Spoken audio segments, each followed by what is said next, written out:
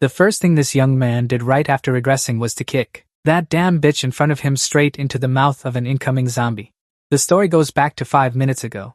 In the pouring rain, countless zombies were attracted by the noise. Near the storage room, a male student, using his last bit of strength, pounded on the door and screamed for it to be opened. "I'm Jonghyun. They're all gathered here. Save me. Please, let me in."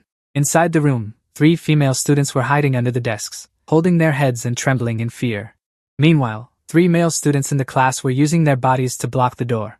Everyone just wanted to survive in this desperate situation. Hearing the cries for help from their male classmate, our protagonist, Yi-Bei, couldn't help but hesitate, unsure of what to do. Just then, the class monitor Lee Rashi spoke up. "Let him in. Jonghyun is our classmate. How can we just abandon him and not care?" That bitch shouted with a fake face. A male student blocking the door panicked upon hearing this. He shouted, "Are you kidding me? It's zombies outside. Jonghyun out there has definitely been bitten already. We can't let him in." Ignoring everyone else's opinions, Lee Rashi stubbornly gave the order. "I'm the class monitor. I won't abandon any classmate. You guys let him in. I'll take responsibility for whatever happens. Jonghyun can still talk and call for help right now. That proves he hasn't been infected yet. To refuse to save someone like this, don't you feel any guilt in your conscience?" Morally pressured, the male student from before actually changed his mind. After thinking it over, he turned to Yi-Bei and said, "Yi-Bei, I'll count to 3, then open the door." After Jonghyun entered, he immediately closed the door. Yi-Bei was now under immense pressure from both sides, so he had no choice but to comply. After counting down 3 seconds, he quickly turned the doorknob, but unexpectedly, Jonghyun, who had been screaming just moments ago, had now turned into a terrifying zombie. Since he was standing in the doorway, Yi-Bei was pinned down by the zombie. He couldn't escape. Meanwhile, Lee Ruashi and her classmates didn't care about him at all. They only knew how to flee in panic during the crisis. In the critical moment, Yi-Bei was bitten hard on the arm by the zombie, enduring excruciating pain. Countless images flashed through his mind. Everything felt like a slow-motion film of the future.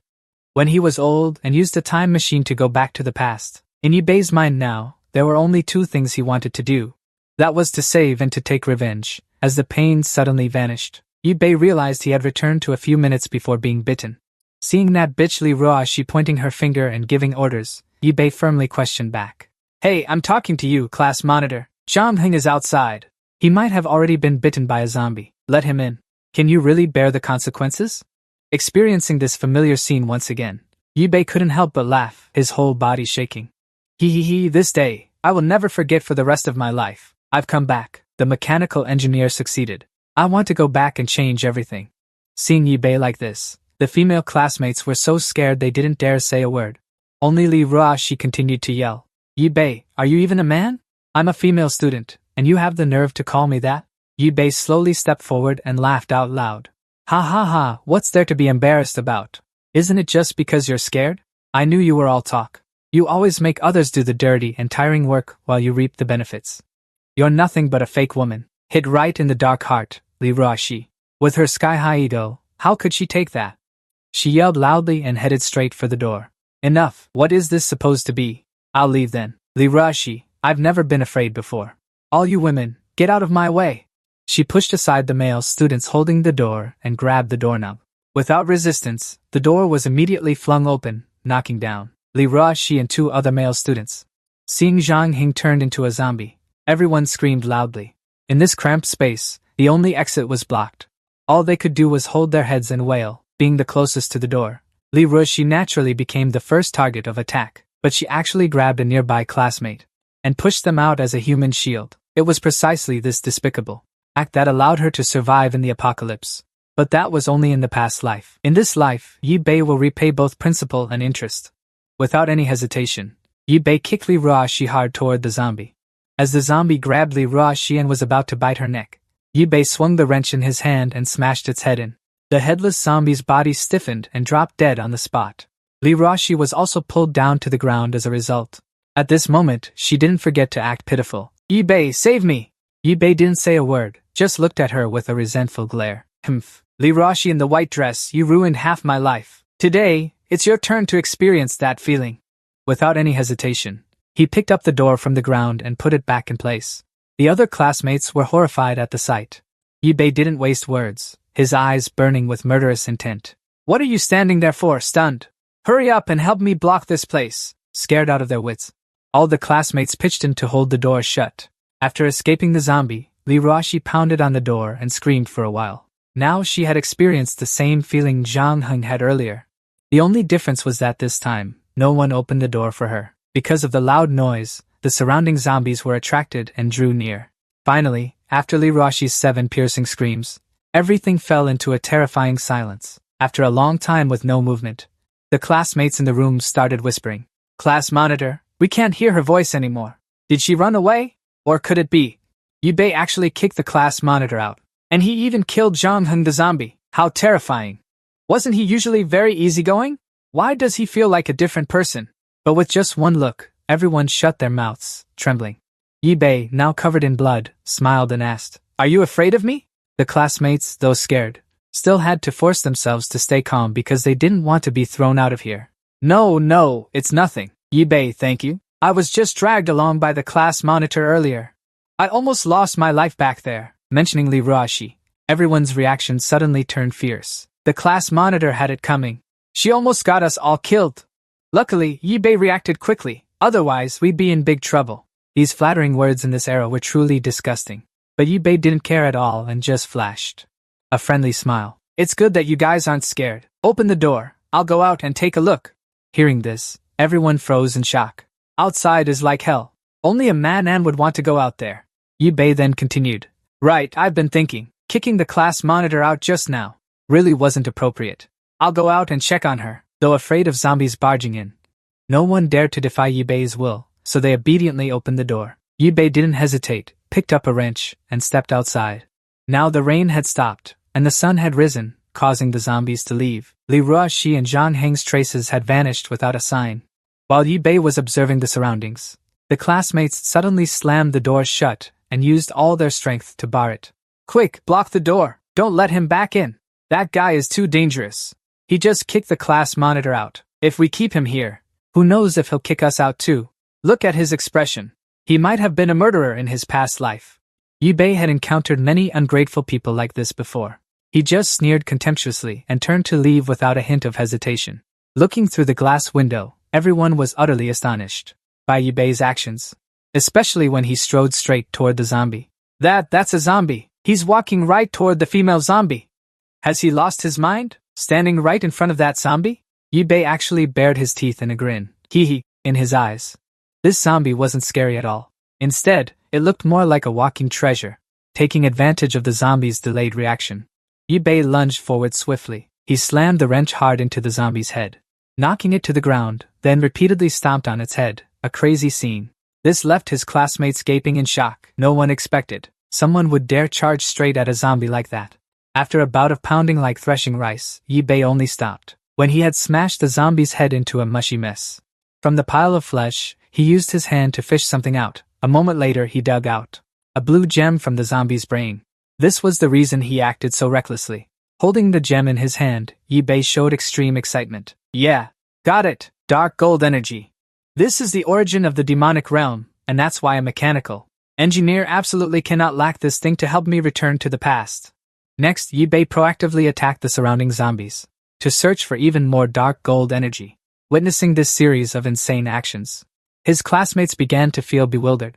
They thought Yubei's earlier cowardice was just an act, but hidden deep inside is a twisted murderer.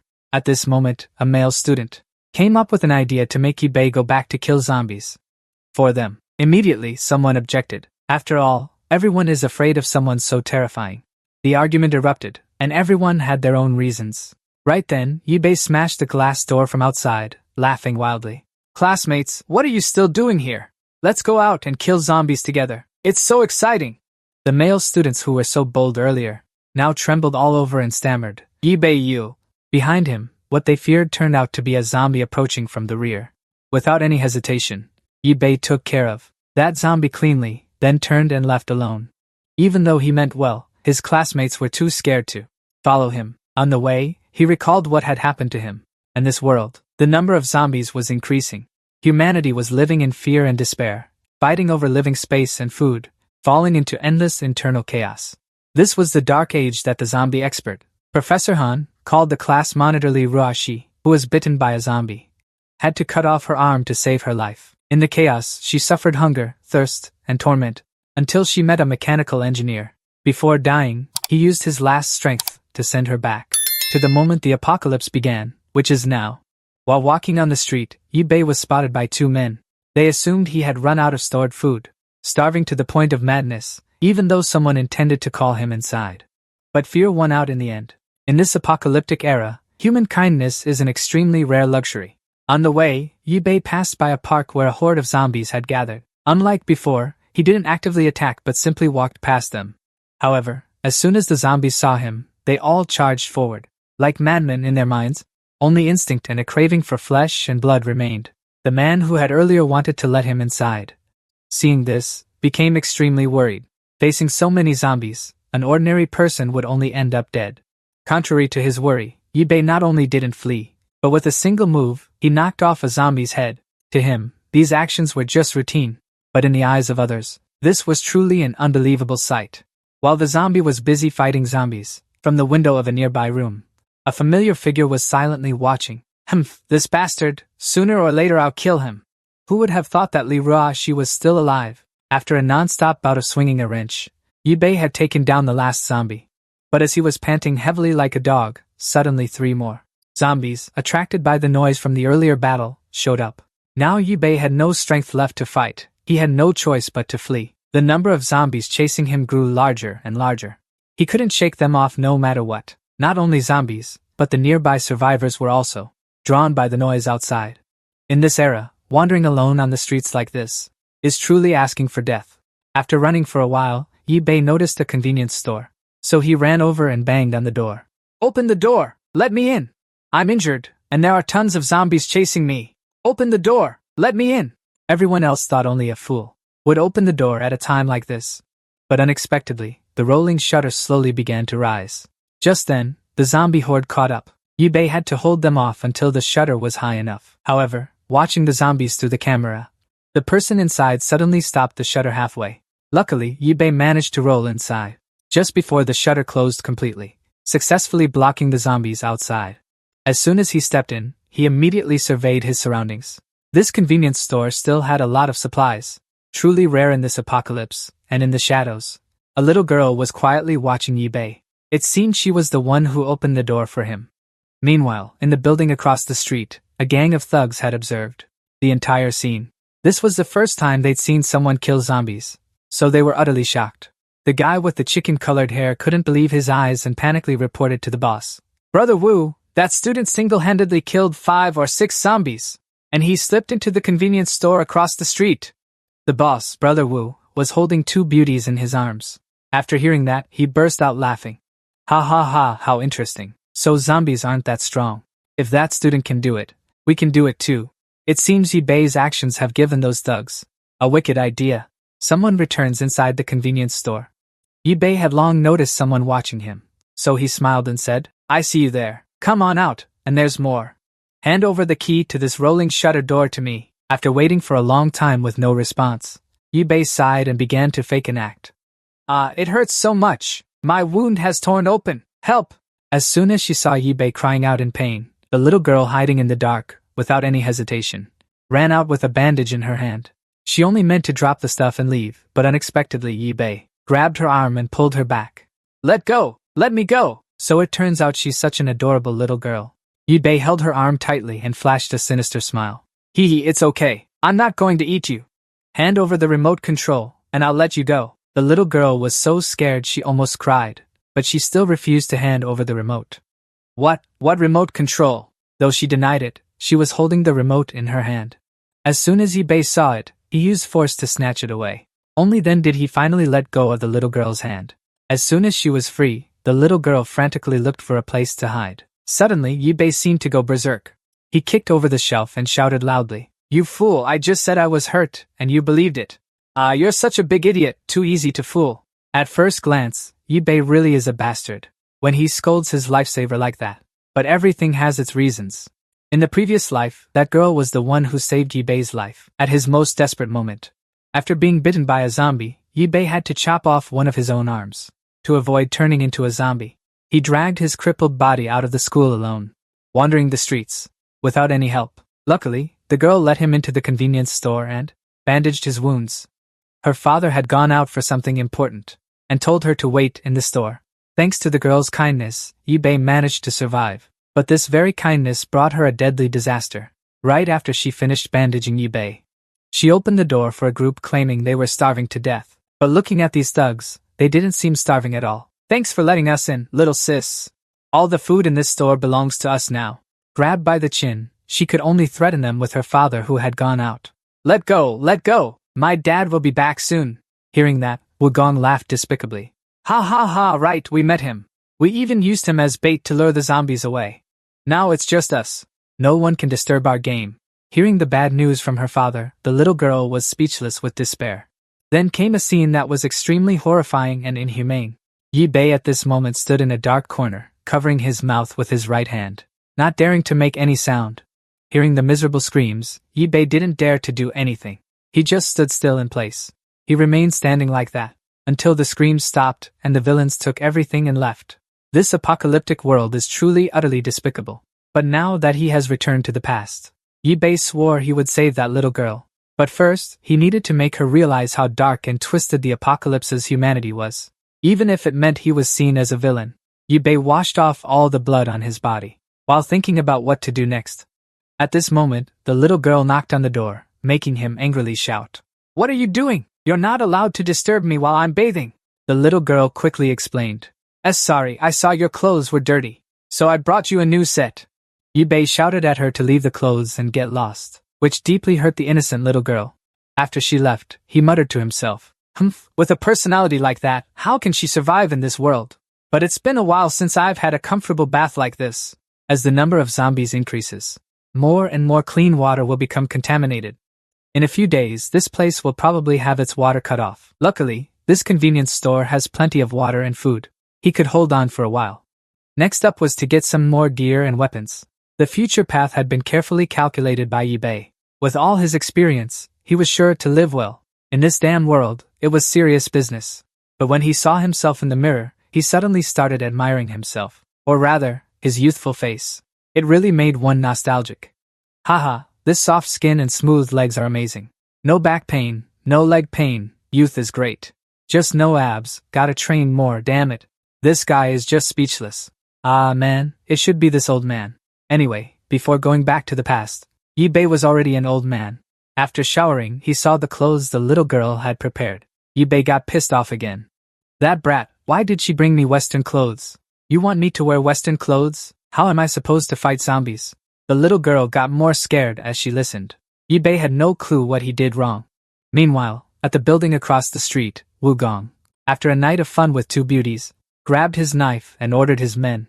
Everyone, come here and listen. This KTV has booze and food, but this damn place isn't somewhere we can stay long term. We must build a survival base to deal with future hardships. So, going out to kill zombies is the first step. First, let's take over the convenience store across the street. Protect the food supply. Besides, in that convenience store, there's also a little loli. She looks very sweet and pretty. If we don't count that little demon who just joined, then she's all alone in there. Alright, brothers, let's go kill all those zombies. Bring the food and the girl over here. As soon as they received the order, the underlings swarmed like hungry wolves. They really are a bunch of beasts. Back at the convenience store, although it was surrounded by zombies outside, the little girl wasn't worried at all and sat leisurely eating snacks. At this moment, Yibei walked over with the demeanor of a CEO.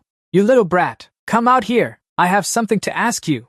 Are you the only one here? Where's your family? The little girl, scared, hid under the table and timidly replied, D-Daddy went out to get supplies.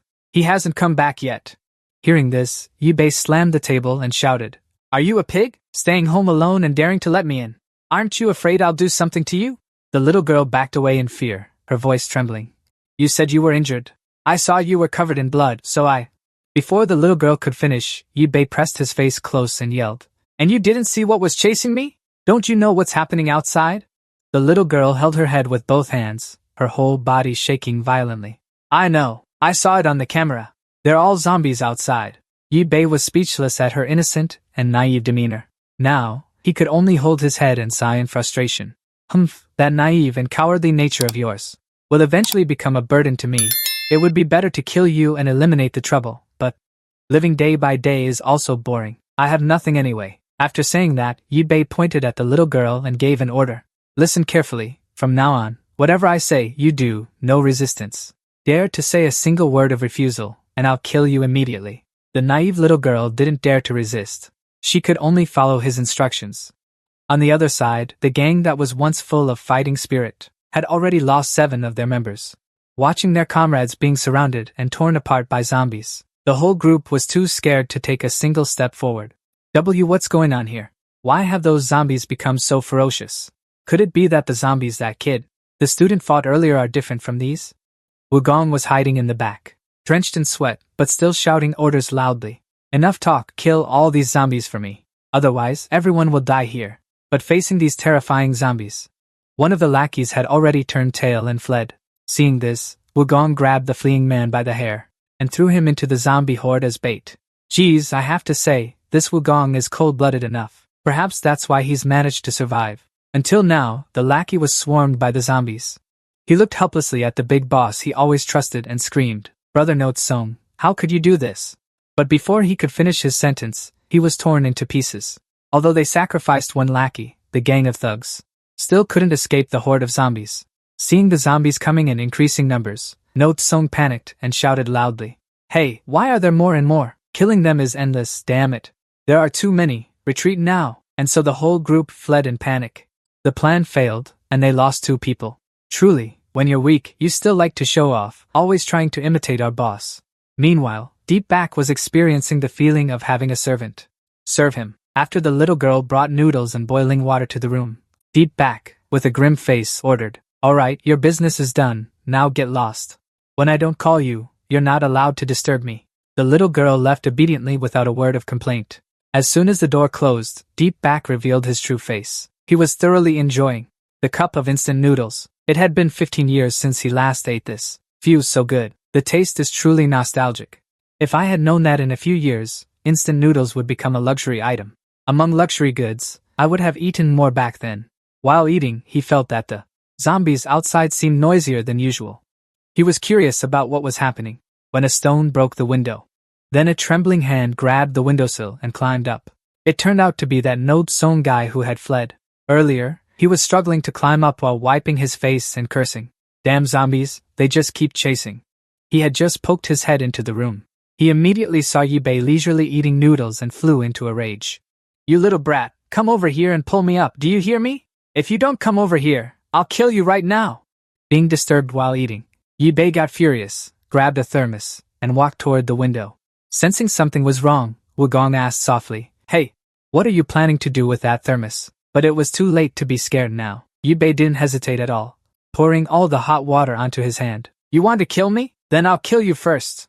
Yi-Bei's eyes were filled with murderous intent and fury. Having survived in the secret realm for over a decade, he had grown far too accustomed to killing. Just then, the little girl ran over, grabbed his hand, and stopped him. "Stop! Stop! Let him in! Don't hurt him!" Just like in her past life, she was still far too kind. Even Wugong was surprised by her words. But Yi-Bei was furious and shouted, "Get out! I told you! Don't come in unless I call you! Besides, do you even know what kind of person is outside?" This time, the little girl didn't obey but talked back instead. Dad, you can't hurt people." The atmosphere suddenly became eerily quiet. The more Yi-Bei heard, the angrier he got. "You idiot! If you let him in, aren't you afraid he'll kill you?" The little girl hesitated for a moment, not knowing how to answer. Seizing this opportunity, Wugong quickly put on a friendly face. No, absolutely not. I was just hungry and ran out to find food. I was surrounded by zombies and had to climb up here. The outside is already surrounded by zombies, and I can't even leave. Alright, fine. I'll wait here for the zombie horde to disperse, then I'll go. As he spoke, he took the opportunity to slowly climb up onto the windowsill. Now, Yi-Bei couldn't conveniently make a move anymore either. I should have kicked this bastard down there long ago. This girl here isn't a good opportunity for me to make a move? Yi-Bei gritted his teeth, his eyes darting around like a river as he observed carefully the current situation. Suddenly, his gaze landed on the paper knife on the table. With this thing, he would be able to defend himself. At this moment, that Wugong guy had successfully climbed into the room. As soon as his feet touched the floor, his true colors were revealed. Thanks for letting me in. Everywhere your old man, go is my territory. Anyone who dares to oppose me deserves to die. Hearing these words, the little girl's mouth fell open in shock. She couldn't believe that the person she had just saved was now trying to kill her. At this moment, in the building opposite, the two lackeys had run back to their shelter and were blocking the door, but the number of zombies was growing. The door would soon be unable to hold. Earlier, these two were only focused on running away, so they had lost Wugong. Now, they were pinning all the blame on Wugong and hoping he would die, the sooner the better. As time passed, more and more zombies gathered in front of the door. The bald guy saw something was wrong and shouted at the two girls. You two, stop crying right now and get over here to help block the door. When life was hanging by a thread. In such danger, he was actually thinking nonsense in his head. Before Mr. Wugong arrived here, I had already wanted to savor them. What a pity. Now I have no choice but to rush straight to the palace. They blocked the door and escaped, truly a bunch of thugs. Always thinking of betraying their master and abandoning their friends. Back at the convenience store, Wugong stared straight at the little girl with a lecherous expression. Little girl, you're so adorable. I said I wouldn't kill anyone. Do you think I really won't kill anyone? Hee, I really want to caress you, train you. Become my slave, and I'll spare you. Are these the words a human would say? Truly an animal speaking softly.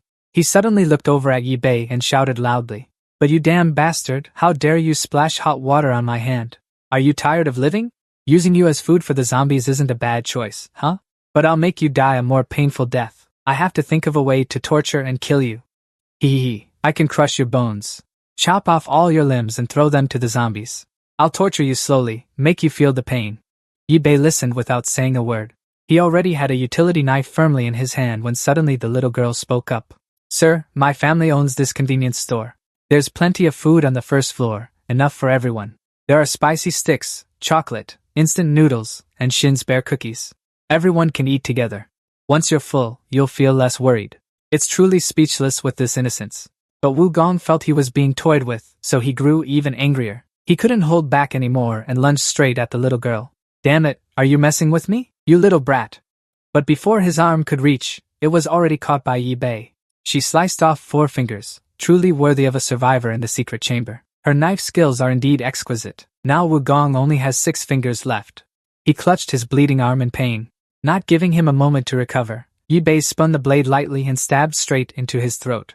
But he was still a seasoned thug after all. Wugong reacted in an instant, grabbing Yi Bei's hand to save his own life. Right after, he kicked her in the stomach, sending Yi Bei flying backward. The little girl was also knocked aside. Wugong, trembling all over, tried to stop the bleeding on his arm and shouted loudly, You bastard! After all these years, you're the only one who's made me this angry. Go die. With her weak student body, Yi Bei had broken a rib from the fall. Her whole body ached so much she couldn't stand up. Just then, Wugong stepped forward and stomped hard on her leg. Before I kill you, let me ask you one question. How can you kill zombies so easily? And why can't we kill them, when we can kill people so easily? Despite the pain, Yi Bei still managed to laugh loudly. You want to know? Call me Grandpa, and I'll tell you. Wugong was furious after hearing that, but he still wanted to know how to kill zombies, so he let Yi Bei live. He kept stomping hard with his foot, trying to force Yi Bei to talk.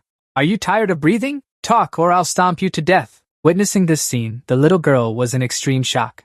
She didn't dare to do anything. As for Yi Bei, he was still trying to use his hands to shield the vital spots on his body. He had already wanted to let the girl learn a lesson from this experience, but the price he had to pay was too great. Not wanting to drag it out any longer, Yi Bei shouted loudly. Fine. Stop. I'll tell you.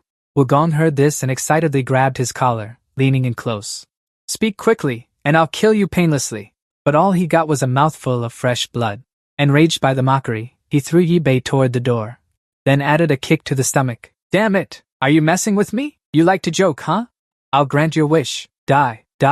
Shouting, he kicked Yi Bei straight in the head without mercy. Just then, the little girl suddenly used a paper knife to stab straight into Wugong's shoulder. She couldn't stand by and watch anymore and had decided to stand up and fight back. But with Wugong's massive body, this wound was nothing.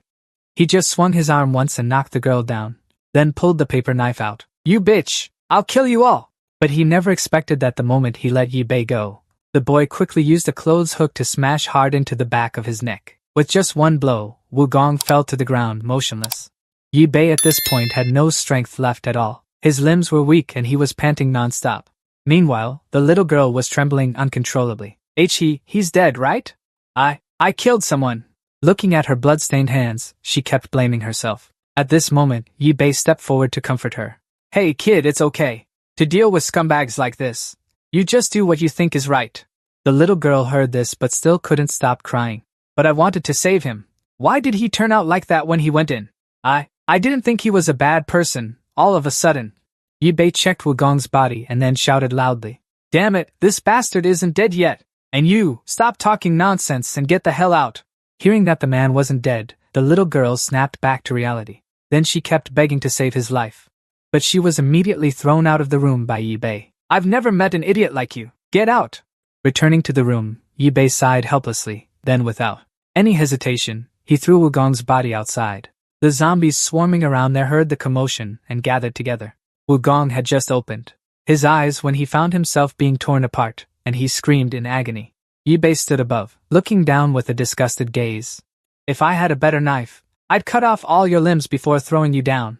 Suddenly, he was distracted by a noise from the building across the way. He caught the attention of the lucky survivor, one of No Tsung's henchmen, who was clinging to the decorations outside the balcony. He was screaming in despair when he suddenly heard the voice of Deep Back coming from the other side. Hey, is anyone still alive over there? Even though he was about to kick the bucket, he still honestly replied, No one is left. We were blocking the door, but that guy let go, and then the zombies broke in, and everyone got bitten. Can you come over here and help me? Can you save me and let me stay at your place? He was dreaming big.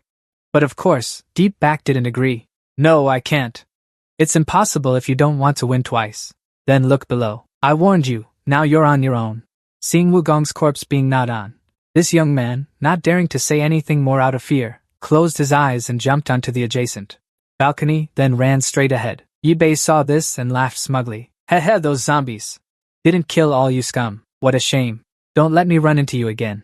After cleaning everything up, it was already dark. Yi Bei opened the door and found the little girl sitting curled up in a corner. Didn't I tell you to go take a bath? Why are you still here? Seeing her peeking into the room, Yi Bei continued. Stop looking. He's on the first floor. Hearing this, the little girl naively asked back. Did Uncle run away? Yi Bei calmly sneered. Humph, running away in a situation like this? Unless he's a god. The little girl then understood Wugong's fate. With a sad look, she lowered her head. Why do you have to kill people? Even bad people have a chance to become better. This viewpoint of hers isn't wrong, but this is a world where people even eat each other to survive. Someone who understands this well. Yi Bei couldn't stand it and slammed the wall, shouting, Foolish! Haven't you ever read The Farmer and the Snake? He's a bad person, extremely evil. If you save him, he'll turn around and kill you. Besides, he and I are the same. We have to kill each other to survive. This is the real world, understand? The little girl's face turned pale. She still couldn't believe the world had become so terrible. Yi Bei didn't bother arguing anymore and turned to leave. Talking to a fool like you is useless. I just took a shower, and now I have to take another one. My bones still hurt. Hearing these words, the little girl quickly stood up and chased after him. That you, but she only took a few steps. She tripped and almost fell down the stairs. Yi Bei called out several times but got no response, so he hurriedly picked her up and placed her on the bed. Then he carefully checked her over. You weren't injured from the beating earlier, were you? It doesn't seem like there are any bruises. Seeing that the little girl had a fever, he quickly searched for medicine in the drawer. It had been a long time, but luckily he still remembered where the box was. When he opened the first aid kit, Yi Bei was drawn to a pink notebook. Today I had chemotherapy. It didn't hurt at all. I even cheered on the little boy in the next room, the doctor told me. Luckily, many kind people helped me. That's how I was able to get treatment.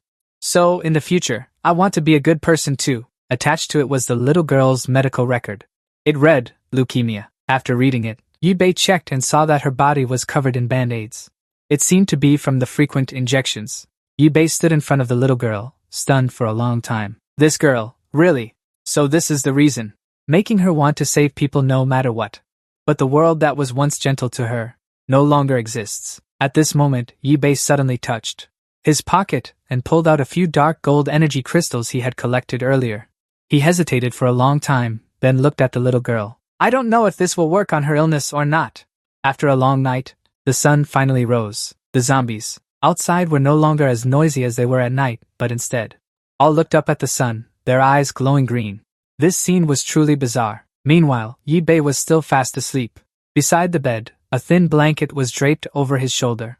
After waking up, Yi-Bei said he would go find the little girl's father, which surprised her and made her ask back. You said you're going to find my father? Yi-Bei sat on the chair, his attitude no longer as harsh as before. Yeah, didn't you say your father went out to restock supplies? I think this place isn't safe. It's better to hand you over to your father.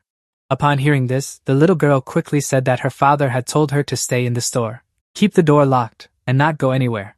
When asked how long her father had been gone, she suddenly replied sadly that it had been 3 days. Normally, restocking only takes half a day. Yi-Bei sighed upon hearing this. Then use your pig brain for once. What exactly happened to your father? It's been so long, and he still hasn't returned. Realizing this, the little girl screamed, Dad! Dad won't be in trouble! 3 days ago, Dad called me. He said he would be back soon. Yi-Bei had no choice but to use his brainwashing technique to explain. It's been 3 days already, hasn't it? In these 3 days, have you received any news from him? Either he's been eaten by zombies, or he's trapped somewhere waiting to be rescued. Shouldn't we go save him? The little girl hesitated but still didn't dare to disobey her father's words. She didn't dare to leave like her father, but she dared to open the door to a bunch of people. Good daughter, Yi-Bei now approached her closely. So foolish. Your father must be in trouble right now. Don't you want to go help him out? You agreed to save a tyrant but not your own father? Listen up, I'm not asking for your opinion now. I could kill you and leave, but since you saved me once, I'm taking you to your father just to repay that debt. So don't be ungrateful. Hurry up and pack your things. Only when Yi-Bei raised his voice did the little girl finally obediently comply. What a headache. Meanwhile, elsewhere, a car was speeding down the road, mowing down all zombies in its path without fear of any father-son duo. The direction the car was heading was this very convenience store. Back at the store, Yi-Bei was carefully arranging the necessary food and drinks. Seeing the little girl peeking out from one side, he called her over. Hey, why are you dressed like that? We're not going on a picnic. Seeing her timid and silent, he reluctantly had no choice but to accept before setting off. He decided to chow down on a bowl of noodles first and figure things out later. While eating, he pondered what needed to be done next. Wait until the sun is a bit higher, then charge outside, to make sure all the zombies at the door are dead. By the way, he remembered there were quite a few cars on the road. Hopefully, he could find one that was drivable. Finally, just get this girl into the car, and that'll be it. Hopefully, she won't be a hindrance. Seeing the little girl eating a spicy stick that looked delicious, Yi-Bei immediately reached out his hand to ask for a few bites to try. Just then, the store was pierced with a hole. The shelves toppled over like dominoes. Yi-Bei quickly shielded the little girl with his body. No way, is it an earthquake? After he took a closer look, he discovered it was a car that had crashed straight into the door. The car then slowly backed up. Stepping out of the car was a fat guy. Hee, a convenience store. I've found treasure. He stomped on the heads of a few zombie corpses nearby, then cheerfully carried his bag into the store. Seeing the pile of snacks scattered all over the floor, he immediately rushed over to scoop them into his bag. Ha, bear-shaped cookies. My favorite. This is awesome. The supermarkets in the city have all been cleaned out. Risking my life to come to this desolate town, there's still something to harvest. Just then, a utility knife was pressed against his neck. Don't move! Put down what's in your hands, you idiot! Last time, anyone who dared to barge in here was thrown out to decorate the street. I didn't notice there was another guy. Yi-Bei stood behind him, full of murderous intent. If the other party made a rash move, he would strike without hesitation. But suddenly, the fat guy threw a bunch of stuff at Yi-Bei's face, then took the chance to hug his bag and bolt to the car. He had just gotten into the car and hadn't even started the engine when Yi-Bei charged in from the other door. Die, you stupid fat pig! In the nick of time, hanging by a thread, the fat guy screamed, Please spare me! Spare me! I surrender! I surrender! At that moment, the little girl also rushed out and yelled, Stop! Don't kill him anymore! Seeing Yi-Bei fooling her, the little girl quickly made up an excuse. That store of ours was wrecked by him. If he dies, no one will pay us compensation anymore.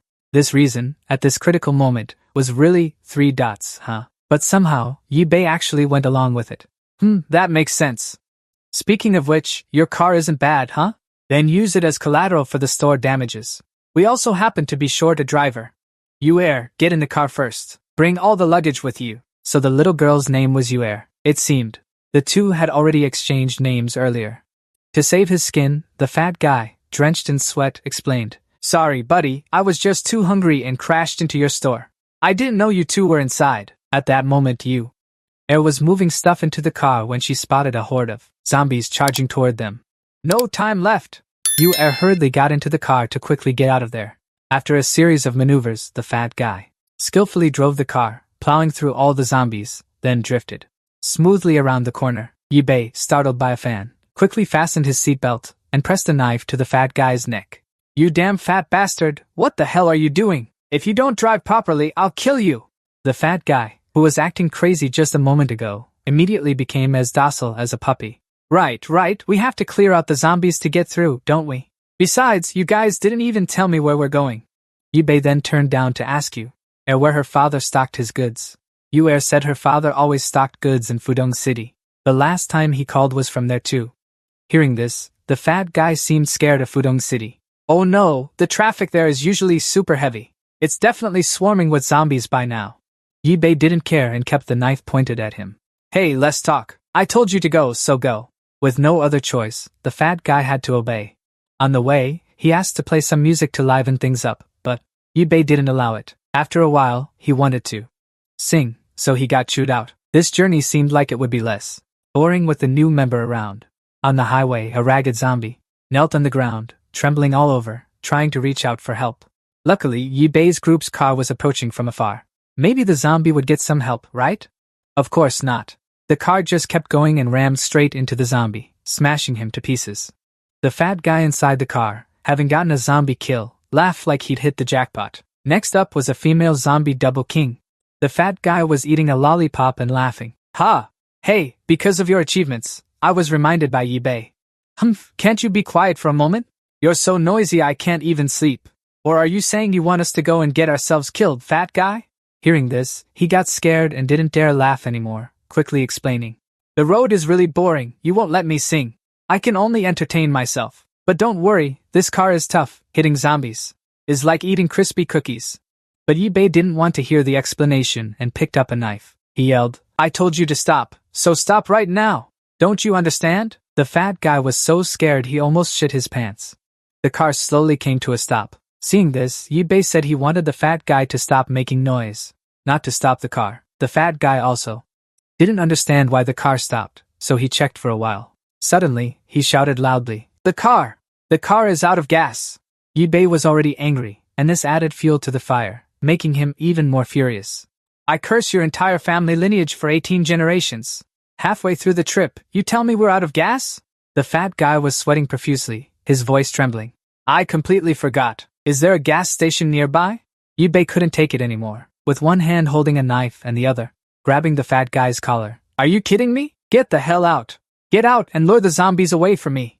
Either way, I'm dead. The fat guy hurriedly opened a bunch of snacks and started eating, enjoying whatever I can. Boo-hoo, it's come to this. Let me eat my fill first. Being a well-fed ghost is fine too. I'm utterly speechless with these people. No one is normal, and just then, a zombie lunges through the window, scaring Cho-Yu half to death. The number of zombies gathering around the car keeps growing. If this continues, even if the car isn't smashed, the whole group will be trapped here until they die. In the critical moment, Bei suddenly spots a blade beside the fat guy. He immediately grabs the blade, kicks the door open, and starts slaughtering the zombies with it. Compared to a paper cutter, this blade feels much more comfortable in hand. Bei easily handles these zombies. Watching his heroic stance, the fat guy's jaw drops in shock. So strong. This is the first time he's seen someone chop zombies like they're chopping bananas. After dealing with the zombies surrounding the car, Bei bangs on the car and orders the fat guy to get out. Seeing the fat guy would rather die than come out, he has to climb in, grab him by the neck, and say, Shut up, you idiot! You're holed up in the car, and you'll die sooner or later anyway, unless you do it my way. Just now, outside, I saw plenty of cars by the roadside. If we're lucky, some of those cars might still have gas. I'll kill all the zombies on the road. Then you dash over and siphon the gas from the cars. You know how to siphon gas, right? You were honking non-stop on the road, so you must know about cars. The fat guy, with a blade pressed to his face, trembles violently. I know, but… Before he could refuse, Bei had already pulled him out of the car. As for Air, he was told to just sit still in the car. The fat guy tried to find excuses to back out, but Bei rejected them all, forcing him to follow the original plan. He even tried to scare Bei by driving recklessly, but when he saw him fighting the Zombies, that idea vanished. While Yubei was flexing his muscles and chopping off zombie heads, the fat guy suddenly raised his hand to express an opinion. Actually, I suddenly remembered. There's a spare gas can in the trunk. The fat guy stopped pretending because he felt Yubei wasn't an ordinary person worth exploiting. Yubei listened to the fat guy and then looked at him with a bullet-shaped glare. What did you just say? Seeing his hand gripping the blade tightly, the fat guy quickly explained. Oh, that. Please calm down. I was just so scared that I forgot for a moment. Buddy, wait a sec, I'll go add more gas right now, hee. But just as the fat guy was about to pour the gas, Yubei stopped him. No, wait a bit before adding more gas. Right now, I want you to get me something. This black crystal is hidden inside the zombie's brain. I want you to help me dig them all out. Seeing the fat guy's stunned face, Yubei sat down to demonstrate once. Just watching the process made the fat guy turn pale with fear. That's too gruesome. I think I'd better just hold my ground in the car. Before he could finish his sentence, Yubei pointed his blade at him. I think I should chop you up into meatballs. Or leave you whole to make fried dough sticks, that would be better. Seeing Yubei's earlier performance, the fat guy knew he would actually do it, but still tried to find a way to compromise. I'll scoop. But how am I supposed to scoop? My knife was taken by you, Yubei. I can barely stand this fat guy anymore. You're standing there with a fierce aura watching him gnaw with his mouth. From now on, I'll chop one, you scoop one. If you dare slack off, later this blade will chop you. After saying that, Yubei continued slaughtering the zombies around the fat guy. Though scared, he still obediently took out the spoon to scoop brains. Before starting, he even acted cute. Even though I have a lot of fat, I'm still afraid of pain, you know. When I scoop, you have to protect me well. Ugh, so nauseating. If he weren't still useful, Yubei would have turned back and chopped this fat guy already. After a period of mental struggle, the fat guy finally dared to start scooping zombie brains. Each of Yubei's strikes accurately hit the zombie's head. Plus, the zombie's skull and brain were very fragile, making scooping extremely easy. It didn't take long for the fat guy to find the first crystal. So it really exists. The black crystal emitted a purple light inside. Who would have thought there would be a crystal in solid form inside a person's brain, exactly like a bull's crystal? After observing for a while, the fat guy yelled loudly to ask Yubei if this thing was worth anything. While fighting fiercely, being constantly interrupted, Yubei angrily cursed loudly. Hey, shut your mouth, you idiot! From Yubei's reaction, the fat guy guessed that the bead was the reason humans turned into zombies. Out of curiosity, he planned to hide one bead for later research. After eliminating all the zombies surrounding the car, Yubei decided to stop. The ones too far away didn't need to be worried about. After several battles, Yubei began to get used to this body. But it still wasn't enough. His movements were too slow. After resting for a while, he turned to ask the fat guy how many beads he had collected. The fat guy cheerfully showed off the results of his labor with a pile of beads in his hands. Wow, it's a bumper harvest. After digging out a few, I got the hang of it. There's just a little bit left up there. This is enough. Yubei told the fat guy to wash them clean and wrap them up. Next, they filled up the gas and continued on their way. The fat guy was now more obedient. He did whatever he was told, without arguing back at all. When he returned to the car, Yubei was surprised to find Yue lying still, not saying a word. He panicked, rushed over and called out loudly, but there was still no response. Yue's whole body was burning hot, drenched in sweat. It felt even more serious than last time. Yubei, flustered, frantically searched for medicine and gave it to the girl. The fat guy, who was filling the gas, saw this and ran over to Metal. What's wrong with your sister? Heat stroke? Yubei maintained his grumpy attitude as usual. Mind your own business. Finish filling the gas and get on the road quickly. On the way, Yue still showed no reaction, so the fat man asked. It's so hot. Or maybe you were lying in the car too long earlier? Are you feeling better now? In a restless mood, Yubei immediately drew his blade and shouted loudly. Isn't it because you lied to us that the car ran out of gas? That's why we lingered so long. If anything happens to that girl, I'll chop you into 1,000 pieces. After this, the fat man didn't dare pull any more tricks, and focused on driving properly. The atmosphere on the road afterward fell into a tense silence, with not a sound heard. Yubei still kept his blade close, right by the fat man's side. The fat man mustered up the courage to strike up a conversation. By the way, buddy, what's your name? Your swordsmanship is really impressive, Yubei, with a fierce look, said. If you want to ask someone's name, you should introduce yourself first. Seeing the situation seemed to ease a bit, the fat man introduced himself. Haha, my name is Zhao Hang. I used to run a car repair shop in the city. Everyone in the city got infected by zombies. Helpless, I had to drive away to escape. This car was left at my shop for repairs by a friend. Since he never came to pick it up, I just took it and drove off. After thinking for a while, Yi Bei also revealed his name. But before he could finish his sentence, Zhao Hang suddenly slammed on the brakes, causing the car to skid along the road. Yi Bei immediately pressed his blade to the man's neck again. Are you kidding me? Why did you stop suddenly? Want to die? Zhao Hang stared ahead, his whole body trembling. Fire! The road into the city is blocked by a huge fire. At this moment, Yu Er had woken up, her whole body trembling. Yi Bei, who had been worried just moments ago, now forced a cold expression. You troublesome little girl, you're finally awake. As you can see, the road to Fudong City is blocked. We might not be able to reach your father's place. Looking at the wall of fire before them, Yu Er was at a loss for words. Seeing this, Zhao Heng offered a suggestion. Taking a detour is possible, it just takes a bit more time. Want to go? Yi Bei thought for a moment, and then made a decision. Let's take the detour then, but we need to find some more better equipment first. Fatty, do you know any nearby shops?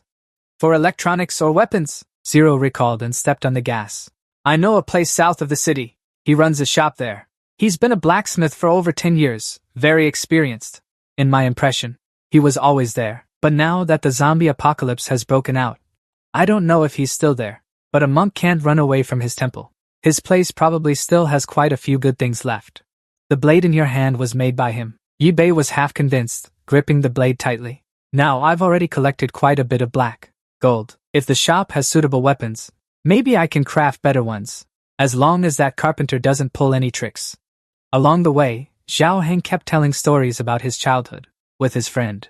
It wasn't until Yue reminded him that he realized Yi Bei had dozed off long ago. A moment later, the three arrived at the forge Zhao Heng had mentioned. Looking at the pile of scrap metal outside, Yi Bei thought this was a junkyard. To be safe, Zhao Heng pressed a knife to his neck and warned, "You better pray that the blacksmith shop here is reliable. Otherwise, you need to think about where you'll be buried." After that, Yi Bei looked at the group of zombies attracted to the area. But before going inside, they should do a thorough cleanup first. Maybe your fellow countryman is one of them. Right, the old way. I'll chop them, you dig out the brains. Finally, hand over all the cores to me. He was about to make a move when Yu and I suddenly spoke up. Wait, I'll come help too. Yi Bei immediately objected. No need. You should stay in the car. You'll just be in the way. If you suddenly faint or get bitten by a zombie later, I won't save you. But no matter what he said, Yu and I still wanted to help and promised to be careful. Zhao Heng also gave her a small knife to make things easier. With no other choice, Yi Bei had to let her do whatever she wanted. But he didn't forget to warn her that he wouldn't hesitate to chop off her head if she got bitten. After that, everyone worked together to clean up the zombies. Zhao Heng and Yu and I also took this opportunity to get to know each other better. At this moment, in a nearby building, the big boss of this area was observing everything through a telescope. Seeing Yi Bei slaughtering zombies, he didn't look very pleased. Just then, a lackey pushed the door open and rushed in. Boss, reporting boss, but before he could finish his sentence, a copper candy was thrown at his forehead. How many times have I told you? If you want to come in, you have to knock first. Outside the door, there was still another lackey who came with him. Luckily, the fat guy who just ate the copper candy had quickly reported the news first to steal the credit, so he survived. La Chang then called the new guy in to report. This new guy was the former subordinate of Wugong.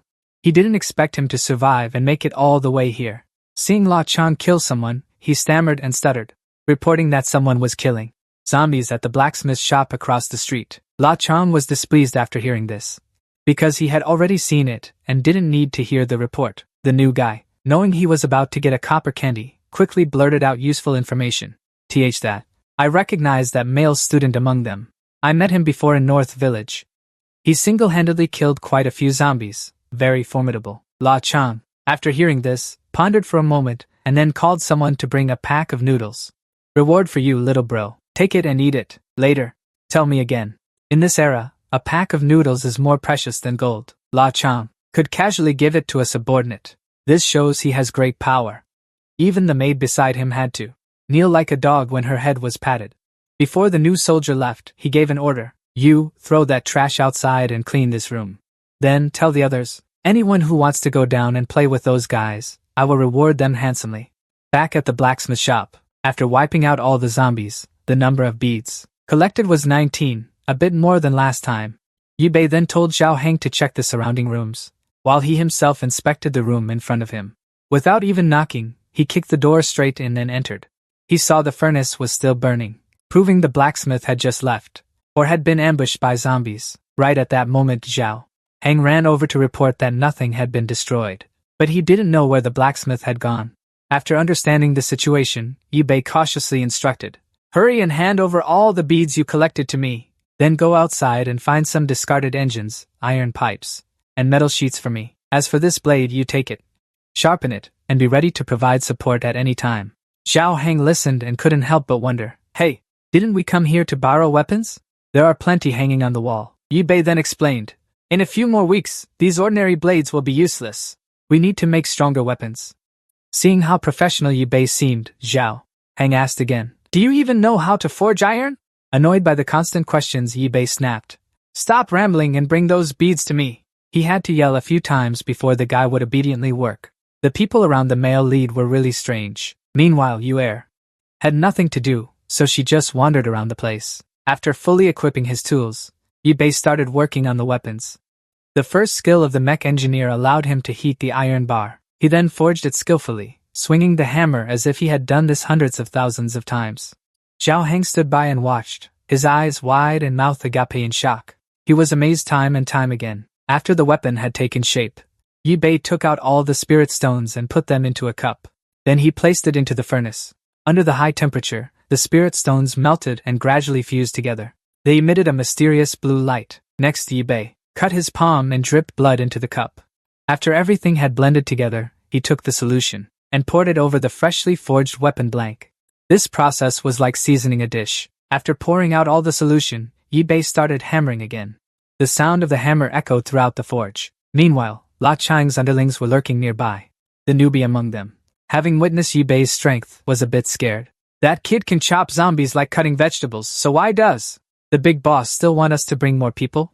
The veteran thugs, however, knew no fear. They only cared about the reward they would get upon completing the mission. But to be safe, they decided to strike at night when defenses were down. Inside the forge, Yi Bei had no idea he was being targeted and continued tirelessly crafting weapons. After the forging stage, he began assembling strange mechanical parts. His masterful skills made Zhao Heng look at him with new eyes. Even his fellow countrymen didn't possess such advanced techniques. After finishing the preparations, Yi Bei took out the blade that had been soaking in oil. On the blade of this knife are patterns resembling lightning bolts, looking extremely mystical. Now everything is done. It's time to see the prowess of a mechanic. At this moment, Yu'er had prepared a table of steaming hot food in the kitchen. This was the only thing she could do now to feel useful. Suddenly, she was gagged from behind.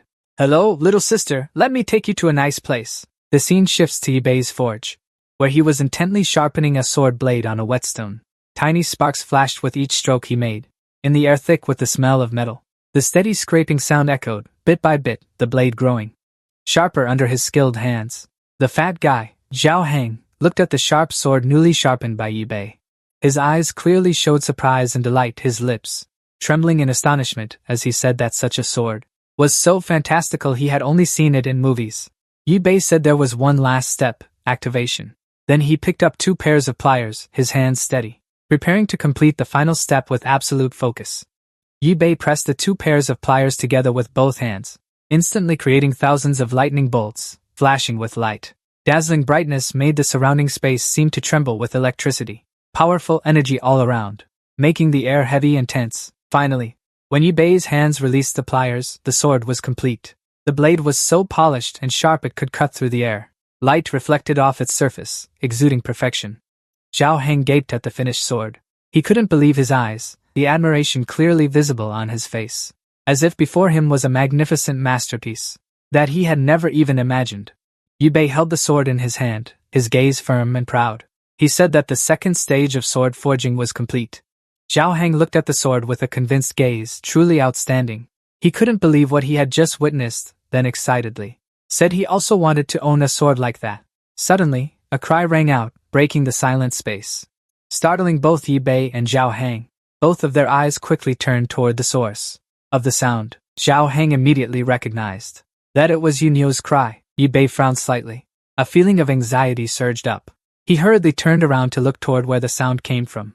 Both of them worriedly ran out to the yard and saw a group of people carrying Yu Neo on their shoulders, making Zhao Heng and Yi Bei both sense the lurking danger.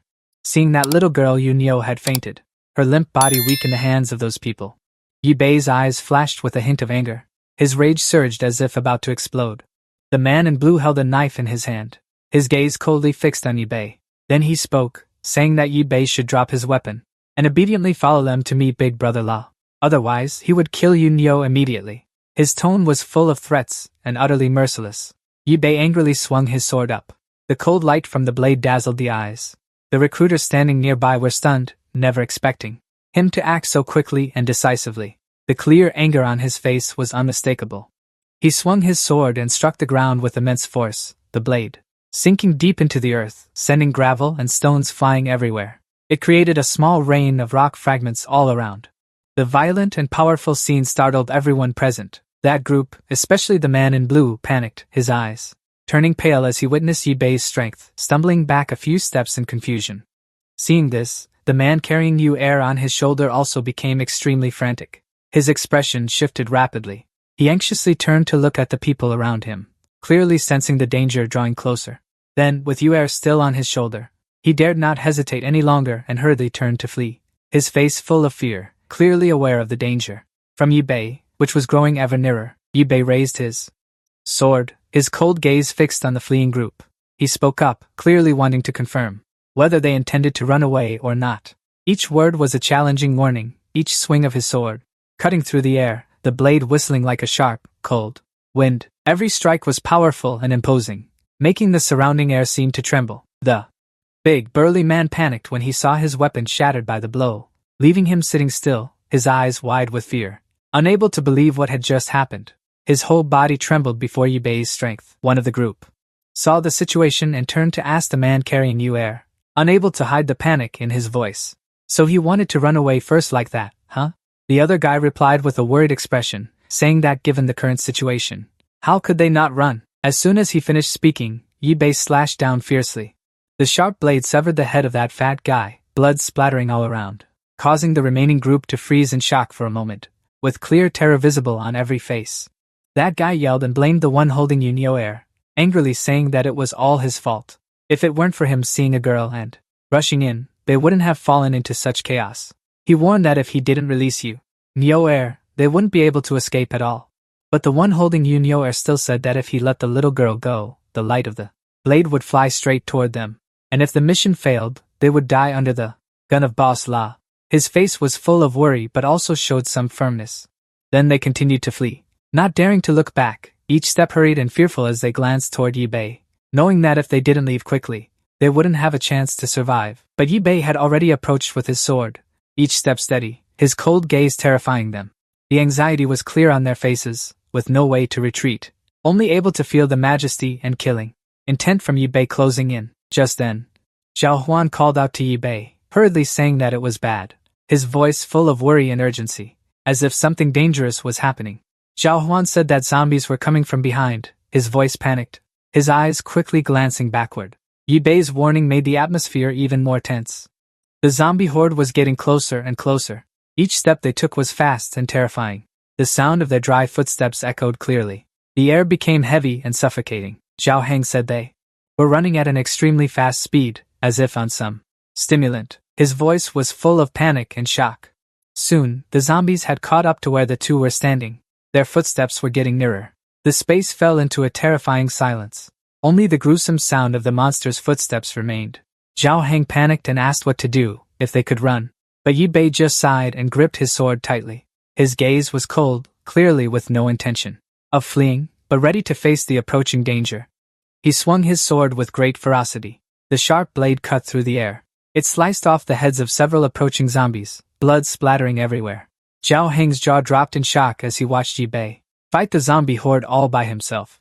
He couldn't believe his eyes, feeling that everything was completely beyond his understanding. Seizing the moment, that group carried Yu and I and ran away, which made Zhao Heng furious when he saw it. He turned and said to Yi Bei that they had taken Yu and I and run into that big building over there. Yi Bei was furious upon hearing the news, the explosion of his rage clear in his eyes. Determined not to let them escape, he turned and scolded. Zhao Heng, don't just stand there dumbfounded. Get in the car and chase after them. His voice was full of frustration and urgency. He couldn't hesitate even for a second, he only realized it now. He hurriedly ran back, opened the door, and got into the car. His feet quickly stomped on the ground, not daring to waste any time. Then he turned to Yi-Bei and said, "Take care." His eyes were worried but also full of determination. He knew that both of them were about to face danger. He sped off in the car, muttering that the matter of a hero. Saving a beauty was for him to handle. His voice was both firm and confident, as if he was ready to face any challenge just to protect Yu-Er. The group that kidnapped Yu-Er was extremely panicked upon seeing this. They never expected that Yi-Bei and Zhao Heng would be so fierce. Confusion and fear were clearly visible on their faces.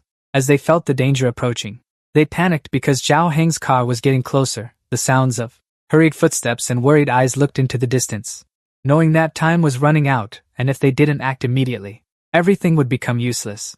They all scrambled to hide in the car parked there, hurriedly opening the door and jumping inside. Their eyes were full of panic, knowing they only had a little time to escape the pursuit of Yi-Bei and Zhao Heng. Zhao Heng angrily slammed on the brakes in front of that building. The tires screeched loudly, and the car almost stopped instantly. He couldn't contain his rage. His eyes blazed with anger when he saw them trying to escape. He wondered if this large building was their hideout. His sharp eyes glanced over the building, feeling like everything are all walking down a path he cannot yet foresee. At this moment, Tru Heng stands before a large building, the sky dark and gloomy, covering the entire space with thick, dense black clouds, creating a heavy and tense atmosphere. Tru Heng sees them blocking the entrance with a large bus, and he is confused, thinking, "What should I do?" His brows furrow in tension. They hurriedly carry the fish and flee into the building, their heavy footsteps echoing in the dark space, determined to escape before Tru Heng can enter, leaving behind a heavy and dangerous atmosphere. At that moment, two of them turned to look at Tru Heng, a sinister smile spreading on their lips, their eyes full of challenge, as if to assert that he can do nothing to them. They sneer confidently, saying that dealing with just Tru Heng alone is easy. Their tone is full of mockery and contempt, their eyes flashing with smugness, as if they have already secured victory in their hands. Then they jump off the vehicle, standing before Tru Heng with arrogant expressions, taunting that his car isn't bad at all, especially since he personally brought it here. That guy holds a sharp, cold knife, approaching menacingly, his eyes cold and vicious, warning that if Tru Heng doesn't want to become grilled skewers, he'd better strip off his clothes and get lost. Tru Heng grips his sword tightly, his eyes sharp as he retorts, asserting that they shouldn't think he's scared, because he wasn't the type to be easily bullied either. They bared their teeth in sinister smiles, their hands tightening around the sharp knives, then lunged straight at Zhao Heng. One of them sneered that the number of people they had killed was more than the amount of chicken Zhao Heng had ever eaten, and that he was truly walking to his death. Zhao Heng raised his sword, his eyes sharp and without a hint of fear, retorting that they were the ones bringing disaster upon themselves. Then suddenly, a sharp sword flash appeared before Zhao Heng, so fast that he couldn't react, causing the air around them to freeze for a tense moment. The group over there had been dealt with cleanly, not a single one was left standing, and Yi-Bei had arrived just in time, quickly ending everything. Zhao Heng saw this and was stunned, surprise clearly written on his face, unable to believe what had just happened. Then he asked Yi-Bei, his expression full of astonishment, unable to help wondering, "Have you already dealt with the zombies?" Yi-Bei didn't say much, only coldly ordered, "Zhao Heng, don't just stand there dumbfounded. Hurry up and follow me to save people." Zhao Heng was dazed for a moment, then quickly nodded in agreement. Then Yi-Bei, holding his sword, his eyes sharp enough to pierce through everything in front of him, prepared to face any danger. He swung his sword powerfully, slashing horizontally at the car blocking the building's entrance, creating a sharp cut that sent the car flying away with ease. Then the two entered the building where the others were hiding. At the corners, they prepared to deal with any intruders. Yi-Bei walks ahead, his sword in hand, always ready. Zhao Heng hurries to follow, his eyes never leaving Yi-Bei's every step. A hidden man smirks triumphantly, holding a knife, and sneakily throws it at Yi-Bei, hoping to catch him off guard. But Yi-Bei is quick-witted. He deflects the knife with his sword without even turning around. The sword slices through the air like a flash of lightning, reacting so fast that no one can see it. He coldly knocks the man's knife away. The sword swings like a whirlwind, sending the attacker's weapon flying far away. The man is utterly panicked, his hands trembling, unable to believe his eyes, as Yi-Bei's sword, swift as lightning, retreats for a strike, and attacks, leaving him no chance to react. The knife reverses direction and returns at a terrifying speed, stabbing straight into that man's body, leaving him no time to react, only able to watch the blade tear through the air before feeling the pain consume his body. Zhao Hang, seeing this scene, thinks to himself that perhaps now he doesn't need to make a move anymore. Yi Bei has handled everything too quickly and efficiently. Inside, two men hold gasoline cans, their eyes fierce as they light a fire, preparing to throw each can at Yi Bei and Zhao Hang. Their eyes flash with determination, aiming to eliminate both. Suddenly, the flames burst violently, surrounding the two. The blinding light reflects off the ground, creating blazing streaks of fire. Yi Bei showed no fear as he gripped his sword and swung it fiercely. Sparks flew, scattering as broken stones shattered around him as he advanced. Without a moment's hesitation, he cut through every obstacle in his path, the sword's gleam flashing in the pitch-black space, leaving only a wide-open road ahead. Suddenly, a gunshot rang out in the silent space. The bullet whizzed toward Yi Bei at an incredible speed. The flickering firelight reflected off the bullet, making it look like a sharp streak of light aimed straight at him. He showed no panic. With a resolute gaze, his body moved like lightning, dodging the bullet as it grazed past him, leaving only a whistling sound in the air. The shooter, seeing this, still wore a cold, arrogant smile. He spoke mockingly, his tone full of challenge, as if he felt no concern about the danger before him, merely treating him as an amusing game. Even though he knew everything was about to change, he laughed heartily, his eyes gleaming with delight as he looked at Yi Bei and then said that on such a day of great calamity, to have someone as powerful as him, it made him couldn't help but be curious.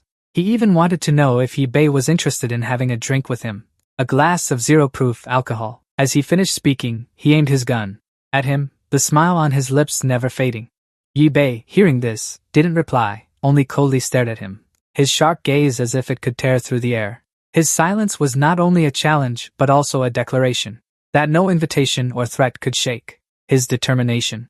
He raised both hands and flashed a smug, dazzling smile, claiming he treated everyone with utmost sincerity, especially geniuses like Yi Bei. He assured that if he had any requests, he would do his best to satisfy him, but inside, Yi Bei felt only coldness and remained unmoved. Seeing Yi Bei raise his sword, he quickly aimed his gun at Yu Er's head, his eyes full of menace, warning him not to act rashly, or he wouldn't hesitate to harm the girl.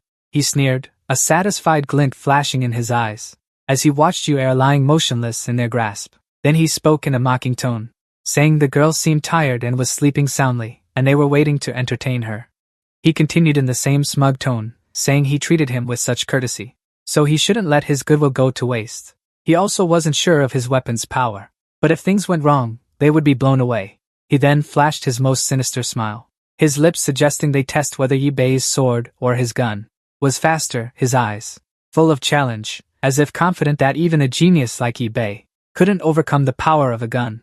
Yi Bei remained silent, his gaze cold and resolute, unshaken by the opponent's provocation.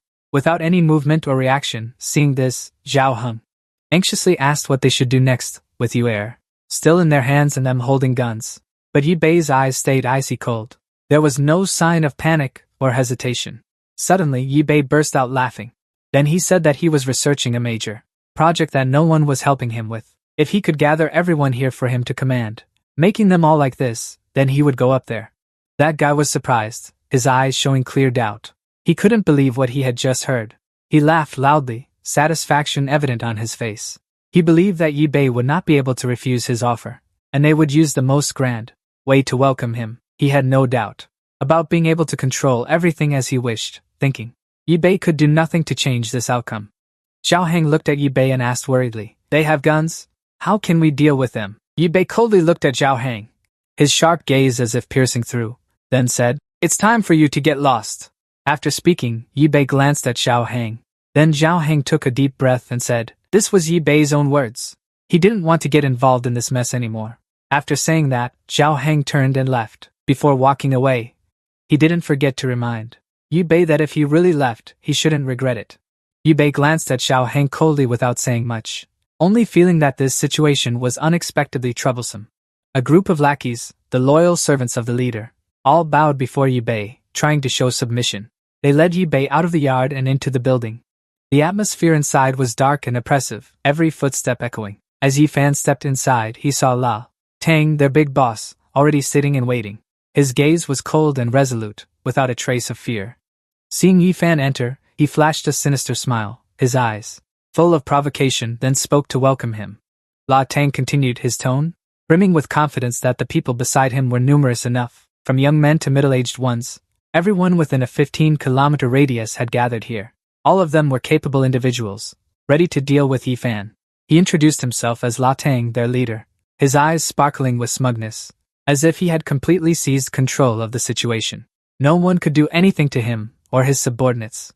La Tang asked Yi Fan, his tone full of challenge, what exactly he needed them to contribute their strength for, as if waiting for some answer that might amuse him, yet also filled with doubt about the truth in Yi Fan's words. Yi Fan coldly introduced himself, his voice devoid of any emotion, as if nothing was important, merely a necessary introduction. There was no sign of hesitation or fear in the face of La Tang's threat. Yi Fan continued, his eyes sharp, staring straight at La Tang, asking coldly if he knew where this zombie disaster came from. His voice was not soft at all, carrying only defiance, as if facing someone he didn't care about in the slightest. Mei looked at the tense room. La Tuong was not surprised by Yi Bei's question. He just slightly curled his lips into a smile. Then he asked Yi Bei back in a challenging tone, "Do you think I know the cause of the zombie outbreak?" La Tuong was surprised and confused. He had only discussed this matter with a few people, but what made him even more puzzled was that Yi Bei knew about it, and this very curiosity made him more interested in him than ever.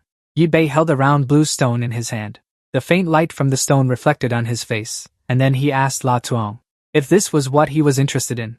La Tuong clapped his hands in surprise, a delighted smile spreading across his face.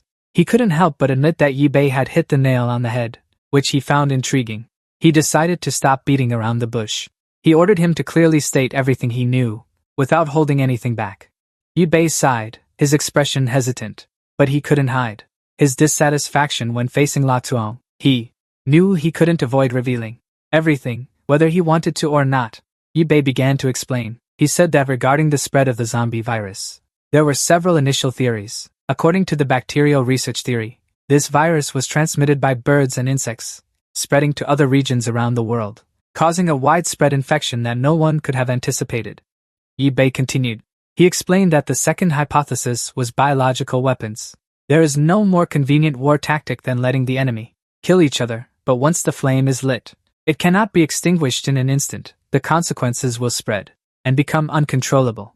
The third hypothesis is even more unconventional, the theory of alien invasion. According to it, a meteorite carrying a zombie virus crashed to Earth. This virus was released into the atmosphere, and after entering the human body, it turned them into hosts, causing a terrifying spread everywhere.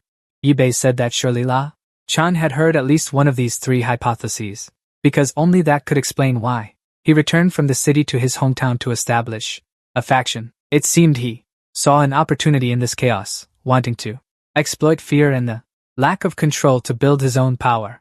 La Chan admitted that Yi Bei was not wrong. He indeed knew a little secret about the zombie virus, information that few could access, and it was this knowledge that gave him a clearer view of the current situation, while also making him even more determined in building his plan. Then La Chan spread his hand. In his palm were two small green beads. They were the beads from the brains of zombies, a key part in controlling and spreading the virus. Then he looked at the two beads, his gaze full of contemplation, then said there was something he still didn't understand. The crystal in the zombie's brain, how exactly should it be used? He asked Yi Bei, his tone tinged with suspicion, whether that sword and the big project of his had anything to do with this matter. Then he continued to ask if he could tell him the function of those crystals, his eyes waiting for an answer.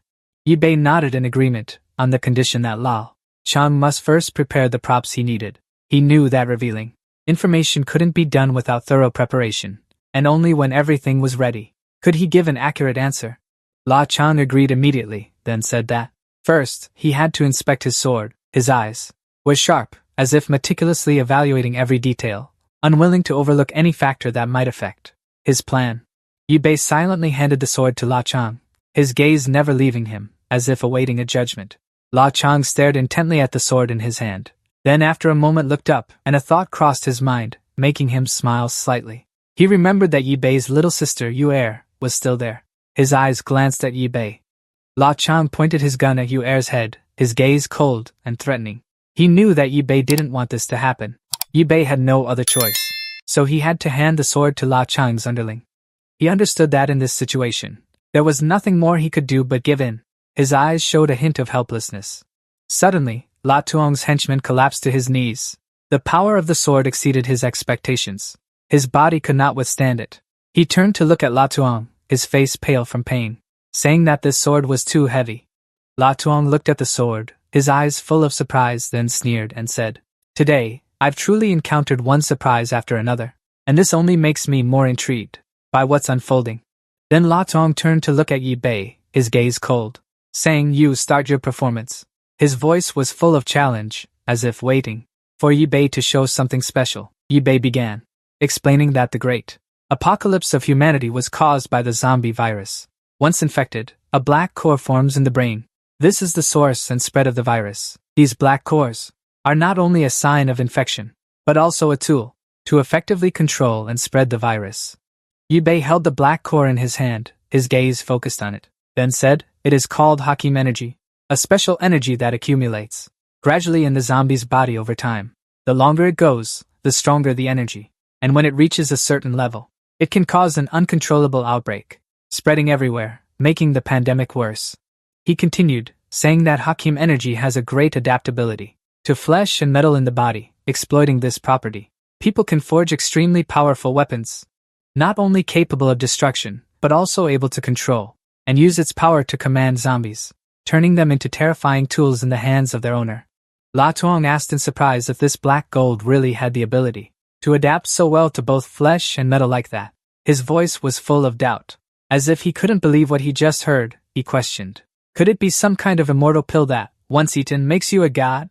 A glint of curiosity flashed in La Tuong's eyes, as if trying to comprehend a phenomenon beyond his wildest imagination.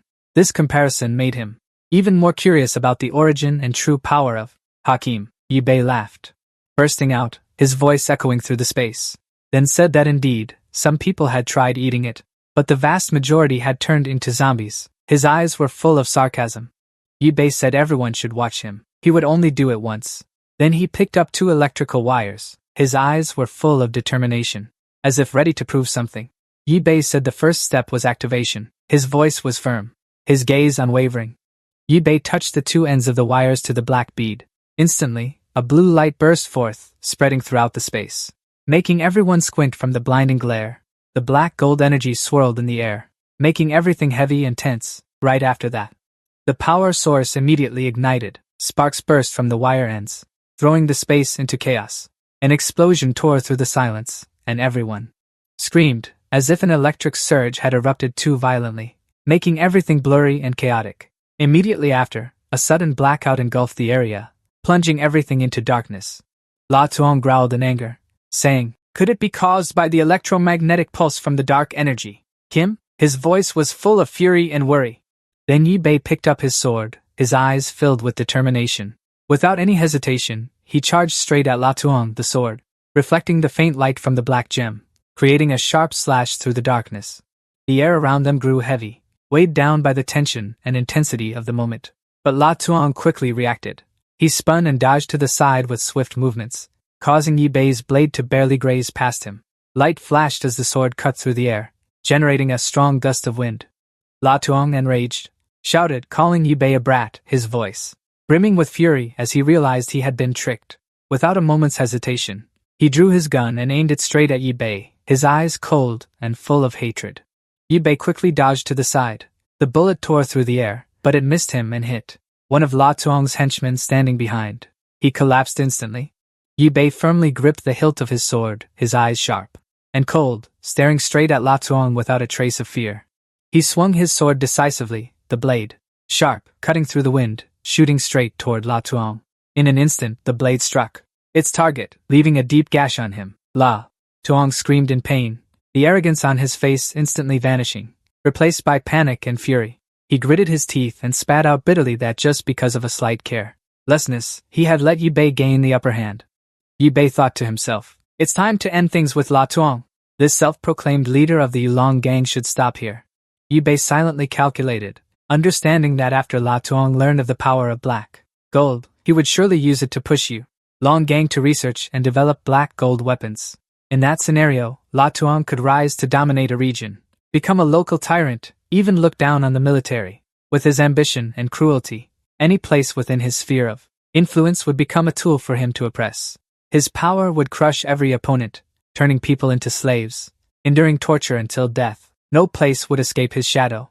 Yi Bei swung his sword, his gaze cold and resolute, his heart filled with unwavering determination. He silently vowed, before they can achieve any accomplishments with black gold, I must eliminate them all. Eradicate the threat from Yulong at its roots. Yi Bei bit his lip tightly.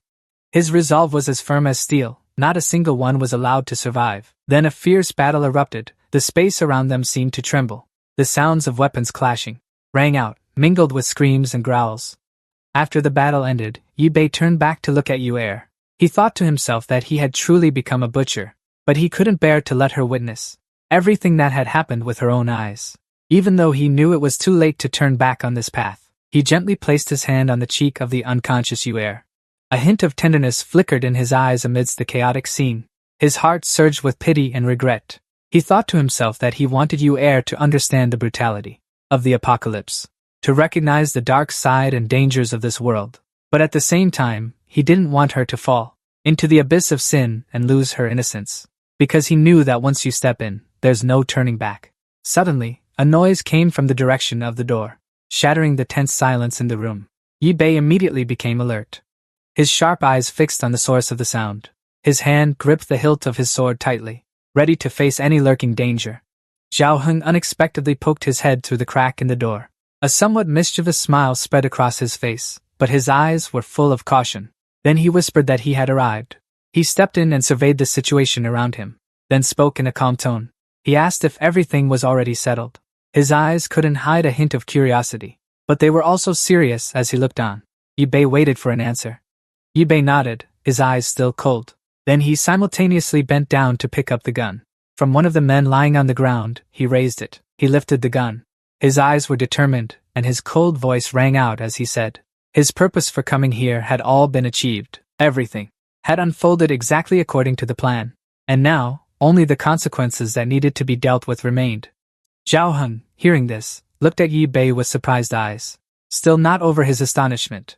He wondered why Yi Bei would risk his life for a gun. He thought Yi Bei had saved Yunyo. Yi Bei calmly tucked the gun inside, saying that guns in this area were very dangerous and had many modification points. Zhao Heng curiously asked what the gun could be modified into. Could it be turned into an electromagnetic cannon or a laser gun?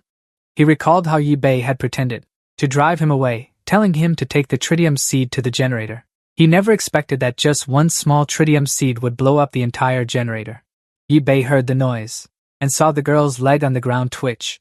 His eyes instantly became sharp, realizing she was still alive, her life force still present. Yi Bei then raised his gun, pointing it straight at the girl. His eyes were cold and devoid of any emotion. The girl weakly begged for mercy. Her voice was faint but filled with despair. Please, Yi Bei, don't kill her. Every word that escaped her lips was like a plea. Desperate, but Yi Bei still kept a cold gaze, showing no sign of wavering. Zhao Heng shined his flashlight at the girl and, seeing the scene before him, let out a chuckle, his eyes fixed on the girl lying on the ground. Then he asked Yi Bei teasingly, why is there such a beautiful sister here? The girl, with eyes full of humiliation and despair, tried to speak the truth. Her voice cracked from exhaustion and pain. She recounted being brought here by La Tuong, forced to serve like a slave, enduring all kinds of insults and torture. Then she kept begging, hoping Yi Bei would give her a way to survive. Yi Bei looked at the girl coldly, without a shred of pity. He asked her coldly if she knew where La Tuong's warehouse stored supplies were. Yi Bei's tone was sharp, like a knife. The girl was terrified, her body trembling, her eyes full of worry, but she still hurriedly replied, nodding slightly, saying she knew the location of the warehouse and would lead Yi Bei and Zhao Heng there. The three followed Yu Er. Zhao Heng asked the girl about her home and family. The girl replied that her home was in the western part of Anqing district. Her younger sister had been separated from her when the disaster broke out. Zhao Heng looked around. Realizing the elevator wasn't working due to a power outage, the girl then pointed upward and said the storage room was on the 6th floor.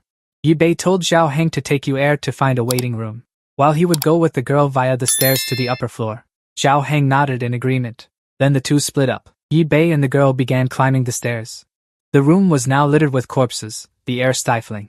Dense smoke and flames filled the space, with streaks of blood splattered everywhere. The dim light of the fire made the scene gruesome and chaotic. A trembling underling of La Tuong struggled to cling to the cold ground, his body swaying. His eyes full of panic and fear, he groaned, weakly begging for help, his voice trembling as if about to fade. His hands still tried to grip the ground, hoping to find a glimmer of hope amidst the smoke, fire, and death. Around him, terrified, he looked toward La Tuong, his gaze full of horror, as he realized that his boss was now lying motionless. With no sign of life left, he groaned. In pain, his eyes flickered with a faint light, as if he had just discovered something important amidst the chaotic and deadly scene. Noticing a black bead rolling on the ground, he tremblingly reached out his hand. His eyes lit up with a fragile hope in the midst of despair. He realized that the black bead in his hand was the dark energy, the power that even the AI craved. In a moment of hesitation, he recalled the exchange between Deep Back and La Tuong about the black bead, that whoever swallowed it risked becoming a zombie. But the desire for infinite power, for the ability to become immortal, made him unable to let go. Trembling, he slowly brought the bead close to his mouth, thinking to himself, maybe this was the only chance to change his fate. Finally, he gritted his teeth, resolutely put the black bead into his mouth and swallowed it. Waves of burning pain spread through his body, causing him to writhe. But in his eyes still flickered a faint glimmer of hope that this pill would grant him unparalleled power. Suddenly, his eyes rolled back, and his entire body convulsed violently. Every vein bulged on his skin, as if the dark gold energy was rampaging through his body, wreaking havoc from within. Outside, the sky turned pitch black, lightning continuously tearing through the night, each flash flaring up and dying out amidst the raging wind and rain, carrying the ferocity of nature as if reflecting the tragedy unfolding inside. Zhao Heng looked out the window, seeing the furious thunderstorm in the sky, the relentless, violent wind and rain. An indescribable shock surged in his heart, as if all of nature was reacting in unison to the chaos and tragedy of this place. The little girl, Yuni, had now opened her eyes, her round eyes full of confusion and exhaustion as she looked around the unfamiliar room. Yuni held her head and softly asked Zhao Heng where they were. He smiled, waving his hand and telling her she was awake. Zhao Heng explained that Yuni had been kidnapped by a bandit to this place, but Brother Yi, her brother, had eliminated all of them. Hearing this, she asked in confusion, "Where is Brother Yi, and is he okay now?" Just then, the sound of the doorknob creaked softly, echoing in the silent space, startling both Zhao Heng and Yuni. Yubei walked in, his gaze resting on Yuni with a look of relief. He asked if she was awake. Yuni, seeing this, was overjoyed. With sparkling eyes full of concern, he asked if he was okay. Zhao. Upon hearing this, Zhao asked Yubei, "Did you find any good stuff upstairs?" Yubei replied that there was indeed no shortage of good items, but one person can't carry them all away. He decided to go back there tomorrow to check it out further. Zhao curiously asked Yubei, "Where's the girl from earlier?" Yubei replied that he didn't know. "When I checked around, she was already gone." Zhao wondered if she had gotten scared and run away. But outside, it was raining heavily with thunder roaring, making it impossible for him to think the girl could go outside in such weather. Yubei lay down on the bed, exhausted. He sighed and said, "Don't worry about her anymore. Let me get some sleep, because I'm really tired." Then he told Zhao to block the door on the first floor. "Don't let those zombies in here." Upon hearing this, Zhao asked in surprise, "Why do we have to do this?" Because he didn't understand why Yubei was asking him to do such tasks at this moment. Seeing this, Yu-Er said, "Let Yubei rest. I'll go help Zhao." Upon hearing this, he praised Yu-Er as good, calling her a well-behaved and understanding kid. Outside, the rain, wind, thunder, and lightning made the space dark. Strong winds howled through the window frames, and thunder boomed, making the atmosphere even heavier and more tense. The scene shifted to a bathroom where water was trickling from the showerhead, creating steady, gurgling sounds echoing in the damp space. The scene shifted to a girl. Her alluring figure stood under the shower, warm water gliding over her smooth skin, creating tiny droplets that fell onto the tiled floor. The dim light in the bathroom reflected off her body, outlining perfect curves. She was Li Rashi. A man opened the bathroom door and stepped in with a sly expression, his eyes filled with lust as he saw her showering. He smirked maliciously and asked Rashi if she was done bathing. But when she saw the man standing there, panic flashed in her eyes. She quickly spoke, her voice full of anxiety, asking what he was doing while she was bathing. She immediately signaled for him to get out, her face showing clear displeasure and embarrassment. He took a few more steps forward, his eyes full of cunning and sneered, saying this was his house. So how could she drive him away like that? Ruashi felt anger surge within her. Her eyes were filled with resentment as she gritted her teeth and said that this was his true intention all along, not the promises he made before. He laughed slyly, his eyes gleaming with satisfaction at seeing her cornered. Then he said contemptuously, "So what if you don't like it? Who would casually take in a wandering woman like you?" He continued, saying he had the kindness to take her in, but no one in the world works for free. He saw that she still had her original figure, not yet deformed, so he felt at ease helping her a bit. He kept pulling the door despite Ruashi trying to hold it shut. His eyes clearly showed a teasing and brutal look. He said with a contemptuous tone that aside from Ra's body, she seemed to have nothing to offer him, and if she obediently cooperated with him, then she might be able to survive in this era. Noak Hai, in utter panic, screamed for help, but her cries seemed to be swallowed up in the suffocatingly silent space. He sneered as if he had achieved his goal, his eyes full of triumph and disdain. He continued speaking, his voice dripping with mockery, saying that outside it was raining heavily and the wind was howling. So even if Noak Hai screamed her lungs out, no one would come to save her. His words cut deep into her heart like a wound, as he emphasized that only zombies could save her. But of course, that was not a choice she desired. She felt all her hope had been crushed. In that instant, suddenly, the sound of a window shattering rang out, and a chilling gust of wind rushed into the room, making the atmosphere even more tense. Startling both of them, the man angrily went over and asked what the hell had flown in just when he was getting excited. His eyes were full of fury as he couldn't understand what had just happened. Then his eyes widened in shock, unable to believe what he was seeing, as horror gradually rose in his heart. He realized the situation was not at all what he had thought, and in panic he grabbed a cloth to wrap tightly around his body, feeling helplessness and fear flooding his heart. His hands trembling, she tried to hide her shame and anxiety in this situation. She peeked through the door, her eyes full of worry, trying to grasp every movement outside while her heart pounded, feeling as if every passing second was a challenge for her. The scene before her was utterly horrifying. A massive monster with rough skin was lifting that man up. His body was covered in blood, his eyes wide with fear, while the monster stared intently at him, as if wanting to crush him in its hands. The scene outside was shattered, with debris everywhere, and a heavy rain kept falling. The sound of the pouring rain echoed like a gloomy cover, creating a cold and hopeless atmosphere. Strong winds blew through, tearing apart the silent space, further amplifying the desolate feeling of this world. The powerful monster threw the man flying into the wall, causing the entire room to shake violently. The impact sounded like thunder, with pieces of the wall shattering and flying everywhere, creating a chaotic scene. Ruashi was startled, her eyes wide with panic, her heart pounding as she witnessed the terrifying sight before her. The monster saw her. Its fierce gaze, eyes blazing like fire, glowing with a terrifying look that made Ruashi unable to escape her feeling of fear. Her heart seemed to stop, her hands and feet turning cold. Unable to move even a single step, every sound around her seemed swallowed up in a heavy silence. She screamed loudly, the sound echoing throughout the room as if to tear through the space. Hearing this, the monster gasped heavily, the sound of each breath heavy, like a growl from deep within its throat. His body trembled with each breath. His eyes never left her. He looked at her with eyes full of pain and despair. Then he spoke, his voice weak and hoarse. He insisted to her that he was not a monster.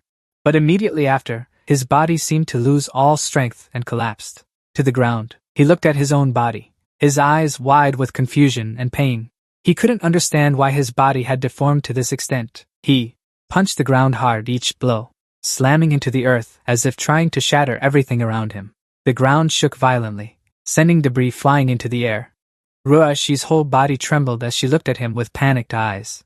She tried to stay calm, though her rapid breathing couldn't hide her fear. She asked him what he really was, why he had turned out like this, a monster with bulging eyes, gasping for air. He roared in indescribable pain. He hissed, saying he had been hit by a bullet. He felt he couldn't survive anymore. But before dying, he had recklessly eaten a black gold energy pill. Unexpectedly, that very pill had completely changed his body. His 6 viscera and 5 organs felt turned upside down. He was no longer himself. Ruashi was still scared. Junrei asked him if it was because of someone that he had turned out like this, and if he had eaten that black gold pill that transformed his body into a monster like this. He said it was called black gold energy. A male student named Yi Bei had said it was a bead taken from the skull of a zombie. His life at that moment was like a thread. The thin thread barely held the bell, so he thought eating that black energy pill would help him stay alive. Upon hearing the name Yi Bei, she became flustered, a wave of inexplicable anxiety rising in her heart. That name clearly made her feel something was wrong. She ran toward the monster, her voice full of panic, asking if he knew Yi Bei, but at that moment, the cloth wrapped around her suddenly fell off, revealing her body in a completely uncovered state. Rishi, furious and unable to contain her rage, grabbed the monster's hair tightly, yanked him toward her, and asked when he had met Yi Bei and where that guy was now. The monster stammered, his voice trembling as he said that not long ago, Yi Bei had used a sword with bizarre power to kill everyone in the building. His eyes were full of panic as he recalled that scene. He paused for a moment, then continued, saying that guy probably hadn't gone far. Still nearby, Ruashi was furious, her eyes blazing with vengeance. She gritted her teeth and demanded that the monster take her there, because she wanted to chop Yi Bei into 1,000 pieces for revenge. The monster stepped back in fear, his voice full of worry, saying this couldn't be done because Yi Bei was very strong, and he couldn't face someone like that. He looked at Ruashi with suspicion and asked her if she had any relationship with Yi Bei. Rishi stared at the monster, her eyes full of hatred, and she gritted her teeth, saying that it was Yi Bei who had pushed her into this wandering situation, forcing her to live a life of constant pursuit. She and Yi Bei could not coexist under the same sky. The hatred in her heart only grew stronger every time she thought of him. Rishi, upon hearing this, stood with her arms crossed, watching. Her eyes were cold and full of defiance.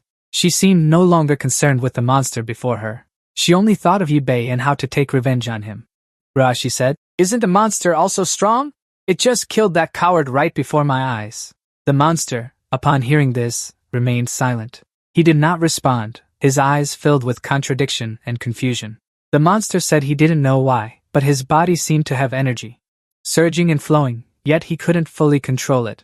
He felt like a ticking time bomb, capable of exploding at any moment. His eyes were full of confusion and helplessness. He looked at Ruashi, his eyes filled with surprise and worry. Then he asked, "Aren't you afraid of me? I am a creature that has transformed, no different from a monster." Ruashi, upon hearing this, laughed loudly. Her laughter echoed in the silent space, without a trace of fear. Ruashi laughed heartily, gently touching the monster's body with her hand, saying that he was also quite majestic. She felt he was very strong. She caressed the monster's cheek, her voice gentle, saying that as long as he helped her with one thing. Then she looked at him with a meaningful gaze, waiting for his answer. Rushi took the monster's hand and placed it on her buttocks, and said he could have her do whatever he asked. The monster looked at Ruashi with expectant eyes. His eyes lit up as if he couldn't believe what he just heard. His lips moved as he asked, his voice full of excitement, "Is this for real?" Then he picked her up, his gaze firm yet gentle, silently, vowing that he liked her and would help her kill Yi Bei. Upon hearing this, her face showed clear satisfaction, a faint but confident smile spreading across her lips. Suddenly, the monster let out a painful scream, its body trembling as if torn apart by intense agony. As he looked at it, confusion was evident on his face, his eyes wide open, and he approached with worry, unable to hide his concern over the severe pain he was enduring.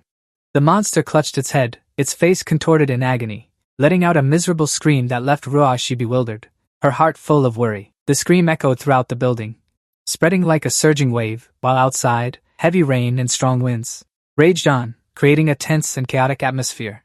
The next morning, the dim sunlight filtered through the building's windows, the space silent and still, everything still lingering with the tension from the previous night. Yi Bei was now carefully putting on gloves, each movement, preparing weapons and gear with a calm demeanor, his sharp, cold eyes reflecting determination and thorough preparation for what lay ahead. Zhao Heng picked up some items in his hands, glanced over, and said there was still a bottle of liquor and some medicine, but upon closer inspection, he only saw instant noodles, canned goods, and dry rations.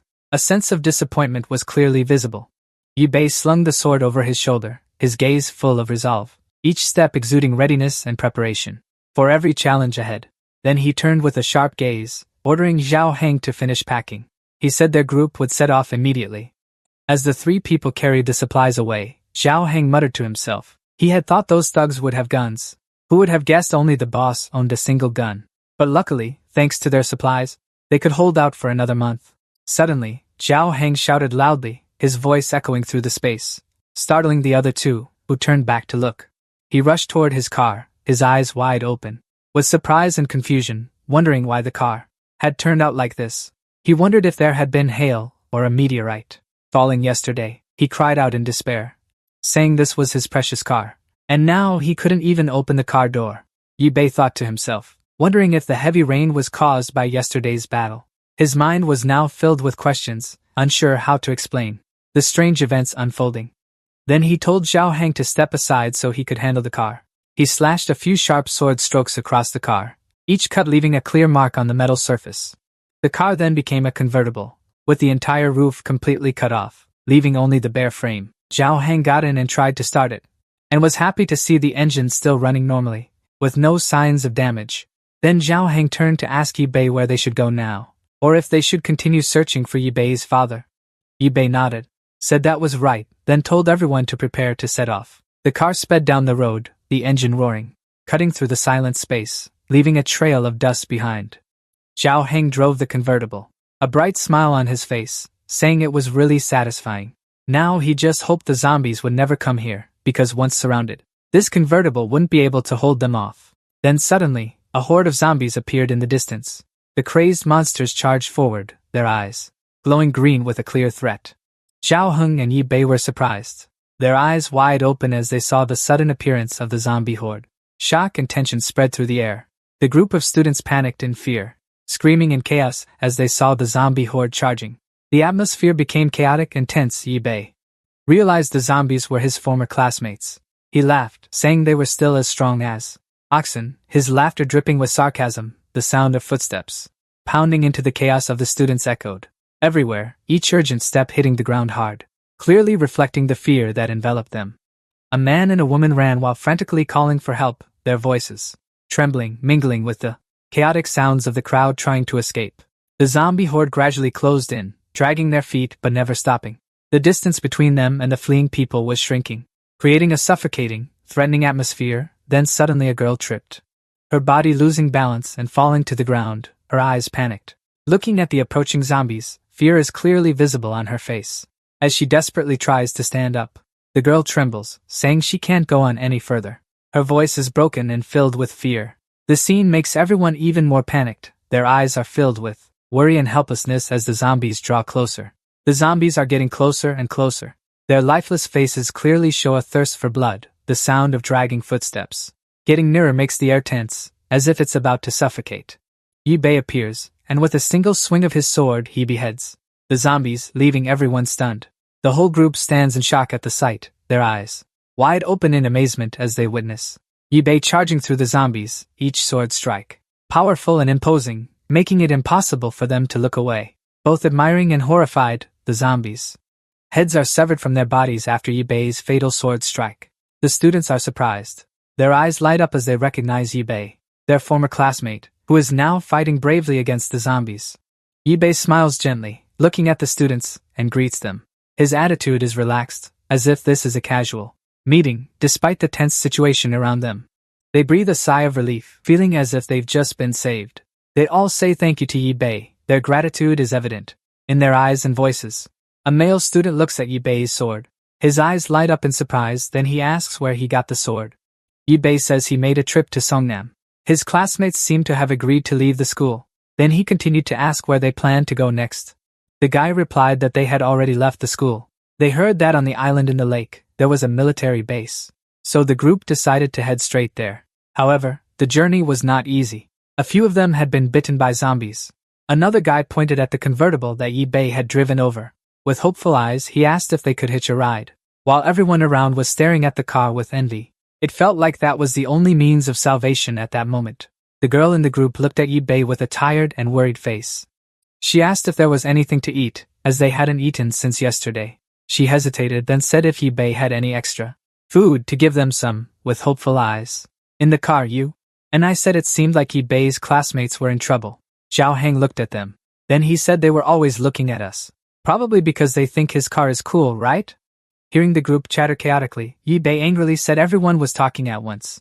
I'll probably die. Yibei said the car doesn't have much gas left, and it can't carry many people. Food can be shared, but they have to do him a favor.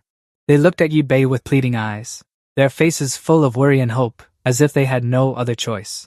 Everyone was hoping for a chance to survive. Yi Bei smiled slightly, showing satisfaction at their determination. A hint of resolve flashed in his eyes, as if he had a clear plan for everything. Yi Bei looked at Zhao Heng and said, he asked him to explain to them. His tone was calm but sharp, as if everything had been carefully calculated. Zhao Heng crawled out of the car, stretched, and then said with a smile, "Is it my turn now?"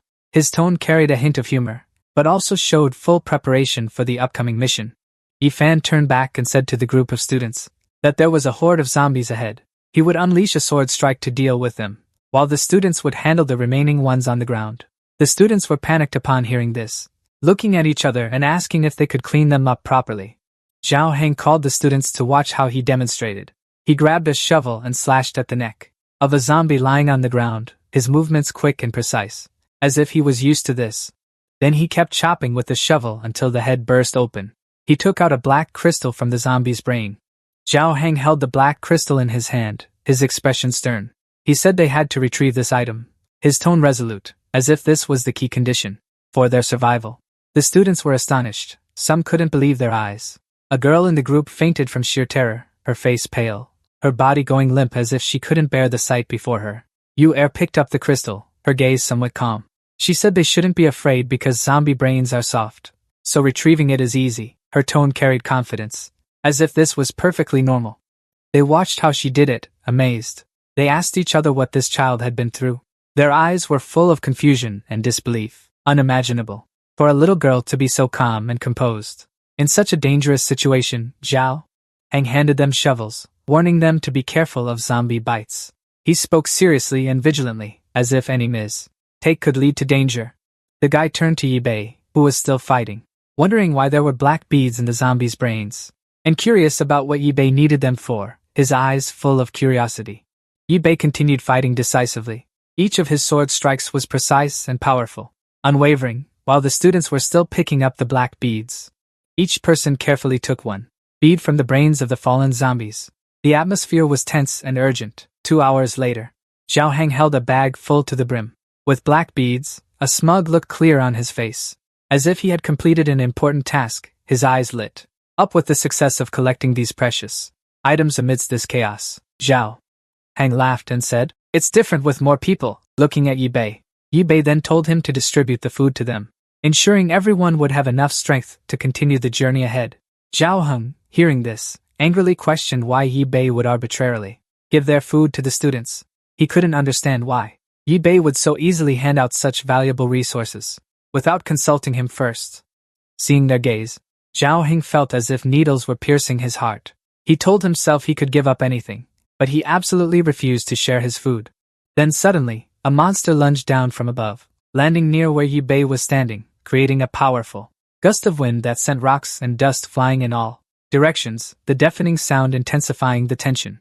Everyone was panicked, their eyes filled with fear and worry as the giant monster appeared. Its body was muscular, its furious eyes glaring at Yi Bei, as if ready to attack at any moment.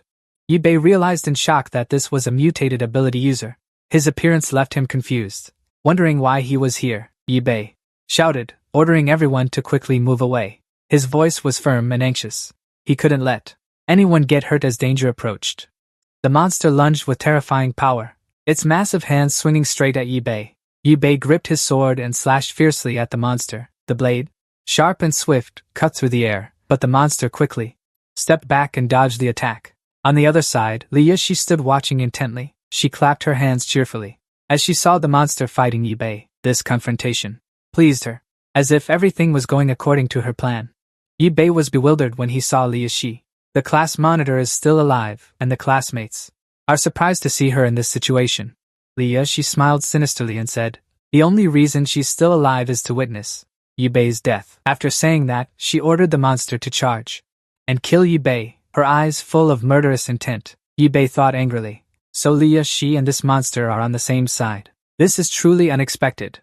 Immediately, the monster lunged at Yi Bei, but he quickly had his sword ready, preparing to face the fierce attack. Yu Er and Zhao Heng stood from a distance, watching anxiously without stopping, restless as they saw Yi Bei confronting the monster. The two didn't know if he could escape this attack. A loud explosion rang out, and instantly, a fire broke out, forming a barrier between Yi Bei and the monster. stopping their clash as they charged at each other, making the atmosphere tense and uncertain.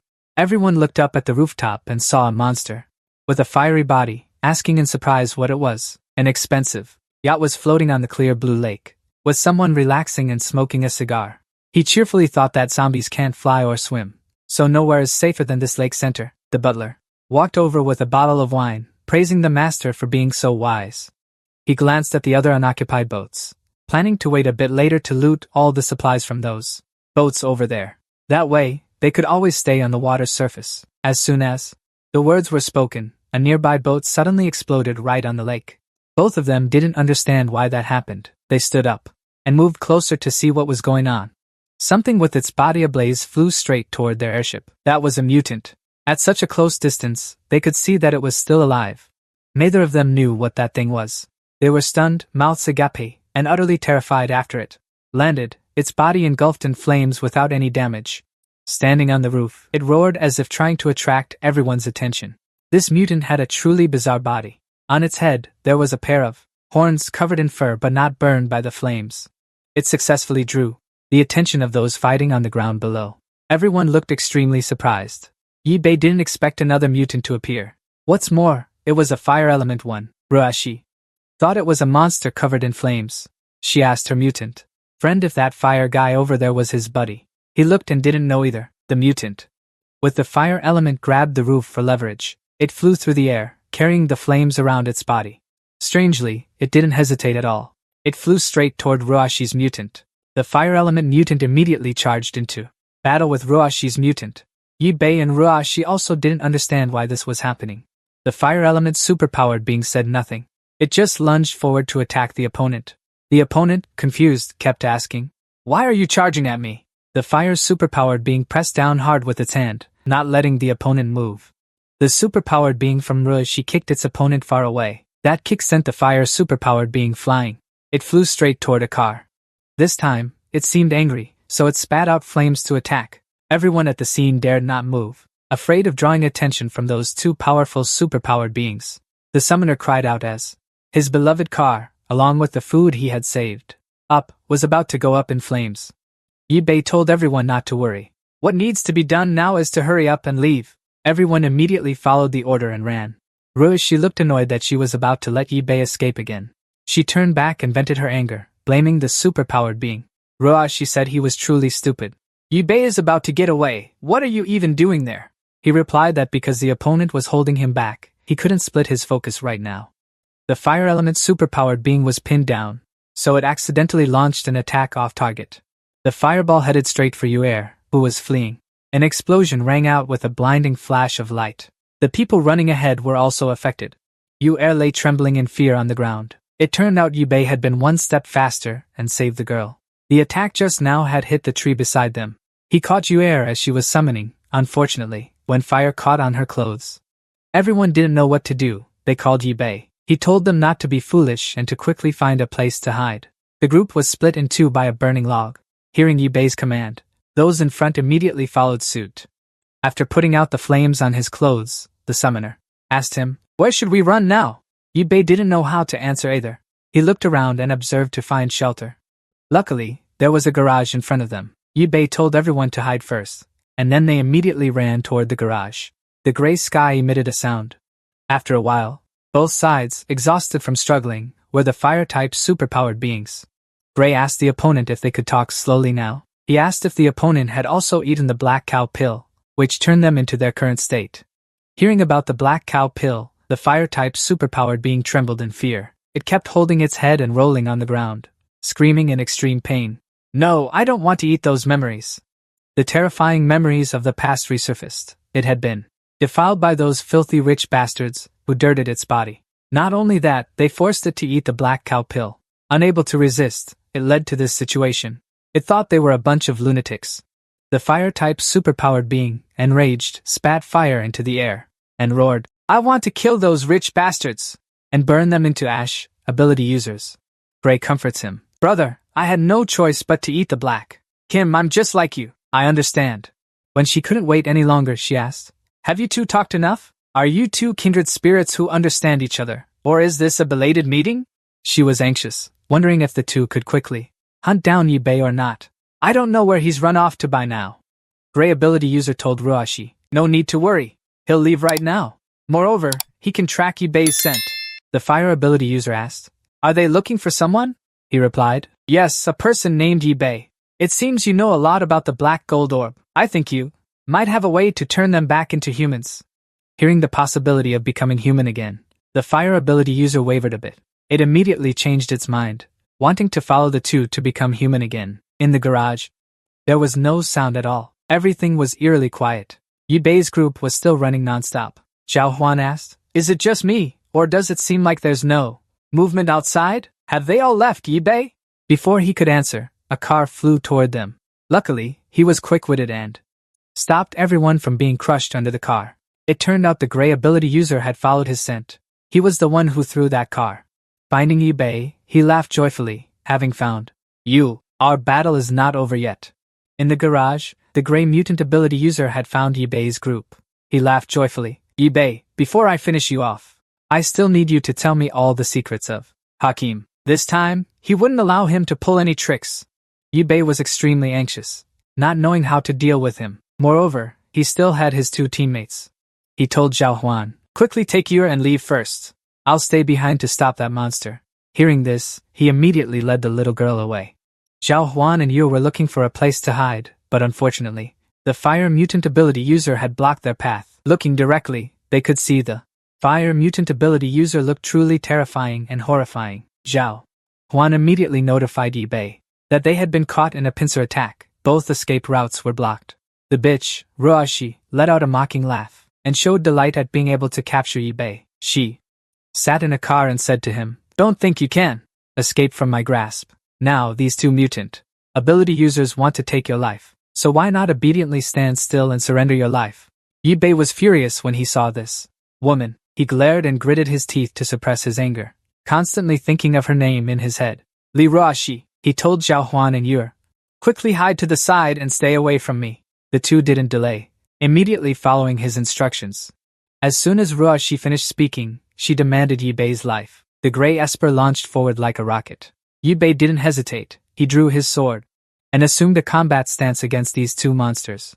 The gray monster raised its claws toward him, but Yubei leaned back to dodge the incoming attack. He swiftly pulled out the gun hanging from his chest and chambered around. Even though his current stance was a bit awkward, he still tried to aim at his target with his gun. A single gunshot echoed through the garage. No one knew if he had hit anything. Unexpectedly, instead of aiming at the Espers, Yubei had shot Ruashi in the shoulder. You bastard, Ruashi! One shot is too little. I'll fire a few more at you. She let out a loud scream. As the pain hit her, and she fell backward, the gray monster was also surprised that the target wasn't it, but Ruashi. It turned its head back. Right then, a weakness appeared for Yubei to seize the opportunity. Yubei immediately fired another bullet toward Ruashi. Perhaps his stamina had reached its limit. The second bullet also hit her in the waist. The gray Esper instantly flew over, using his hand to block the bullets from reaching Ruashi. He shouted, You are not allowed to hurt her. Yubei didn't bother to respond to him. He swung his sword fiercely toward them. It was fortunate for Ruashi that the gray Esper managed to carry her away before the strike. The sword just now touched that fire ability user, jumping down from above, trying to capture Yubei, but he had already seen it. With his agility and his flexible body, he dodged the pounce from the fire ability user just now. It once again used its fire-breathing technique to attack Yubei. He used his sword as a shield to block the flames of that monster. Nearby, Zhao Huan and Yuni were hiding behind a pillar, anxious and unsure how to support Yubei. The little girl looked at him with worry, not knowing how to help him out. Yuni slowly reached her hand behind her, took out an axe from her cute bunny backpack, and then immediately threw the axe straight at that fire monster. But due to the speed and size of the axe, instead of injuring it, it successfully attracted its attention. By the time Zhao Huan realized what Yuni had done, it was too late. The monster had found their hiding spot. Yubei didn't want anything to happen to his teammates. He swung his sword to draw the monster's attention and make it forget about his two companions. But his attack just now didn't wound the monster.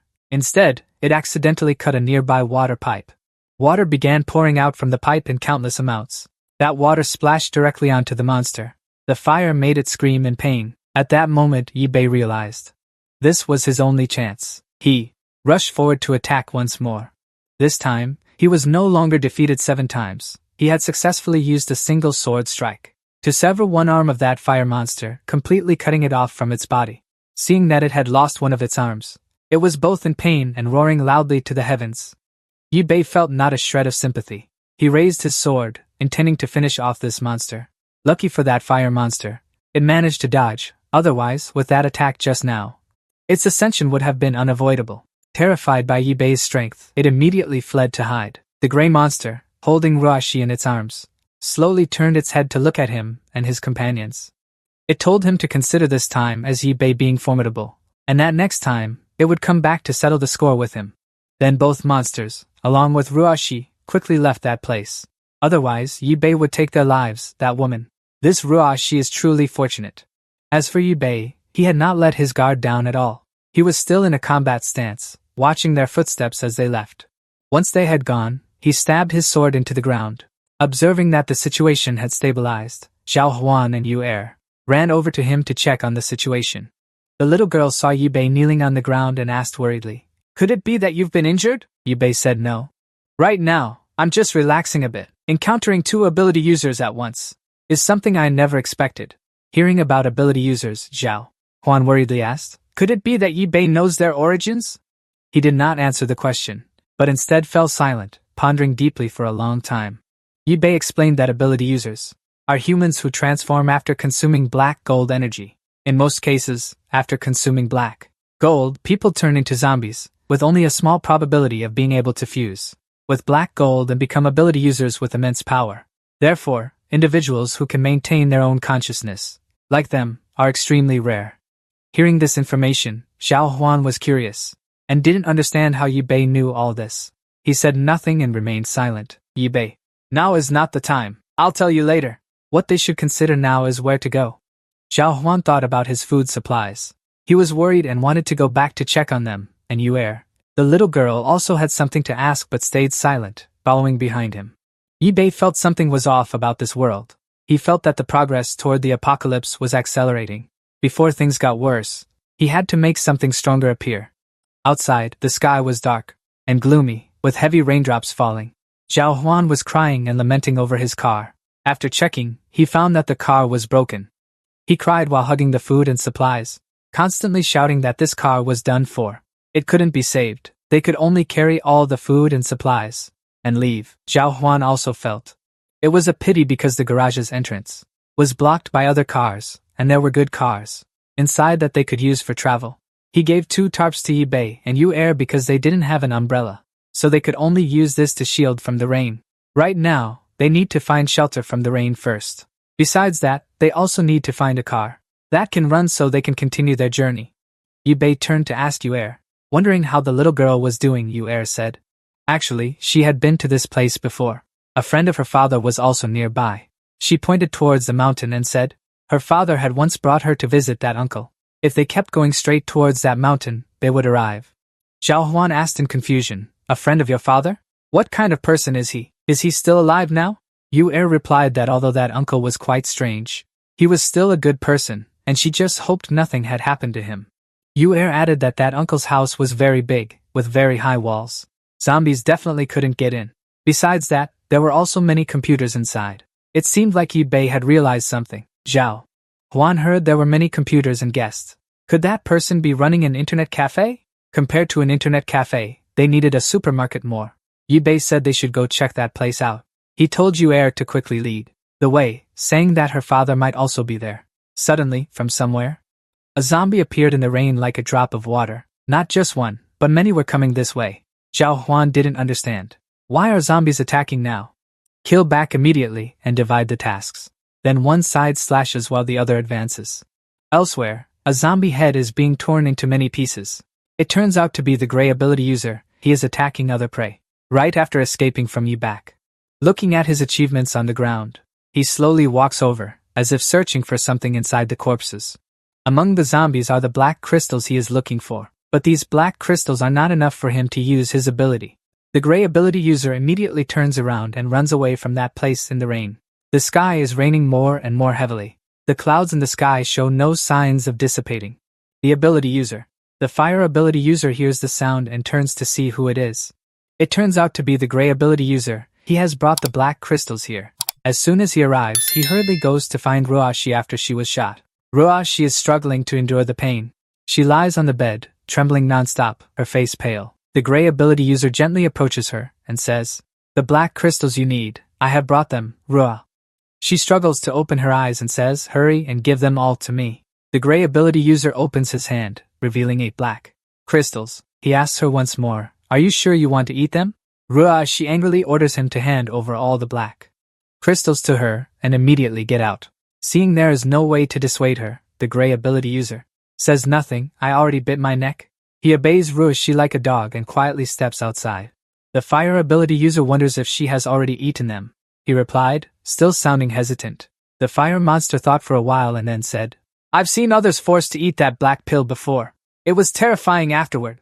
Although I didn't lose my life, I turned into this form. This monster is a superpowered being." Gray said he didn't want to lose Ruashi. The fire's superpowered being said that although it had cauterized her wounds, without professional medical treatment, there was a high chance she would die. Hearing this, the gray monster was silent for a moment, and then asked, "Is eating the black gold pill the only way?" The fire's superpowered being comforted him, saying if Ruashi could mutate successfully and become one of us, that wouldn't be bad. No more fear of zombies. No more fear of anyone. It believed that this way, it could kill freely everywhere and take revenge. The superpowered being, Gray pondered and replied, "But there are people like eBay. His hand seems unable to regenerate." The fire's superpowered being then remembered eBay. It thought he was too strong and moreover, his weapon could block its flames. The Gray's superpowered being thought they should cooperate and find a way to subdue him, then together extract the secret of Hakim, and see if there was any way to turn back into a human. The fire's superpowered being also agreed with that idea. Only then did they start introducing their names. The fire's superpowered being was named Zhu Bo. The Gray's superpowered being was named Wang Xing. They shook hands and agreed to cooperate. The scene then shifted to another area. It was probably nearby, since it was raining cats and dogs there. A zombie wearing a pink bikini had been sliced in half. eBay had no idea how many zombies he had taken down since earlier, perhaps due to fatigue from constant activity. Along with the relentless rain, he was gasping for breath. Zhao Huan felt that something was wrong with him. He ran over and asked if he was okay. Yibei's complexion looked terrible, so he suggested they find a place to rest first. He said there was no need to worry about him, then turned to ask Yuer, "Is your father's friend's house still far?" The little girl pointed toward the tunnel and replied, "We just need to go through this tunnel and over a slope, and we'll be there." But the current problem was that the tunnel was full of water, and it seemed quite deep. Could the drainage system be clogged, Yibei? He also didn't know what to do with all this water. He looked around and observed if there was anything that could help them. Yibei said there was a wooden plank over there. He told Yuer to quickly sit on that plank, and then he and Zhao Huan would push her. Yuer obediently followed his instructions and immediately climbed onto the wooden board. The three of them slowly entered the tunnel. Yibei pushed Yuer, while Zhao Huan was in charge of carrying their belongings. The deeper they went into the tunnel, the darker and scarier it became, causing Zhao Huan felt extremely worried. He told himself there's no way zombies can dive, right? Yuer on the wooden plank felt that Yibei was acting strange. She turned around and asked him. Yibei said there was only a little bit left until they arrived. But right now, his face clearly showed exhaustion. Unable to hold on any longer, Yibei immediately fell into the tunnel. This deep and dark tunnel made Yuer anxious and scared. She kept calling out his name, Zhao Huan, and Yuer kept trying to wake Yibei up, to make him regain consciousness, but due to fatigue and his endurance being spent, he slowly sank down. The sky still wouldn't stop raining, pitch black all around. Wang Xing looked at the sky and saw that the rain showed no signs of stopping. Uncle Chu felt the same way. Right now, the road surface is already flooded with rainwater. Sensing that the situation seemed bad, Wang Xing went into the room to find Ruashi. He wanted to discuss things with her. Ruashi had probably eaten the black gold pill, so she was now lying on the ground, enduring intense pain. Wang Xing didn't expect her to dare eat that black gold pill either. He stood outside and called Ruashi's name. Ruashi's pupils had turned green. Her body was covered in bulging veins all over, suffering from severe pain, radiating from the wounds Yibei had inflicted. Uncle Chu entered the room and asked Wang Xing how things were going. Suddenly, the house exploded, and the glass windows shattered. There were also purple rays of light emanating from inside the house. Then those rays of light gradually disappeared into the night. On the other side, Yibei had probably woken up underwater. He slowly opened his eyes, but only saw darkness. He tried a second time to see what was around him. Yibei saw light and bubbles. A hand grabbed his head and pulled him up to the water's surface. Under the observation of that person was none other than Ruashi. She asked Yibei, "Where is your mechanic accomplice hiding now?" Ruashi saw him trying to stay silent. She emphasized once more, saying, "Yibei, even though your body is battered, you don't reveal a single detail." He cursed Ruashi as a rotten woman. He told her to get lost far away from him. Ruashi was annoyed by Yibei's arrogant attitude. She thought he didn't know what was good for him. She ordered her subordinates to push Yibei's head underwater. Because his body was covered in wounds, when he was suddenly dunked like that, Yibei couldn't breathe. He kept struggling, but they wouldn't let him go. Then he slowly sank into unconsciousness. Opening his eyes, the place looked like the ceiling of some hospital. He silently stared into the void. Perhaps the dream just now was like a nightmare that flashed by. Yibei pulled himself together and realized that it was just a dream. Now everything was different from the past. He tried to sit up, but it was still quite difficult. Perhaps because his body had endured so much pressure. Until now, Yibei felt that someone was sitting beside him. That person was none other than the kind little girl, Yu Er. It's highly likely the little girl took care of him when he was sick, so she had fallen asleep without even realizing it. Ni was awakened by Yibei as he sat up. The little girl groggily opened her eyes. Seeing Yibei awake, she happily asked if he was up now. He said yes, though he still looked quite tired. Yibei looked around and asked Ni, "Where is this? Could it be?" She replied that this was her friend's father's house. At the same time, Zhao Huan brought in food and medicine for him.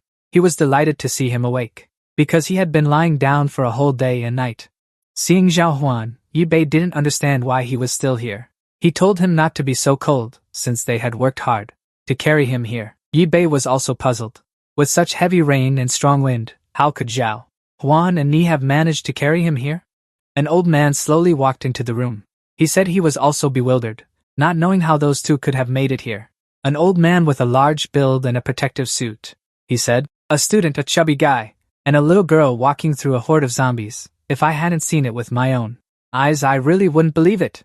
Seeing this man, Ni happily called him Mr. Zhang. While Yibei remained silent, Ni began to recount the whole story. When Yibei passed out, the two of them dragged him out of the water. But at that moment, they didn't know what to do. Luckily, Mr. Zhang spotted them through the surveillance cameras. Since he had rescued Ni, Mr. Zhang drove over to pick them up. The little girl also said that thanks to him, the group had arrived here safely. Yibei asked Mr. Zhang if he had seen everything. Mr. Zhang said, of course. He saw him chopping zombies like chopping fruits and vegetables. He felt it was truly miraculous, and he wondered where on earth that weapon of his came from. Hearing this, Yibei quickly got out of bed. Although he was still a bit weak from his illness, he said thank you for the rescue, but he couldn't talk about the weapon. He just hoped he would quickly return that sword to him, or else. But before he could finish his sentence, he collapsed to the ground. Because his body was still very weak, Yuni immediately ran over to support him. Mr. Zhang figured it out. To wield that sword, Yibei had expended a lot of physical strength. This left everyone in the room extremely surprised. Only now did Mr. Zhang apologize to everyone, and forgot that he hadn't introduced himself. Spreading his arms cheerfully, he introduced himself as Zhang Han. Everyone could call him Dr. Zhang if they wanted. This place was his research institute ever since the zombie virus broke out. He had been living here. Yibei felt this name was somewhat familiar. He repeated the 4 words, Dr. Zhang Han. Now he finally remembered, it was Dr. Zhang Han. He was the renowned zombie scholar, the first person to research and name the energy. Hakim recalled things from the past. He thought that to a mechanic, he was like a saint. A saintly existence. A saintly existence. Yet now he was standing right in front of Yibei. They still seemed a bit incredulous, asking if he was really Dr. Zhang. Dr. Zhang rubbed his head awkwardly, saying it was quite embarrassing. This doctorate was one he had given himself. He was just doing odd jobs in this research facility. Yibei felt suspicious. Could it be just a coincidence? What a waste of his sympathy. Dr. Zhang also shared that, however, he was genuinely extremely curious about Yibei's weapon. He made a request, saying it was for the future of humanity. He begged Yibei to lend it to him for a bit of research. After thinking it over, Yibei considered it a test. If he really was Dr. Zhang Han, then that would be for the best. Yibei agreed to Dr. Deng's wish, saying, There's something even better I want you to research. Hearing this, Dr. Zhang hurriedly asked what it was. Yi-Bei slowly replied, It's a living zombie. This shocked Dr. Zhang immensely. A thick iron door slowly opened. Dr. Zhang led him to see where his weapons were stored. Everyone followed behind. He said he had only done a quick scan to check a little, so he hadn't messed with anything. Seeing Yi-Bei use the sword so effortlessly, Dr. Zhang felt amazed. Indeed, only you could easily pick it up like that. I brought it here, but I almost threw my back out, Yi-Bei. Looking around, Yi-Bei felt that Dr. Zhang's working conditions here were really poor. This place can reuse these devices, which can definitely be used to craft even more powerful equipment. Mr. Zhang was very surprised to hear the word craft. He then slowly asked, Could it be that this weapon was made by you yourself? That's right, Yi-Bei replied. Seeing such a talented and skilled person before him, who was also young, Mr. Zhang eagerly wanted to witness it. He said, You're amazing! Hurry up and show me! But Yi-Bei said, No, the entire crafting process must be kept confidential. Otherwise, I won't let you study the zombies. Mr. Zhang refused and jumped up, thinking that Yi-Bei was really bullying the elderly. Yi-Bei offered another deal. If he gave him some food every day, he might consider it. Mr. Zhang called him a shameless, thick-skinned scoundrel. But on his computer, there were two familiar images. No one else but Yi-Bei's personal information. Age 18, a 12th grade student in An City. As for the summoner, they still haven't been able to find any information on that person. No one knows how long it's been, but the rain still shows no sign of letting up. On the streets, the water has flooded everywhere, with only zombies still wandering outside. Those zombies with blue eyes kept pacing around the house. In another room filled with countless computers, Yu-Er was controlling the cameras. She skillfully used the keyboard, and beside her was a board with a lot of information, but it was unclear. This Yu-Er is completely different from the usual adorable little girl. She focuses her eyes without even blinking, observing the screen very closely. Perhaps she was too focused, so she didn't notice Uncle Zhang had entered the room. In his hand, he was holding 2 cups of warm water. He said, Indeed, you're here, Yu-Er. She said she wanted to do something within her ability. Uncle Zhang asked if she was looking for survivors outside. Sigh, you've really worked hard. Currently, he also said there hasn't been a single piece of news about Yu-Er's father, the surveillance cameras. He has here only covered the riverside area. This place is completely free of zombie sieges. Yu-Er happily said that Uncle Zhang is a good person, and her father is also a good person. Therefore, she believes her father will be fine. Seeing this adorable look, he could only smile.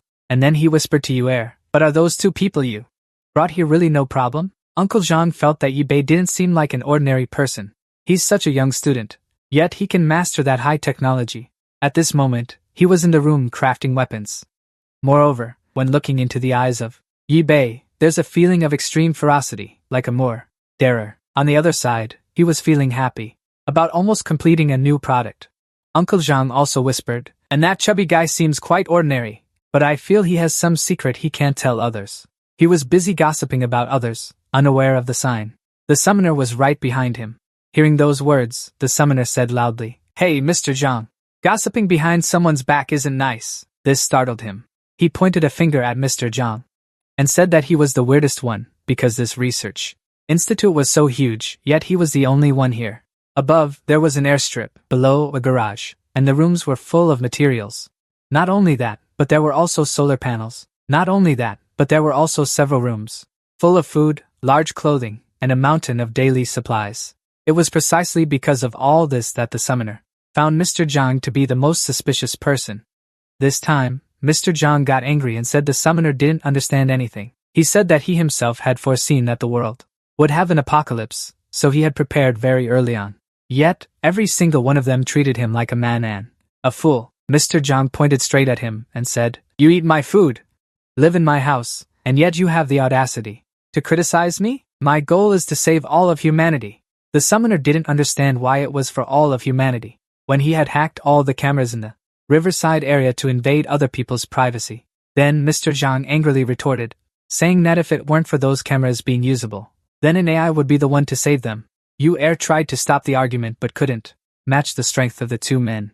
Suddenly, someone injected a drug into the summoner's body. When he wasn't paying attention, he was startled and turned around. So it turned out to be Yi-Bei. He told him not to move yet. It turned out not to be an injection, but a tube for drawing blood. After drawing a sufficient amount, Yi Bei pulled it out of the summoner's body. The summoner turned around and asked Yi Bei what he had injected into him. He said it wasn't an injection, he just wanted to borrow some of his blood for use. Before leaving, Yi Bei said, "The zombies are about to start mutating to a new level. Their remaining time is running out." He said a greater disaster is approaching. So everyone must prepare well for the future. Everyone in the room was stunned, not understanding what was happening. Mr. Zhang couldn't believe his ears when he heard about the zombies mutating. On another camera on the screen, some suspicious scenes were captured. The city, due to the relentless rain, was completely flooded. Some of Yi Bei's classmates observed from above, and saw that the water was flooded and surrounded by zombies. Observing the current situation, he didn't know what to do. Suddenly, a zombie stared straight at them. Terrified, he shut his eyes tightly and went inside. A phone went inside and told everyone that this place was surrounded by zombies. "We can't leave anymore." Everyone, upon hearing this, didn't know what to do. The rain was so heavy, and the roads were flooded. The brown-haired girl covered her face and cried, not knowing what to do. Another male student was also crying beside his friend, who was still unconscious, named Xiao Zi. Everyone didn't know where Yi Bei had gone. Currently, there was no food in this building, so the possibility of them dying here was quite high. After a moment of thought, a phone said there was no other choice. He spread his hand open, revealing 4 black gold cores. Everyone widened their eyes, not understanding why he kept these 4 cores. A phone said that while he was helping Yi Bei clean the zombie's brain, he secretly hid these cores. A phone recounted that earlier, he heard that monster growling, saying that it was because it ate these black gold cores that it turned into a monster. He was thinking, if he ate these cores, perhaps he could. Everyone thought a phone was a bit crazy. Did he really intend to eat these cores? A phone believed that if he gained power like the monster, everyone could survive and break out of the encirclement. Suddenly, a strange phenomenon outside caught everyone's attention. Not far away, there was a black tornado, surrounded by purple lightning bolts. Everyone was panicked, as this was the first time they had seen such a strange tornado, because Dr. Zhang had prepared thoroughly.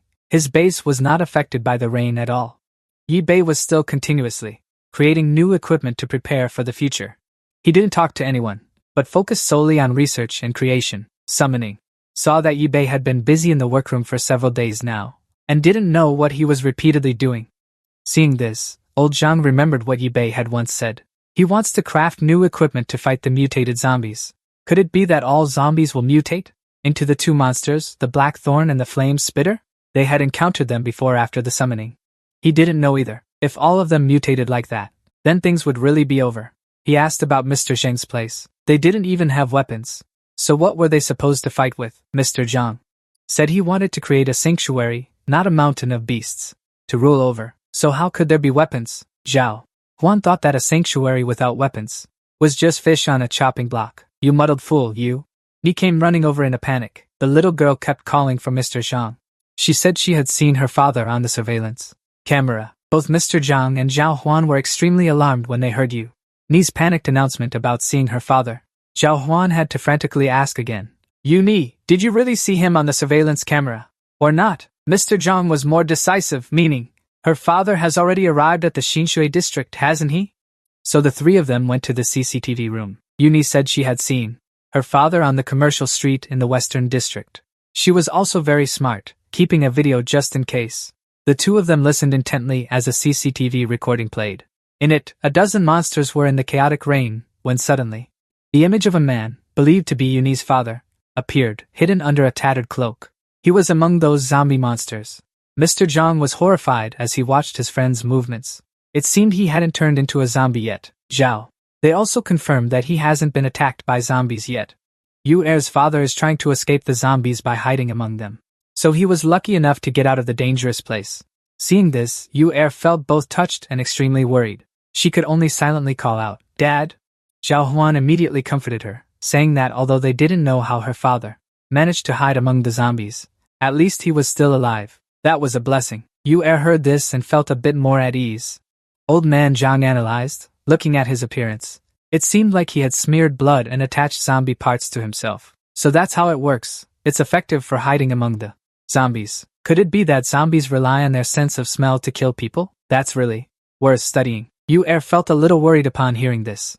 Knowing he had slipped up, old man Zhang quickly apologized, saying it was just an old habit. He also advised Yuer that even though she really wanted to go save her father, the weather was truly terrible, with rain that wouldn't stop, and the road to the West District was completely flooded. There was no way to drive there. Yuer understood and obediently listened. Zhao Huan suggested, "Why not ask Brother Yi? Maybe he's already finished crafting some powerful equipment." Yuer hoped so too, but contrary to her expectations, Yi Bei's attitude was extremely angry. He disagreed with that. He had a lot of work to do. Her constant questioning like this was making him very annoyed. His work wasn't done yet. Her being so impatient would only make her useless. Hearing her brother's scolding, Yuer could only listen in silence. He reminded her again, except during dinner time, she must absolutely not disturb him. Zhao Heng was dissatisfied with Yi Bei's attitude, and scolded him for being a bit too much. "If you can't help, at least say a word to comfort the girl." Instead of arguing back, Yi Bei only told Zhao Heng to go do it himself then. Hearing this, Zhao Heng hesitated a little. The situation is dangerous right now. Going out now really isn't wise. Putting that aside, Zhao Heng began to notice the weapons, knives, and guns. His eyes landed on a sword. Could this be? Yi Bei explained. He had added Zhao Heng's blood to these two weapons. Now, he could use them. Hearing this, Zhao Heng quickly picked them up to test them out. Surprised by the incredibly light weight of the blade, Zhao Heng asked if it was the same as Yi Bei's. Yi Bei explained that when swinging the sword, imagine transferring your strength into the weapon. You can unleash a light blade, but you must control the force. Otherwise, your body can easily lose balance. Zhao Heng was now only focused on this amazing weapon, quickly replying that he would be careful. As for the gun, he wondered, could it be a modification of what they had obtained? Yi Bei did not deny that. Before firing, you must turn on the power source to charge the energy in the gun's chamber. When fired, the energy will be released with the bullet. Though the power is not small, the bullets are limited. Aim carefully before firing, he added. Zhao Heng was extremely excited. Wow, is it really an electromagnetic gun? That's the absolute peak. After saying that, he immediately took the weapon. He couldn't wait any longer. He was going to start training his skills right now. Zhao Heng, in his oversized body, ran very fast outside, ignoring the stormy weather. So, he fired the first shot. A soul-piercing shot aimed straight at the sky. The gun emitted a terrifyingly powerful blue light. It shot straight into the sky. So sudden that he could only exclaim, "Holy crap, Zhao!" Heng couldn't help but be impressed by the power of this weapon. So he laughed triumphantly, his voice echoing. Next came the sword.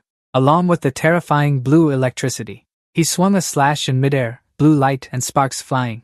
He could actually unleash a light blade from the sword. So it wasn't just one slash. Many slashes were tested by Zhao Heng inside.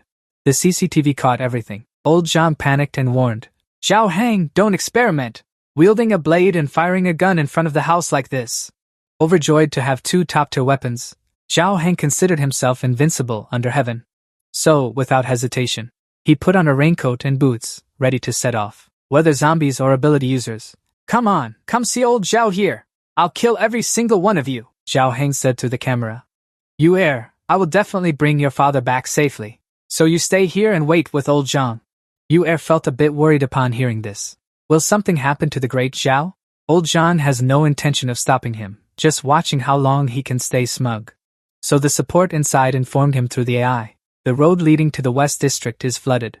He can only take a detour around the western hill, where there are no cameras on the mountain path. There are also quite a few zombies outside. Advising him not to act recklessly, Zhao Heng gets angry. This old man is really annoying.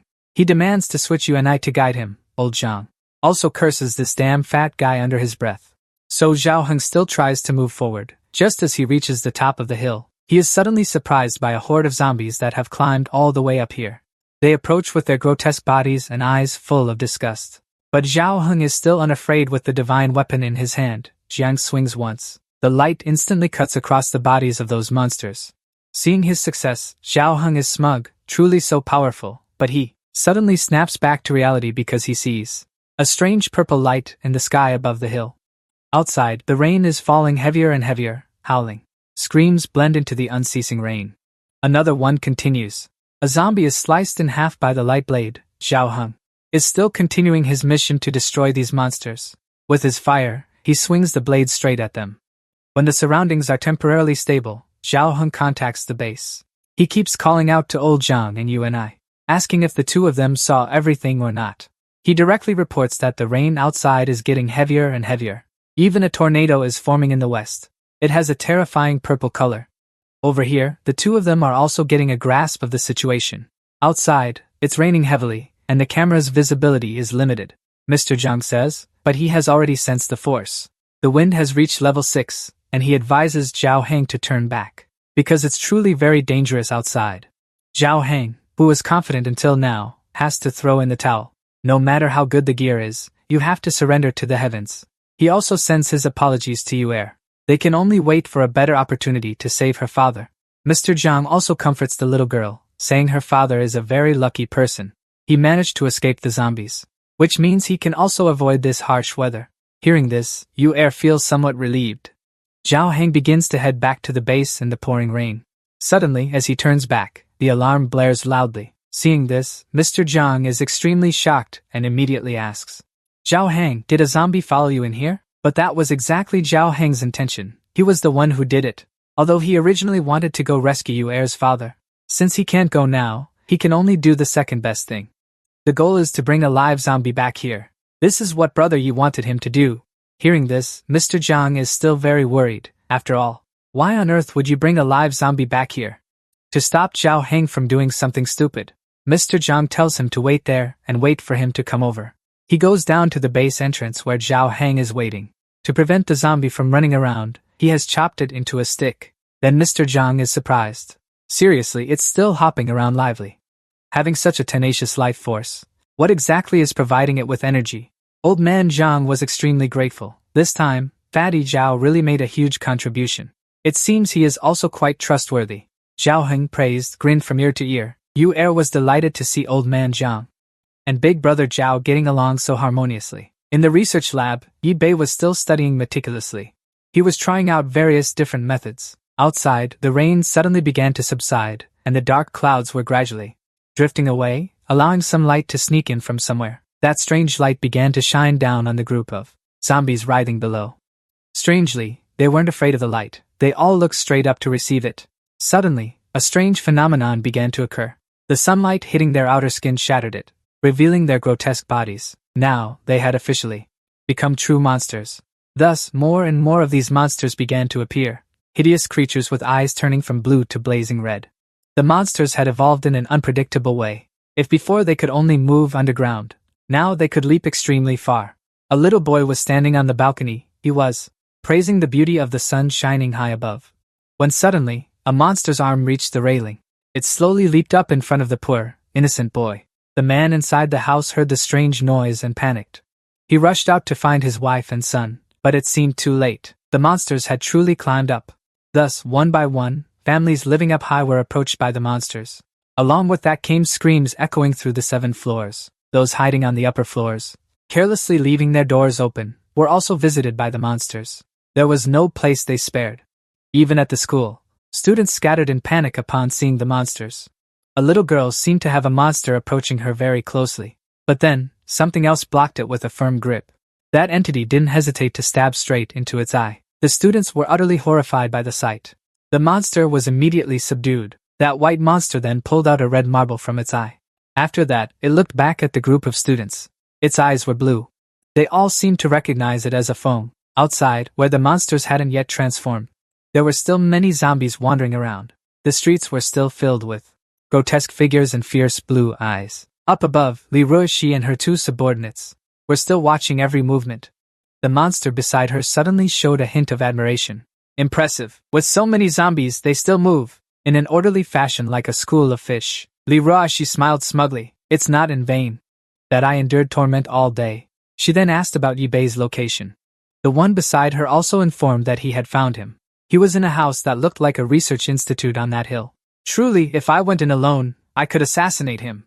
However, Li Ruoxi didn't like that idea at all. She flatly refused. How could she let Yi Bei die? Without knowing clearly, she wouldn't personally kill him. How could she, Li Ruoxi, ever quell the resentment in her heart? She planned to make him feel the despair creeping in slowly. On the hill near the research area, as Zhao Heng was about to lead Yu Er to find his father, the alarm suddenly blared incessantly. Seeing this, he immediately called Dr. Zhang, who was preparing to go out. Why did a warning suddenly sound like this? Old Zhang was also extremely anxious. He advised them not to go out now, as there was big trouble. Hurry and take you back to the lab. He said the city cameras showed a horde of zombies gathering. They are heading your way. Zhao Heng was horrified after hearing this. What? A horde of zombies? About how many, Mr. Zhang? He estimated at least over 1,000, no less. After hearing this, he was even more terrified. Zhao Heng was puzzled. What was going on? Could it be because they were the last ones? Or had they offended something? Dr. Zhang was also at a loss about this. He didn't know what they had provoked outside. But it's best to inform Yi Bei. Hearing this, Zhao Heng hurriedly ran up to Yi Bei's research room. He kept knocking on the door. Brother Yi, it's bad. Over 1,000 zombies are charging toward us. What should we do, Yi Bei? Inside, he had already grasped the information from Dr. Zhang earlier. Zhang had informed him. Zhao Heng felt a bit relieved upon hearing this. Then what? He was ready and would go teach them a lesson, right? Yi Bei, however, wasn't ready yet because he still hadn't finished preparing. Zhao Heng panicked again upon hearing this. How could that be? Did he mean to fight against over 1,000 zombies all by himself? Or what? Yi Bei also admitted that he had spoken too soon. He needed to make proper preparations. Now, the progress of events had moved much faster than he had anticipated. These sudden incidents were completely outside his data. Now, he could only rely on everyone. If he truly was Dr. Zhang, then surely he could resolve the current predicament. Zhao Heng went crazy. Yi Bei, what the hell are you thinking? This is no time for playing guessing games. However, contrary to that outburst, Yi Bei remained silent. Zhao Heng, furious, stormed out, cursing. Now he's playing the silent game with me. At this point, I can only rely on myself. As he spoke, he climbed up the tower of the research facility. Reaching the highest point and looking down, Zhao Heng was horrified by the sheer number of zombies. Oh my god, he panicked at so many zombies. He felt that even the laboratories surrounding walls, which were sturdier, would be hard-pressed to hold them back. Having said that, he turned back to the car. They absolutely cannot be allowed to break down the wall. Mr. Zhang, who was watching the cameras inside, saw Zhao Heng's actions and was puzzled about what he was doing with the car. Zhao Heng also demanded that the door be opened. He would go outside and stop them. Doctor, you think of a countermeasure inside first. If I don't come back, then everyone should run away quickly. Yu, upon hearing this, became extremely worried for Brother Zhao. As soon as he finished speaking, the car quickly rushed outside. Zhao Heng reassured him. Don't worry. I won't let myself die that easily. He stopped the car in front of thousands of zombies. He took out his gun and began to aim. Next, he fired. A single shot hit the mark, releasing a wave of energy. It struck hundreds of them, and they were annihilated. Inside the car, Zhao Heng felt exhilarated. The feeling of not needing to aim like this was truly, just turn into nothing. I'll deal with you zombies. He fired another shot. Then another. The zombie horde quickly dwindled. Li Ruoxi, who was up high, saw the scene before her and was not pleased at all. That monster. I can't believe they have such powerful weapons. It seems the boss will have a hard time dealing with them. Li Ruoxi was unwilling to accept it. She really wanted to see how much longer they could hold out. In the forest, Zhao Heng was still sitting in the car, fighting the zombie horde. Leisurely, he kept firing shot after shot, and it was still effective. However, there were too many of them, and they were slowly getting closer. Zhao Heng cursed under his breath. Damn it, why won't these things ever end? Suddenly, out of nowhere, a strange flame burst forth, heading straight for his car. Zhao Heng couldn't react in time, and his vehicle took the hit. Inside the observation room, seeing this, Yuni and Mr. Zhang were both very worried. The car flipped over to one side. Zhao Heng quickly scrambled out to find out what caused the blast, tracing it back to the source of the flame, which morphed into a monster with a body engulfed in fire, standing right there. The monster, with a head full of horns and a ferocious face, made Zhao Heng furious. Damn it, how dare you ambush me? So he aimed his gun straight at the monster. This time, I'm not afraid of you. Take my bullet! But this monster was far more agile. It dodged just before the bullet arrived. Right after, it spewed another massive flame, targeting Zhao Heng's car again, forcing him to jump out quickly, though he managed to fire another bullet at the monster. But this time, it swiftly escaped again. Furious, Zhao Heng yelled, You coward! If you've got guts, don't run! Ignoring the troublemaking monster, he turned back to see the zombies had already swarmed over. He quickly fired a shot into the mangled zombie horde. Seeing the critical situation, Mr. Zhang urged Zhao Heng to return immediately. Once you're surrounded by zombies, you won't be able to move. This time, he couldn't stay confident anymore. He also realized this was a trap, a monster. Another ferocious creature appeared, leaping toward Zhao Heng. It quickly slashed at him, but Zhao Heng was lucky enough to duck down. Otherwise, he would have been meeting his ancestors. To defend himself, he aimed his guns straight at the monster. However, it swiftly dodged thanks to its godlike speed. This time, Zhao Heng drew his sword to fight at close range. He started with one slash, then another. The monster dodged but was quite surprised, because the agility of this chubby guy was even greater than Yi Bei's. This made it think, and finally, Zhao Heng sealed the deal with another gunshot. He proudly told it to die. Seeing this, the monster quickly retreated. He was thrilled and said, "I told you so. I'm not afraid of you guys anymore." Standing atop the tall tower, Li Ruoxi witnessed everything, her eyes glowing purple, her hand gathering a dark power. Over here, the zombies had gotten closer than ever. Zhao Heng panicked. Why are these guys suddenly rushing over here? Their speed was increasing, so Zhao Heng swung his sword, slicing off heads one by one, but reassessing the situation. It wasn't working. They were charging too fast. He wouldn't make it in time to keep up. Screw this, running away is the best plan. So he bolted, but suddenly a zombie came out of nowhere from above and landed right in front of Zhao Heng, scaring him stiff. Why are zombies falling from the sky like this? Then more and more flying zombies came crashing down. It turned out to be the work of that monster over there. The zombie horde kept moving behind that guy. The monster was still grabbing them one by one and hurling them toward Zhao Heng. Seeing this, Zhao Heng was in utter chaos and quickly grabbed his gun to defend himself. However, the zombies seemed to be getting much more ferocious. Zhao Heng quickly tried to escape. What should I do? Please save me. But the zombies from above kept diving down, and one landed. It grabbed Zhao Heng by the leg. This terrified him beyond belief. Just as it was about to bite him, Zhao Heng swiftly delivered a finishing blow. He was scared and helpless, but he still admitted the sword was really handy. Yet the sight before him was truly horrifying. Thousands of them were charging straight at him. He cursed under his breath, firing his gun at such close range. It might blow himself up too. He no longer had the strength to swing his blade. Suddenly, out of nowhere, a massive surge of power. It swept past Zhao Heng and annihilated the zombies. In utter shock and disbelief, the power was so immense. Zhao Heng had to quickly dodge to avoid being burned alive. The two monsters in the distance were also stunned. What kind of power is that? It was surging forward, destroying every zombie in its path. It quickly headed straight for them. The energy. It incinerated every single one, originating from a metallic arm that looked. It turns out Yi Bei had already taken the field, clad in a massive suit of armor, with two arms acting as his main assistants. Every detail was meticulously crafted, his legs and hands crackling with electricity. Yi Bei was ready, seeing Yi Ge.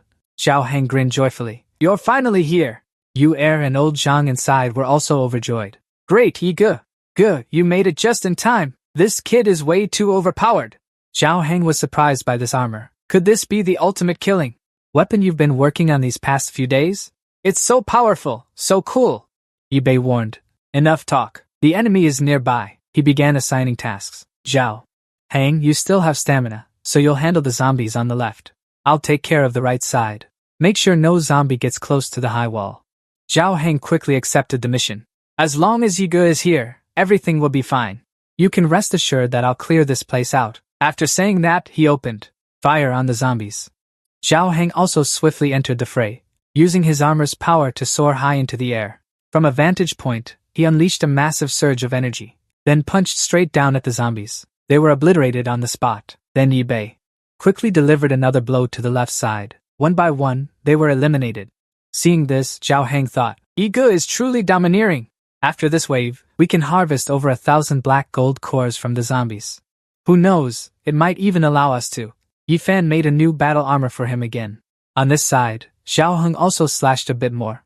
Li Ruoxi was watching the name list from above. The monster realized that Yi Fan had created another powerful weapon. With this power of his, they couldn't even get close. Li Ruoxi angrily said, "Do you think this pile of scrap metal can save your life? Yi Fan, just wait, continue your conquest." Yi Fan used his iron arm to scoop up zombies one by one. His other hand also handled 2 or 3 at once, not falling behind. Finally, he brought both arms together, creating a source of light that incinerated all the zombies. In the observation room, old Zhang and Yu were still watching the battle live. Old Zhang analyzed a bit. This mech of Yi Fan should probably be named Exoskeleton. It's truly too powerful. The feeling doesn't match the technology of this era at all. It's hard to imagine he used some old parts to build it. Upon hearing this, Yu explained, Yi Fan's weapon was actually made using the black beads from zombie brains. Old Zhang was very surprised to hear that. There are beads in zombie brains. What are they made of? Or which part are they in? Old Zhang fired off a series of questions. However, Yu's knowledge was limited. She said, "It seems like a metallic material, probably near the pituitary gland." The more he listened, the more confused he became. Old Zhang scratched his head in frustration. How can something from a zombie's brain be used as a weapon? Yi Fan hid this truth from me. How strange. As soon as he finished speaking, Mr. Zhang hurriedly left, asking Yu need to continue watching the surveillance cameras. He was heading to the zombie dissection lab where Fatty Zhao had brought the specimens. Yu Ni, hearing this, could only obey. Back to the battle on the hillside. There was still a horde of zombies that hadn't been dealt with. Li Ruo, she was up on the high ground, using her power to control the zombies to attack Yi Bei and Zhao Hang. She commanded them to charge forward and fight with all their might. With her power, the zombies grew even more frenzied, rushing in wildly, leaving Zhao Hang stunned. Another wave of zombies surged forward like an earthquake. Yi Bei, however, showed no fear. Kill as many as come, don't overthink it. But he still hadn't anticipated how terrifying the zombies' boosted power would be. In an instant, 2 or 3 of them leaped straight at him. Their eyes were vicious, as if they wanted to devour him alive. Li Ruo, she poured in more power, causing the zombies nearing Yi Bei to explode dangerously. This forced Yi Bei to stay alert to his surroundings. Li Ruo, she seemed unsatisfied. She wanted Yi Bei to be reduced to ashes. And so, the frequency of the zombies exploding near him increased. Only then did Yi Bei start to think, there are zombies that can self-destruct. Watching the brutal battle from afar, Li Ruoxi's 2 subordinates dared not approach. The monster with the real fire didn't dare to charge in. That side was like a battle of immortals, so they couldn't be of any help at all. The remaining one said that Ruoxi had to eat as many as 7 black gold pills to end up in her current state. In the past few days, her body has been constantly splitting and reforming. That kind of pain can only be endured by an extraordinary person. She truly hates Yi Bei that intensely. The fire monster also shared. She ate 7 black gold pills and not only didn't turn into a monster, but her power is several times greater than theirs. Is this black gold the kind you eat more of to get stronger? But that guy also doesn't know the real principle behind it. However, he doesn't want to experience the same feeling as Sha Tan, who said maybe she's no longer herself anymore. Over here, Li Ruoxi is still determined to take down Yi Bei. She keeps casting spells to make those zombies explode into that extremely toxic substance. Yi Bei, losing control, starts to plan on running away. He realizes these zombies are being controlled by someone. He suddenly turns his head and catches a glimpse of the person controlling them. Yi Bei starts using the power of his armor, aiming directly at the high peak where Li Ruoxi is standing. She is suddenly hit, unable to react in time, and falls down. The silver monster sees this and suddenly shouts Ruoxi's name. Over here, Ruoxi is in free fall, however. Thanks to her superior strength, she managed to control her body to land safely. But unexpectedly, during the time she was falling, Yi Bei quickly eliminated all the evil zombies. Now he is ready to deal with Ruoxi. Yi Bei begins to gather his power, ready for the decisive battle. Ruoxi, on her side, is also panicking. She desperately gathers all the zombies to shield herself. Even though they are lined up in an endless row, his power is truly immense, burning through each corpse. Ruoxi is struggling to hold on, even while hiding behind them. She manages to block one strike. Ruoxi plans to counterattack immediately. But things don't go as she thinks. Yi Bei has already flown over in time, catching her off guard. So he delivers a powerful kick towards Ruoxi. Luckily, she dodges it. Thus, another evenly matched battle begins. Yi Bei starts unleashing his power. Ruoxi, not to be outdone, also prepares her energy source. So the two forces clash against each other with immense destructive power. But it seems that Ruoxi's sacrifice still doesn't help her defeat Yi Bei. As soon as it ends, he has already gripped Ruoxi's small body with his iron hand. Li Ruoxi has been completely defeated by Yi Bei's ruthlessness. She lies sprawled out, her body only the size of one arm of the armor. Yi Bei angrily interrogates Li Ruoxi. A single magazine that day couldn't kill you. Tell me, how many bullets did you eat?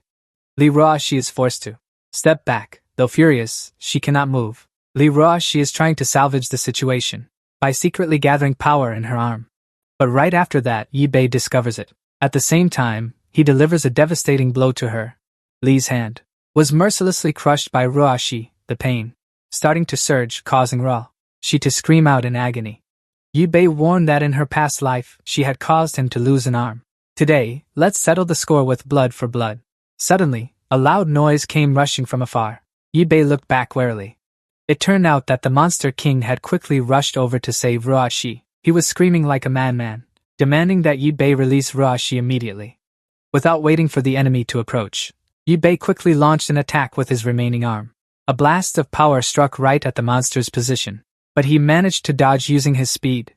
Then, a barrage of shots rained down on the king, who kept fleeing, refusing to submit. The monster leaped toward Yi-Bei, but it seemed he was one step faster, showing no mercy to the girl lying helpless in his arm. Yi-Bei immediately raised her as a shield. Thus, the clash ensued, but the monster couldn't overcome that battle armor. After the collision, Yi-Bei delivered another finishing blow. As a result, the king took the full hit without deviating from its trajectory. The powerful strike sent him flying far away. Witnessing this, the fire monster couldn't help but panic. The king had already been attacked, and even when captured, that mech was truly terrifying.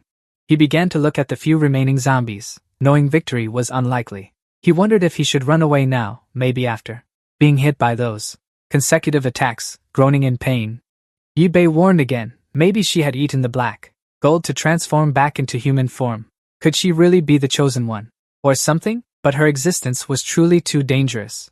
He will surely kill her, the more he speaks. The tighter his hand grips, making Rashi struggle to breathe. However, the remaining zombies suddenly become strange. They transform into ferocious monsters. This is beyond Yi-Bei's expectations, catching him off guard. Beside him, the monsters are baring their fangs. Yu-Er observes and senses something is wrong. She says that zombies are appearing more and more around them. The people below are trying to defend, but zombies have already started flooding over the wall. Seeing the tide turn, she couldn't help but smirk. Ha ha ha, not a single one of you will survive. Hurry up and turn into zombies, become my slaves. Enraged by the arrogant villainess before him, Yi-Bei was speechless. So he decided to finish it by throwing her toward the monster horde. Quickly, the monsters swarmed in to tear apart their prey. Then he fired a blast of power to take down this nuisance. The immense power was like Yi-Bei's fury. Incinerating everything, he immediately used his armor's power to fly back to the base. At the base, Zhao Heng was struggling to hold back the vicious zombies. Suddenly, his gun ran out of ammo. Zhao Heng wanted to curse as the situation grew dire. The zombies were approaching closer than ever. This place was completely surrounded by zombies. As he spoke, he kept eliminating them with slashes. A mutated monster suddenly leaped over very unexpectedly. What kind of demonic thing is this? Could it be a new ability? But Zhao Heng quickly regained his offensive stance. Yet a slash didn't faze it like an ordinary zombie. Zhao Heng grew even more panicked. The light ring couldn't cut through it. As he turned around, other zombies appeared behind him. Now Zhao Heng was surrounded by countless ferocious zombies. The base's walls were completely besieged by zombies. Nearly 10,000 of them were advancing. They weren't just ordinary zombies, but also evolved monsters, possessing strength far surpassing Zhao Heng's. He kept defending with somewhat futile slashes. In the end, he chose to flee as the best strategy. What's going on with these monsters? The light ring couldn't push them back even a bit when slashing them. Could this be the mutation? Stage 1, that brother you mentioned? You. And I worriedly kept asking Han for updates. Is Brother Zhao okay? The situation is critical. Zombies have already flooded into the research institute. Right now, Dr. Zhang is very busy in the lab, unaware of the situation outside.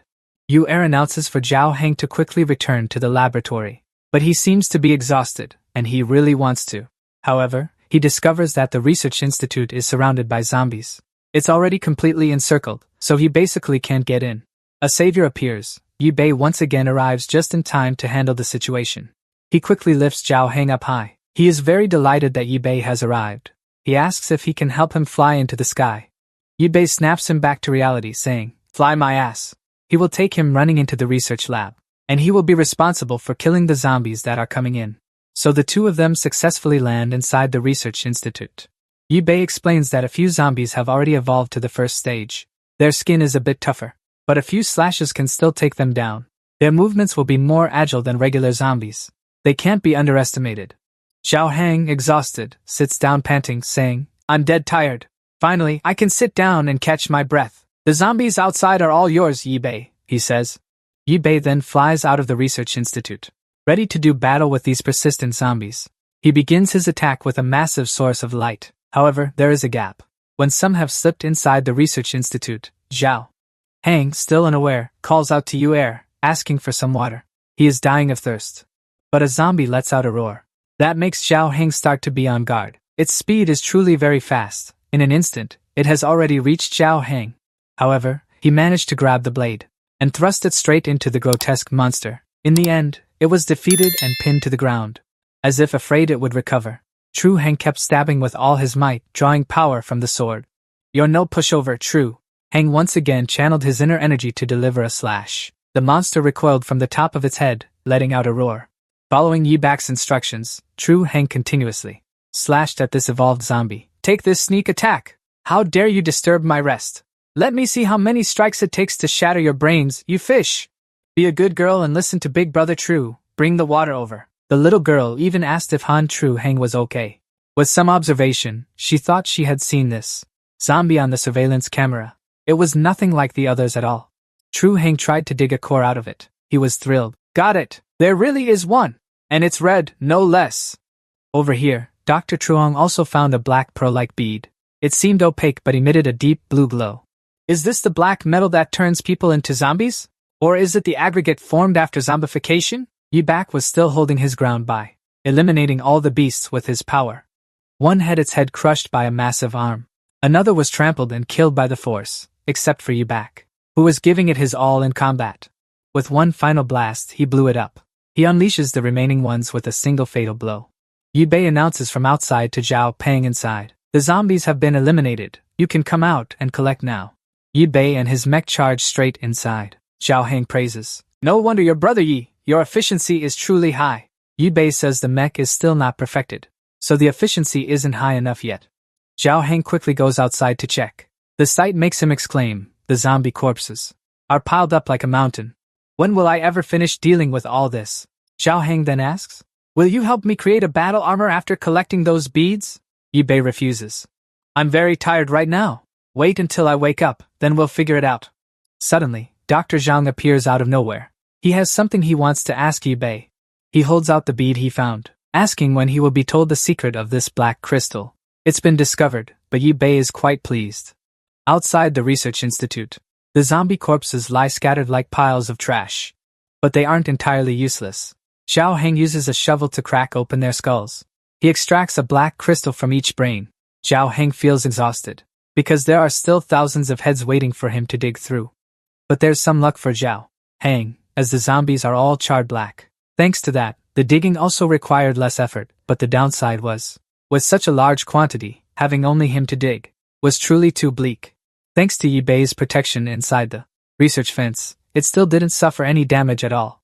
After dealing with all the zombies outside, his iron armor was neatly stored away. After learning the secret, Dr. Zhang was surprised that Hakim was truly the source of the zombies' motivation.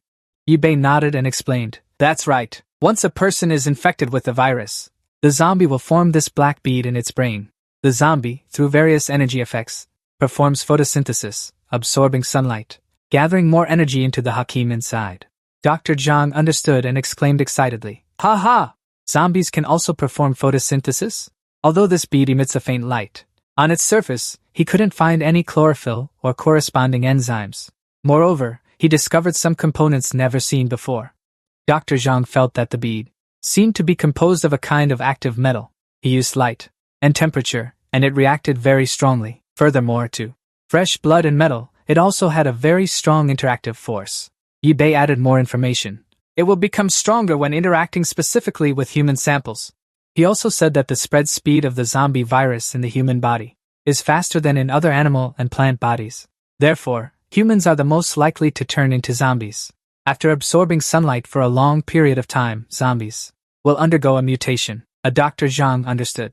So that's how it was. The zombies seen on the camera earlier, they were very ferocious at night, but during the day, they wandered sluggishly, even standing still. So they were photosynthesizing? They were accumulating energy for a mutation. He also wondered why the zombies today were acting so crazily during the day. Yi Bei explained that it was because an ability user was behind them, manipulating them. Dr. Zhang asked, "Ability users? Are they like those fire monsters and those black, thorny monsters? Were they the ones who lured the zombies here?" Yi Bei replied, "Those two are ability users, who mutated after eating black gold. As for the one controlling the zombies, that's a high-level newborn mutated ability user, your former class monitor Li Ruashi."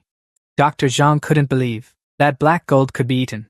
But how could anyone digest this kind of metal? After eating this thing, one could mutate and gain superpowers. Was this some kind of transformation pill? Yi-Bei also said that they were still researching this aspect. For now, it was certain that mutation after eating black gold was an undeniable fact. Ability users have always been a huge threat. They have been trying to eliminate them quickly. Before Dr. Zhang, they were still confused by the information just now about zombies mutating. A stage? Could there be a second stage? The person who eats this pill will become an ability user. There are also high-level ability users. The amount of information was too great, so he couldn't understand it all at once. Dr. Zhang asked Yi-Bei, "Surely your school didn't teach you these things? Where did you learn this knowledge from? How do you know all this?" Yi-Bei said, "When the time comes, I'll tell you. But I think Dr. Zhang can figure it out on his own. That would be more meaningful." He couldn't help but say, "Are you trying to pique my curiosity now?" But that's not important right now. Dr. Zhang wanted to study Yi-Bei's weapons, and Yi-Bei sleepily replied, "I still need the mecha. You can take the other things." After saying that, he tiredly lay down to rest and instructed, "When I'm asleep, please don't wake me up, Dr. Zhang." After getting permission, he happily ran off to do research. Only Yue remained. The little girl looked at him, at his sleeping face. Seeing Yi-Bei sleeping soundly, Yue seemed to want to say something. It turned out she really wanted to ask him to take her to find her father, but right now, Yi-Bei had been fighting all day and was very tired. What a good little girl. Yue took out a blanket. She covered Yi-Bei with it to help him sleep more deeply. As for herself, she sat huddled beside him. Yue missed her father and worried about him. But now, everyone was tired, and she couldn't go rescue him alone. So Yue could only sit and cry. The sunset had already fallen. It looked so gentle, completely different from the world now. Zhao Heng threw away the car. After a long, exhausting day of work, he lay down on the ground, feeling like it was over, truly over. He couldn't take it anymore. He wished there was an automatic zombie brain-threshing machine. Zhao Heng muttered to himself, but then thought he could ask Yi-Bei to build a mecha for him. That thought was exhilarating. But to pilot a mecha, he still needed to work hard on losing weight. The new year is coming, dear readers. Follow Zhao Heng's example too. Overjoyed, he didn't notice Uncle Chu right behind him. He grabbed his head and ears, shouting, "It's ruined! All ruined!" Thousands of zombies in a single day had all been wiped out. He hid behind the bushes, observing. Now Wang Sheng and Ra. She were both dead. What should he do? Maybe he should surrender to them? But Uncle Chu changed his mind. No, they would definitely not hesitate to kill me, a monster like me. They probably won't accept me. Uncle Chu remembered. That's right. Earlier, there was a group of zombies that peeled off and turned red. They not only refused to be controlled by Ra, but also charged in and bit him. He thought that he had to use all his firepower just to burn them. If the zombies themselves were also mutating, getting more ferocious and harder to deal with. At this rate, what should I do now? Uncle Chu thinks of a solution. He must quickly dig more black gold to make himself stronger. Maybe he can even transform back into human form. Uncle Chu feels. Someone is behind him. He turns to see who. He looks up at a tree. It's another ability user. No one else, it's a phone. But he doesn't understand why he came all the way here. Uncle Chu doesn't know who the other person is, he asks. A phone raises his hand as if signaling something. Then he jumps away, leaving Uncle Chu confused. He immediately chases after him and calls out. Night falls. Moonlight illuminates the entire sky. Perhaps because she cried too much, Yue has fallen asleep. Someone has covered her with a blanket. After a hard day's work, Zhao Heng lies down to sleep and recover. But his snoring wakes Yue up. It seems the one who covered her with a blanket is Uncle Yi. Yue sits up groggily, looking around the room. The place where Uncle Yi rests. Now it's empty. Maybe he's already woken up.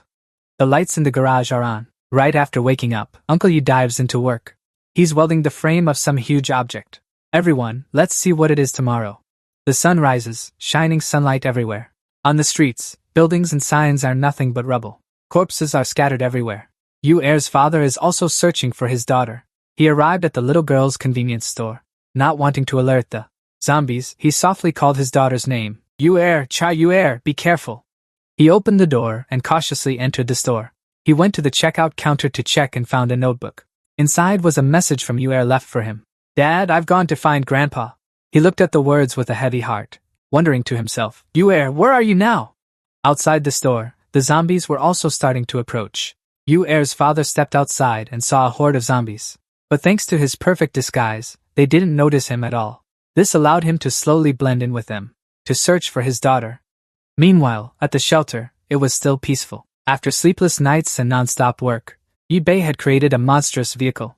It was armored extremely solidly, with massive screws and bolts. Not only that, but he also equipped it with tires that looked very sturdy. Seeing such an amazing vehicle, Zhao Heng was overjoyed, his face scrunching up like an octopus.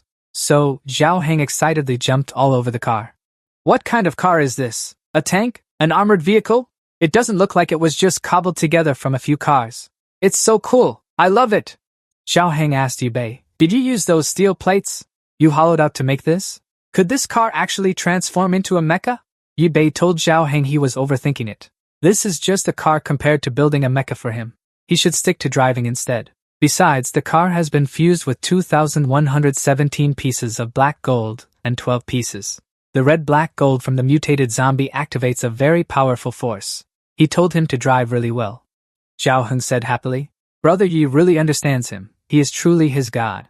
Now he will get in the car and take a look. He said yes, it's not much different from a normal car. He is also quite familiar with it because they might have to set off immediately. Zhao Heng asked if they were setting off to find Yu-Er's father. Yu-Er said everyone should wait. She carried a pink rabbit backpack and said she wanted to go too. Yi-Bei said no. Outside is already the world of first-tier mutated zombies. Going out now would be seeking death. These two brothers don't have time to take care of her. Yu-Er tried to persuade Yi-Bei. He told her to obediently wait a few days. She has already done as he said. She must personally go find her father. Yi-Bei raised his voice because he was worried about Yu-Er. He said no means no. If she keeps being stubborn, he will call Dr. Zhang to lock her in the lab. Hearing this, Yu-Er didn't know what to do. Tears appeared in her eyes. She cried out, calling for her father. Zhao Heng saw Yu-Er crying and asked him, why did he make her cry? It wasn't him. Even his heart couldn't take it. At this moment, Dr. Zhang appeared. Like a fairy godmother, dispelling the tense atmosphere. He told Yu-Er to stop crying, with a tender expression. Dr. Zhang picked up a flycam. He told the girl to look, he had already fixed it. Yu-Er asked what that was. Dr. Zhang explained that the flycam was previously broken. He had used the energy core to repair it. Originally, the flycam's battery prevented it from flying far. But after using the energy core, the continuous flight time increased significantly, and it could also ensure the stability of real-time data transmission. Yu-Er wiped away her tears and thanked Dr. Zhang. Dr. Zhang said that now she could sit in the monitoring room and help with the search. Yi-Bei felt that NT0, in such a short time, had managed to figure out the usage method of the energy core. Dr. Zhang proudly said that although he wasn't a formally trained doctor, he still had some skills. Yi-Bei placed the mecha parts behind the vehicle. Once ready, he called out to Zhao Heng. Alright, we're ready to set off now. Zhao Heng also announced that everything was prepared. The invincible iron bull started up. Before leaving, Yi-Bei instructed Yu-Er to keep an eye on the central intersection for her. Always maintain communication. Yu-Er agreed, saying she would always watch them, and told them to be careful too. Zhao Heng couldn't take it anymore. He was excited, and said, let's go, then stomped on the gas, the engine roaring. Starting up like a roaring beast, the car shot out of the garage like a rocket. With that speed right as it left the garage, the car seemed to fly into the sky. This made Zhao Heng feel incredibly exhilarated. This car was truly invincible. Its speed was terrifyingly fast, and with its equipment, it could smash through anything in its path. Zhao Heng felt that driving this car down the mountain was like walking on flat ground. The performance was absolutely amazing. In just a few short minutes, they went from the mountain to the main road. This new car was really too incredible. Even if it crashed hard into other cars, it didn't get scratched at all. Zhao Heng sat in the car, laughing ha ha ha, ramming into those cars like hitting tofu. What a thrill. Thanks to that, they were able to drive through the bridge. That was blocked by cars, right? Not encouraging everyone to follow that action just now. Yi-Bei said, according to the surveillance records. Yu-Er's father had already gone to the Xinshui area before. The two of them just need to search along that area. The car hummed quietly through the silent city. Zhao Heng also found it very strange. There wasn't a single zombie here. Could it be that they were all lured to that research facility, and then cleaned up by them? As soon as he finished speaking, the evolved zombies spotted them. They were on the buildings, watching the car. The zombies with red eyes swarmed into their car, who knows how many. Upon seeing this, Zhao Heng immediately said, and no sooner had he finished than it arrived. Zombies swarmed all over Yi-Bei's car, their claws constantly scratching. They scraped everywhere, and before long, one of them had blocked the front windshield. Zhao Heng angrily shouted, "Damn it, how dare you block my view!" Then he turned to Yi Bei with concern and asked, "This car must be equipped with weapons, right?"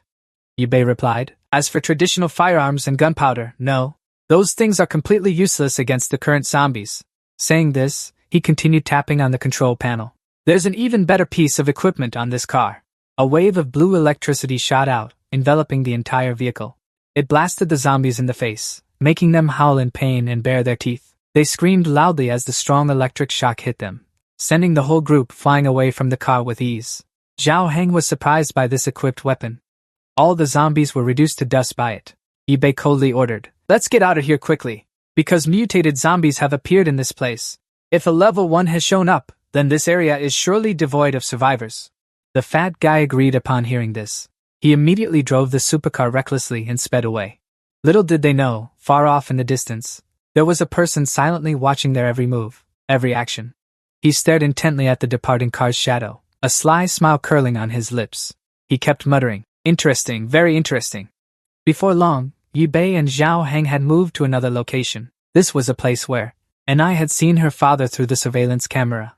This was a quiet place, so Yi Bei had given the order. He told Yu and I to control the drone. The drone would search from above. Yu and I quickly accepted the mission. Her hands moved swiftly across the control panel. The drone easily ascended higher and higher. It was directed toward the location of the tall buildings. Through the drone, Yu and I observed the room up high. This place showed signs of someone having lived there. But now it was empty. She remembered her father heading in this direction, but she didn't know if he had stopped or not. Zhao Heng turned to ask Yi Bei what the best course of action was now. Yi Bei put his hands behind his head. "If you're free, you can search the lower floors yourself. I'm tired. I've been up for days, so I need to catch up on sleep." Hearing that he had to search, Zhao Heng chuckled. "Staying in the car still feels safer." "That's right. I can honk the horn while driving. If Yuni's father hears it, he'll probably come running out."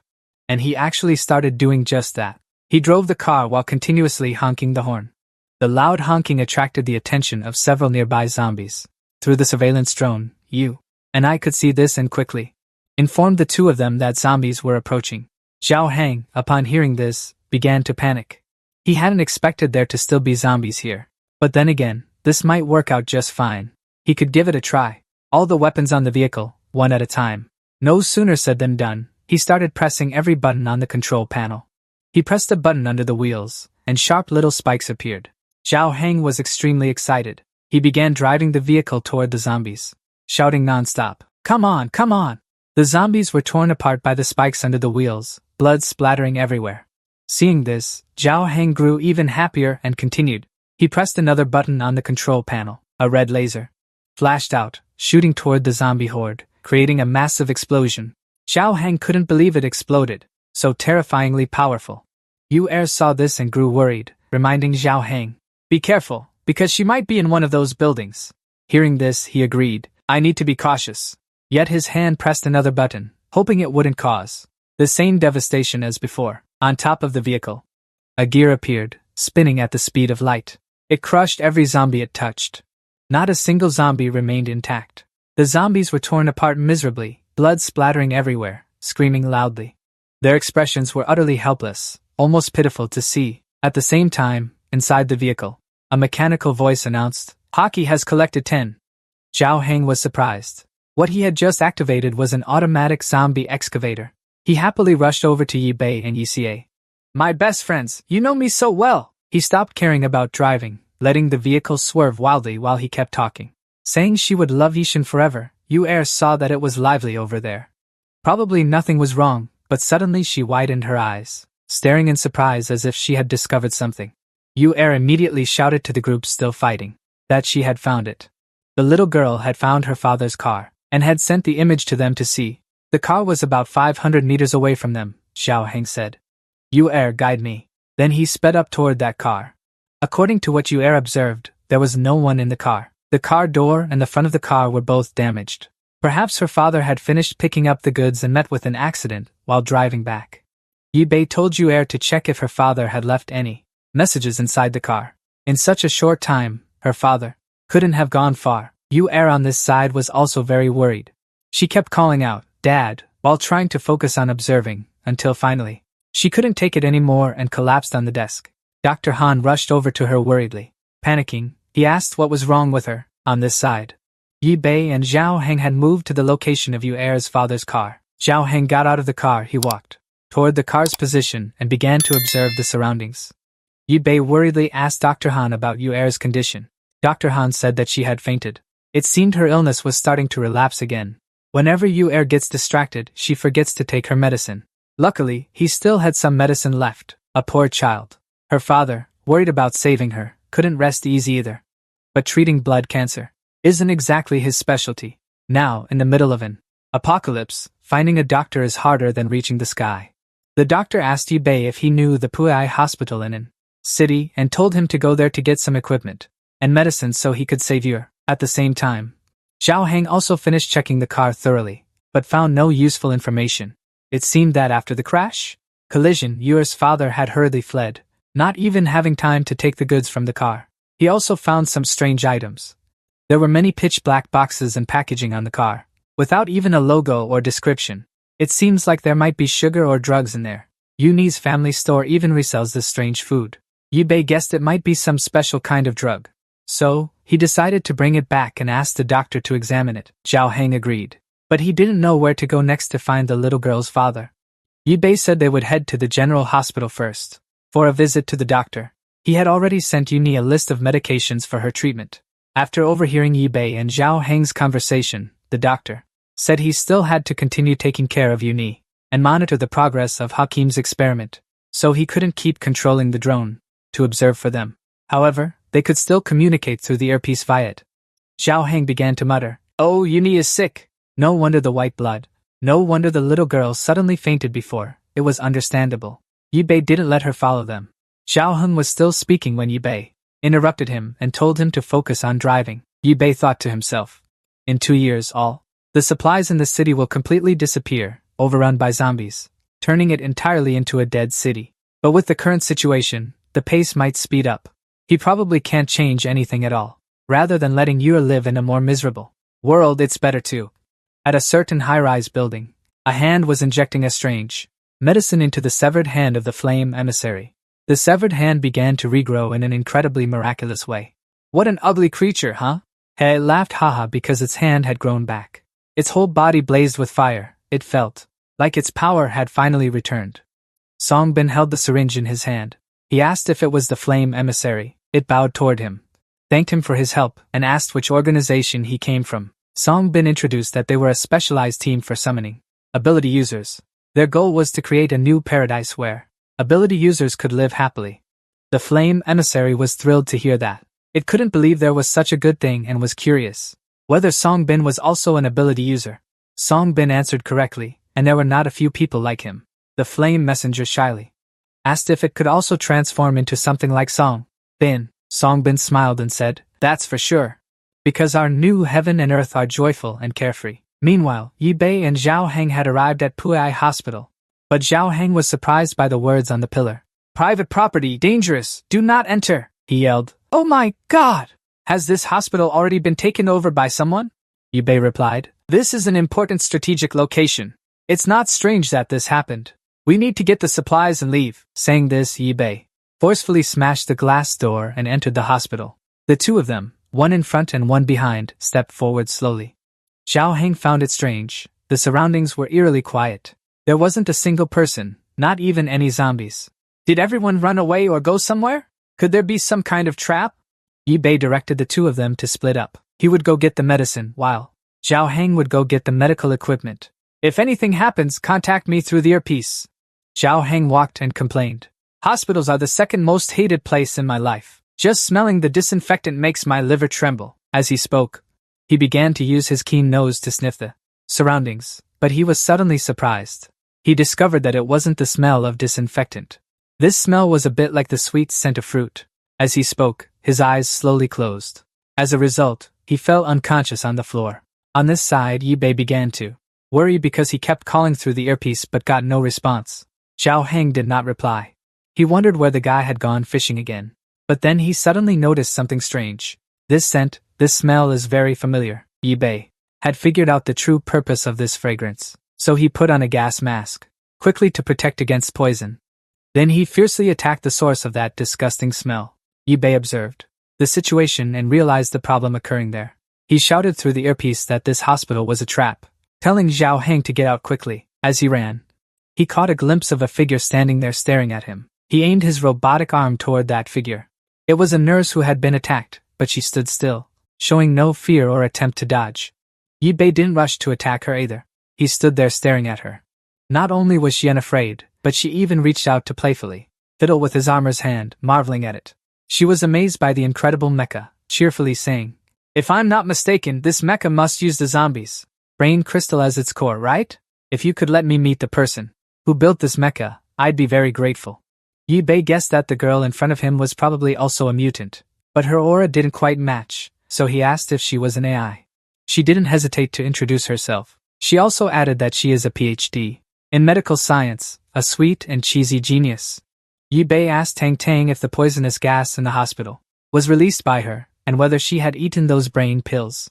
Tang Tang admitted that the poisonous gas in the hospital was released by her. It is effective at repelling zombies and sedating intruders. But as for the brain pills inside the zombies, she didn't know they were edible. Yibei didn't answer her question either. He wondered, is she really here all alone? Tang Tang put on an innocent girl act. In this free castle, there is only me, the princess. Hee, are you going to kidnap me like the Demon King? Yibei's eyes widened when he heard that. He asked her, aren't you afraid of death, acting like this? Tang Tang gently pushed up her glasses. To me, death is as tempting as candy in a sweet shop. Dying for my love, I have no regrets. Yibei never expected to meet such a crazy person, but hearing her say she is a PhD in medicine, he asked about her specialty. Tang Tang confidently replied that her specialty is, of course, poison. Having gotten his answer, Yibei suddenly thought of something. Then he continued to bother Tang Tang. Why did you discover the brain pills inside the zombies? Did you use those pills to make poison gas? Tang Tang felt annoyed. She pointed at Yibei, who kept asking questions. You haven't answered my question yet. So, what is it? Can I meet the person who created your mecha suit, Yibei? Upon hearing this, he fell into a state of thought. After a moment of consideration, he agreed. The creator of your mecha is at the research institute in the Shinshui area. If you want to meet him, I'll take you there. However, I still have one small request, and Yibei must agree to it. At the same time, on a strange road, unclear where it was, Zhao Heng somehow ended up here. He was calling Akun to ask if she had arrived. Akun replied that she had already arrived. A girl like her never liked being late. She was very happy, because this was the last order they had to fulfill. Once it was done, he could go home and marry Akun. Alright, while they were still chatting, the three of them saw a car approaching. Indeed, the timing was exactly as old Xiao had said. They just needed to act according to the pre-planned scheme. Xiaoqi said that old Xiao had sent the signal. They began moving toward the position of the car that had just arrived. Zhao Heng was surprised by Xiaoqi's announcement. Old Xiao hadn't sent the signal yet, so why had he already started? As a result, Axon's car collided with that vehicle, Xiaoqi. Only then did he panic and tell Zhao Heng that something was wrong. They had to run quickly. Zhao Heng still didn't understand what was happening. When a strange car appeared behind his vehicle, he fearfully turned the steering wheel to escape. And he also didn't understand how everything got exposed. He drove the car fast, trying to escape the robbery. The car chasing him kept shouting, and he just kept screaming, "Ah!" Then it turned out this was just his dream. Zhao Heng finally woke up after inhaling toxic gas. Yibei and Tang Tang was both standing right in front of him. Zhao Heng was very surprised to see the two of them. He was still not fully awake from the recent coma when Yibei asked him if he had slept enough and should get back to work. Zhao Heng still didn't understand what was happening. He asked what just happened to him. Tang Tang. Tang Tang mischievously replied that he had been poisoned by the gas she set up. If he didn't get the antidote within 3 hours, he would turn into a pool of blood.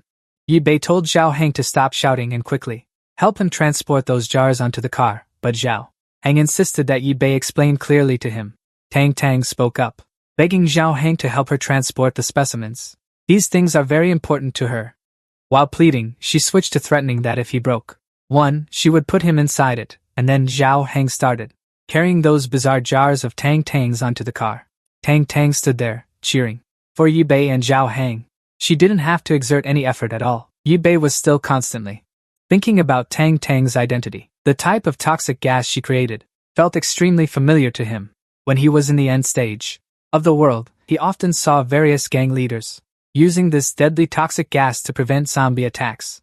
The opponent's poison gas is both reassuring and terrifying. The one who developed this poison gas, could it be Tang Tang? If she's like Dr. Zhang, she's also a sage of the Mecha Masters. Then you must protect her well. At least don't let her fall into the hands of people like the Wulong group. After a long and arduous effort, finally, Yi Bei and Zhang Heng moved all those jars. Tang Tang looked at the car and sighed. This car is also made from black pearls, right? It's so cute. She kept praising the car, while Zhang Heng still couldn't believe Yi Bei actually let her come back with them. He felt her brain had some issues. Yi Bei replied, we've already found enough medicine and machinery. With this doctor, you heir should be able to be treated. As they were talking on the roof of the hospital building, a strange monster appeared. It ferociously opened, its mouth full of sharp fangs, capable of biting people to death, and lunged at them.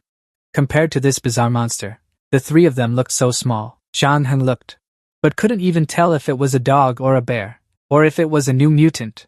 Yi Bei finally spoke up. He shouted loudly, telling everyone not to stand there anymore and to quickly run into the car. The ferocious monster, bigger than a building, began to charge down. Yi Bei used his mecha to fire a blue electric beam to attack it. This strike was precise. Aiming at the right hand of the monster, however, it could still easily lunge toward Yi Bei. It even knew to dodge the car. Zhao Heng and Tang Tang were lucky to quickly run inside the car. Yi Bei outside was now fighting hand-to-hand with the monster. He tried to hold onto its arm tightly. He shouted loudly for Zhao Heng to take Tang Tang back first. He would stay behind to deal with this despicable beast. He controlled the mech to punch the monster hard. Then he continuously fired electric blasts, catching it off guard. Zhao Heng still couldn't help but wonder, what kind of creature could be that huge? Tang Tang calmly said, that dog has been lurking around the hospital these past few days. It kept people from going out. Zhao Heng was surprised that she knew about the monster outside, but didn't tell them sooner. Tang Tang, however, thought they came from outside, so they should naturally know. Tang Tang was curious. She saw their equipment was very advanced. It must be no problem. She guessed they were part of some apocalypse rescue team, humanity's last hope. Hearing Zhao Heng say not to joke around, Tang Tang stuck out her tongue. I won't talk nonsense anymore. I've done thorough research on the virus. Zombies have spread across the world. For us to survive until now, we're already considered chosen ones by heaven. Zhao Heng was shocked by what Tang Tang just said. Over here, Yi Bei was still mustering all his strength to take down the beast. After a series of attacks from him, it angrily retaliated. Yi Bei deduced that this was a monster, appearing at a mismatched time. This mutant beast was not caused by ordinary livestock or wild animals infected with the virus, turning into zombies. It was created through advanced genetic engineering and fusion with the zombie virus. It was definitely not a product of this era. That beast could even shoot out electric light. It began firing at Yi Bei. It seemed that Yi Bei had finally understood what all this was really about. He easily dodged its attack and started firing back electric light at it. This fat, massive beast moved surprisingly slowly. It didn't even try to dodge Yi Bei's attack, and then that attack was no longer powerful enough to wound it anymore. Yi Bei realized that indeed, it could deflect the light beam of his attack. Then it lunged at him like a long-starved beast. It raised its claw to swipe at Yi Bei, but he easily dodged. He easily grabbed its mane that could shoot electric light, and used that momentum to climb onto its body. His hand held tight, never letting go. It thrashed violently, trying to throw Yi Bei off its body, but he managed to rip off its mane, blood splattering everywhere. The monster, having been thrown down, collapsed. Yi Bei held its mane in his hand, staring at it intently, but perhaps it still had some strength left. It gave Yi Bei a vicious look before forcefully standing up once again and charging toward him. Its attack was easily blocked by Yi Bei using the mecha's armor. Yi Bei sneered. Your tricks aren't very useful, are they? Hee hee, then it's my turn. He prepared a fatal blow for it, using all the power of the mecha. He quickly shot up high in a very cool posture, delivering a devastating strike from above onto the monster's head, crushing it flat. Then, he viciously raised his arm again. Yi Bei continued to swing his fist, landing another punch on it. Even its face was unrecognizable. In the end, it was completely defeated by him, lying motionless, unable to move anymore. Yi Bei cruelly gouged out its eye, stretching it wide open, to check what was inside. Inside was an extremely strange blue light. He took out the blue lump from its eye and stood there observing it for a long time. Yi Bei stared at the item in the mecha's hand, This was the black gold after being modified and implanted into the mutated beast's body. The beast's core, Yibei sighed. With this thing, the next steps will be much easier. Ben once again stood from a high vantage point, observing the situation that had just unfolded. He didn't expect Yibei to be able to eliminate the monster so quickly. This really gave him a headache. At Puai Hospital, after finishing off the mutated beast, Yibei called Luo for Zhao Hang, but it seemed they had already run quite far. The signal was cut off, so communication is impossible. So he can only drag his tired body back on his own. His mecha actually has a miraculous mechanism. This way, it can fly. It's flying now. On the way back, something caught Yibei's attention. He saw Songbin standing there, and the latter had no intention of dodging. Avoiding him, he even cheerfully greeted him. Then, as he was about to introduce himself further, Yibei fired an electric blast at him. He didn't hesitate at all, landing a fatal blow on Songbin, who sighed. "Ayo, but why does Yibei look so tense?" It turned out he had dodged his attack. He told Yibei not to act rashly. Maybe he had a prejudice against superhumans, but he meant no harm. Yibei heard this but didn't care. He continued attacking Songbin. He smiled and repeated that line once more. He truly had no ill intentions toward him. He easily jumped onto the arm of Yibei's mecha. He only came to deliver a message to him. He didn't intend to waste too much of Yibei's time. Yibei was furious. He used the mecha's hand to tightly grip Songbin's body. He didn't argue with him any further. "Since you like this position, I'll just go along with it." He smirked smugly. "You must already know we're AIs. But I still have to introduce myself. I am Songbin from the Shadow Unit. I serve the technical advisor of the Convergence Organization. We arrived at the Northern Industrial Zone as guests." He originally wanted to invite the female doctor as well, but before he could continue, Yibei squeezed him until he spat blood. He looked at his hand. It was covered in blood, but there was no trace of the body. Yet he still had the blood puppet substitute ability. It wasn't a huge threat, but it was troublesome. Yibei didn't expect the Shadow Organization to have already formed. Although he didn't want to think in that direction, he could only prepare for the worst. 55 years after the apocalypse, the strongest organization in the world was the Shadow Organization.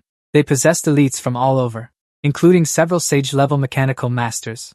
They used the most advanced technology to reform some powerful ability users, plotting to establish a world ruled by ability users. The mutant beast earlier was definitely created by them. Moreover, they'd probably been watching Yibei for a long time. The zombie virus just broke out. The Shadow Organization formed, and there can only be one reason. The organization must also have people who time-traveled from the future at the same time. Zhao Hang had already taken Dang Dang to the research institute. Dang Dang observed, "So this is your research facility? It looks pretty ordinary. Are your vehicles and mechs really built here?" Zhao Hang didn't expect Dang Dang to have such a generous heart. Yibei didn't say anything to her, yet she still agreed to come here. But Dang Dang said her judgment of people was good. She also saw them helping her transport some jars. Dr. Zhang stepped out, surprised. They actually managed to find a doctor to bring back. Tang Tang cheerfully. "Hello, sir, you must be the doctor who created the mecha and battle vehicles. Why are you grabbing the doctor's hand?" She introduced herself. "I am also a doctor. I'm very pleased to meet you." The doctor also introduced himself. He was surprised. "How did you know I made those things?"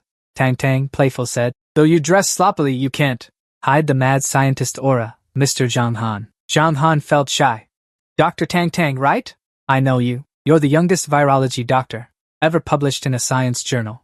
Tang Tang, hearing this, happily and shyly said, "Oh, really? You're embarrassing me, but it's also a great honor." Seeing her expression, Zhang Han didn't expect she could survive outside alone. Finally, Tang Tang got serious and got to the main point. "I want to work with Dr. Zhang Han to research the black beads and zombie brains. Doctor, you can use the black beads to make such cool mecha armor, so you must understand them very well, right?" Dr. Zhang Han didn't expect Tang Tang to have black gold. "But you still don't know it's called black gold, do you?" Dr. Zhang Han thought to himself. "What should I do? Should I tell her I'm not really a doctor? She seems to know quite a bit about black gold. Even Yibei didn't want to tell me all the secrets of black gold. Maybe I should just research it with Dr. Tang Tang." Thinking this, he pretended to be cheerful. "When it comes to black gold, I'm certainly welcoming. I still have quite a few new discoveries about it." However, before that, Dr. Zhang Han needed to ask Tang Tang for a favor. A moment later, in the hospital room where Yu Er was recovering, Tang Tang observed the situation, examined the little girl, and began recording the medical records. After that, she took off her mask, revealing a sorrowful expression on her face for the first time. She asked Dr. Zhang Han what Yu was to him, whether she was his granddaughter or not, and she could only tell Zhang Han one thing. Seeing her finger make an OK sign, Zhang Han couldn't hide his joy. But that actually implied something else. So he guessed again, could it be that Yu only had 3 years left to live? Tang Tang replied seriously, 3 months. Yu's time was only 3 months at most. She had diagnosed such an illness countless times. She wasn't trying to scare him. She didn't even know how the little girl had managed to hold on until now. Yu's current physical condition could no longer tolerate higher doses of chemotherapy. Moreover, she was affected by an abnormal virus. Conventional methods simply couldn't remove the tumor. Hearing this, the doctor became extremely anxious. He didn't know what to do next. Tang Tang brought out Hakim and said unless they use this, there might be a chance. In the quiet hospital room, Yu lay on the bed, her eyes just opening, looking around in confusion. Outside the hospital room, a man widened his eyes in shock and asked the doctor, Tang Tang, are you planning to feed Yu this black bead? She frowned. She replied to him with surprise and asked what he was talking about. Tang Tang sneered and explained that this metal bead couldn't be digested, but she was researching how to use black gold to create new medicine to replace chemotherapy. The man asked worriedly if doing so was safe. Tang Tang stared intently at the black gold bead in her hand. Her eyes were confident yet curious, as she explained that under special conditions, this black gold bead could be activated, releasing abnormal energy that helps regenerate surrounding cells and even form new structures. The man looked at Tang Tang worriedly, his voice serious, saying, isn't this just like those mutants who ate black gold and transformed? We absolutely cannot take risks with you. Tang Tang was surprised to hear about mutants. Her eyes doubtful, she wondered who was foolish enough to eat that black bead. The man replied that he had witnessed several people after swallowing black gold not only survive but also possess powerful superpowers. Tang Tang pondered for a moment and said this was new. She wanted to hear more details. She emphasized that without proper adjustment, this type of energy is very unstable. Besides the possibility of exploding and dying, she couldn't imagine any other outcome. Tang Tang continued speaking. This is exactly the problem we are facing. I will complete the task of concocting the medicine in a short time. And throughout this process, she needed the assistance of Dr. Zhang. He had to help her. Dr. Zhang said he had to be careful, because he didn't want to turn Yuri into a monster. Tang Tang replied that they had to make the most of their time, because there was no other choice. Yuri in the room seemed to have overheard all those words. The scene shifted to a vast room filled with rows of zombie bodies stored in glass containers. Each container held an incomplete corpse. Dim light shone down, making the atmosphere in the room heavy and cold. The silence made the space even more gloomy. Zhao Heng wiped the sweat from his forehead, letting out a sigh of relief that it was finally done. He looked around at the sealed containers. The bodies inside remained still, as if nothing had ever happened. Zhao Heng looked at the severed zombie body parts, his heart full of questions. He wondered if these bodies held any value, even if they were just fragments. In the current situation, every little thing could be useful. At that moment, Tang Tang walked in and looked at Zhao Heng with a tired but grateful expression. She smiled and said, Brother Fatty, you've worked hard. Thanks to you all, I was able to meet Dr. Zhang. Her voice was gentle but carried a hint of seriousness. Zhao Heng worriedly asked Tang Tang about Yu's condition, a glimmer of hope flickering in his eyes. Duong replied with a calm but determined tone, saying that if everything goes smoothly, the chance of recovery is very promising. Her eyes shone with confidence in what she was doing, though knowing the road ahead is full of thorns. True Heng breathed a sigh of relief upon hearing Duong talk about hope for curing Nguni. He nodded and said that as long as Nguni is okay, that's good. Now he had to go check on Deep Back's situation. Duong smiled reassuringly, telling him he could trust Deep Back. He is very strong, so he should be fine. Duong explained that she had heard Dr. Truong say they were going out to find a father for Nguni. True Heng nodded in confirmation, his face stern and determined. Duong added that if possible, they should quickly bring him back safely, as that would be a great help in treating the little girl's illness. The sky was clear, white clouds drifted lazily against the deep blue backdrop. The early morning sunlight gently brought the entire space to life. On the peaceful rooftop of a building, Deep Back stood there, clad in a bulky suit. A protective armor covered his entire body, making him look strong and majestic. Deep Back felt uncomfortable as the heavy armor made him hot. Sweat dripped under the early morning sun, making the suit even more stuffy and uncomfortable. Deep Back grumbled inwardly, complaining that even though they had come this far, Tru Hang still hadn't driven back to pick him up, forcing him to endure the scorching sun in this heavy suit. Deep back thought he needed to find some water to quench his thirst. He decided to fly up, hoping to find a place with cool water to relieve the scorching heat besieging Yi Bei, hovering in midair. Looking down, he discovered a large market below. Yi Bei dove through the market's glass panel. His body sliced through the air like a fierce gust of wind, creating a sharp shattering sound as the glass broke into pieces.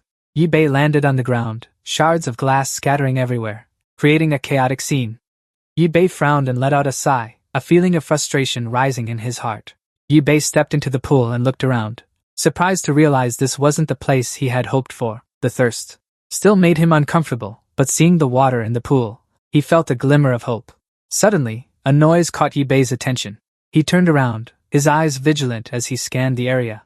Yi Bei heard an unexpected sound and furrowed his brow, unable to help wondering about the source of that noise. Yi Bei looked toward the dark corner and saw something moving. The blurry figure gradually emerged, making him feel even more alert. Yi Bei didn't hesitate. He immediately used his power, unleashing a powerful attack toward the dark corner, where the moving object was. The entire space seemed to tremble under his strength. The blue light from Yi Bei's power blazed, illuminating the entire area. At the same time, a powerful surge of energy erupted, shattering everything around, sending debris flying in all directions. Suddenly, a mutant ability user burst out from the rubble, moving at lightning speed, heading straight for Yi Bei. The mutant opened its mouth wide, revealing sharp fangs. It seemed intent on devouring Yi Bei immediately. Yi Bei used all his strength to pry apart the creature's sharp fangs, bit by bit. Pain shot through his hands, but he held firm. While facing the monster, he couldn't help but wonder in his mind, why is a mutant appearing in this place? Yi Bei didn't hesitate. He immediately attacked the mutant's mouth. A flash of blue light pierced through its wide-open jaws, causing the monster to shriek in agony. In pain, it instantly spat Yi Bei out, its body staggering. Yi Bei was flung far away, his body flying through the air, before crashing to the ground with a loud thud. A flash of fury gleamed in Yi Bei's eyes. He let out a roar, channeling all the power within his body. He charged at the mutant and snarled for it to die.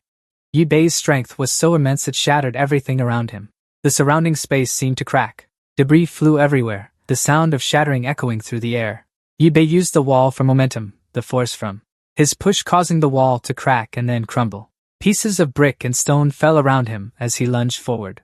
With unstoppable speed and power, Yi Bei poured all his strength into charging straight at the mutant without any hesitation. His eyes blazed with determination and fury. Yi Bei relentlessly unleashes powerful blows.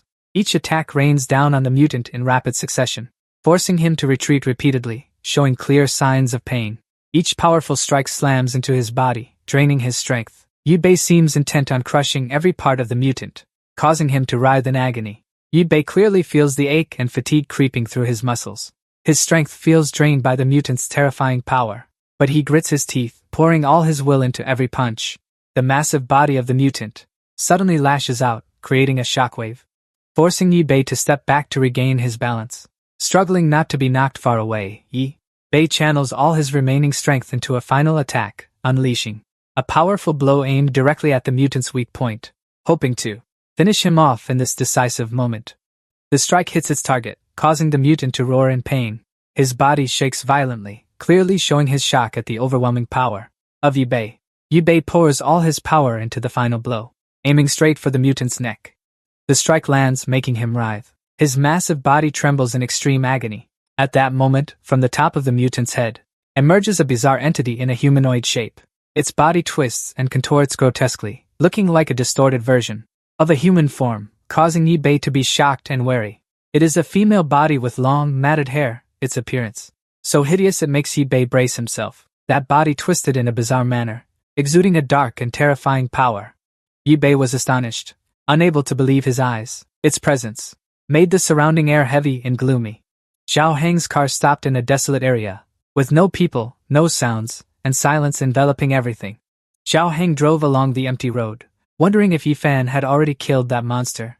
Suddenly, the car's speaker emitted a sound, breaking the silence and startling Zhao Heng. The voice of Yu Ni came through the speaker, weak but clear, asking if Zhao Heng could hear her. Zhao Heng was surprised and quickly asked if Yu Ni had woken up. Yu and I said she was feeling better and asked if they were all outside. She expressed that no matter how hard she tried, she couldn't sleep. Perhaps going with them to search would make her feel more at ease. But Zhao Heng advised her to rest, letting them handle the search. Zhao Heng nodded in agreement but told her not to force herself. The aerial reconnaissance mission was assigned to you and I, and she replied that she understood. The camera in the car quietly flew outside, beginning the aerial reconnaissance mission. You and I was surprised and stared blankly at the screen, her eyes wide as she saw the surrounding scenery transmitted back from the camera.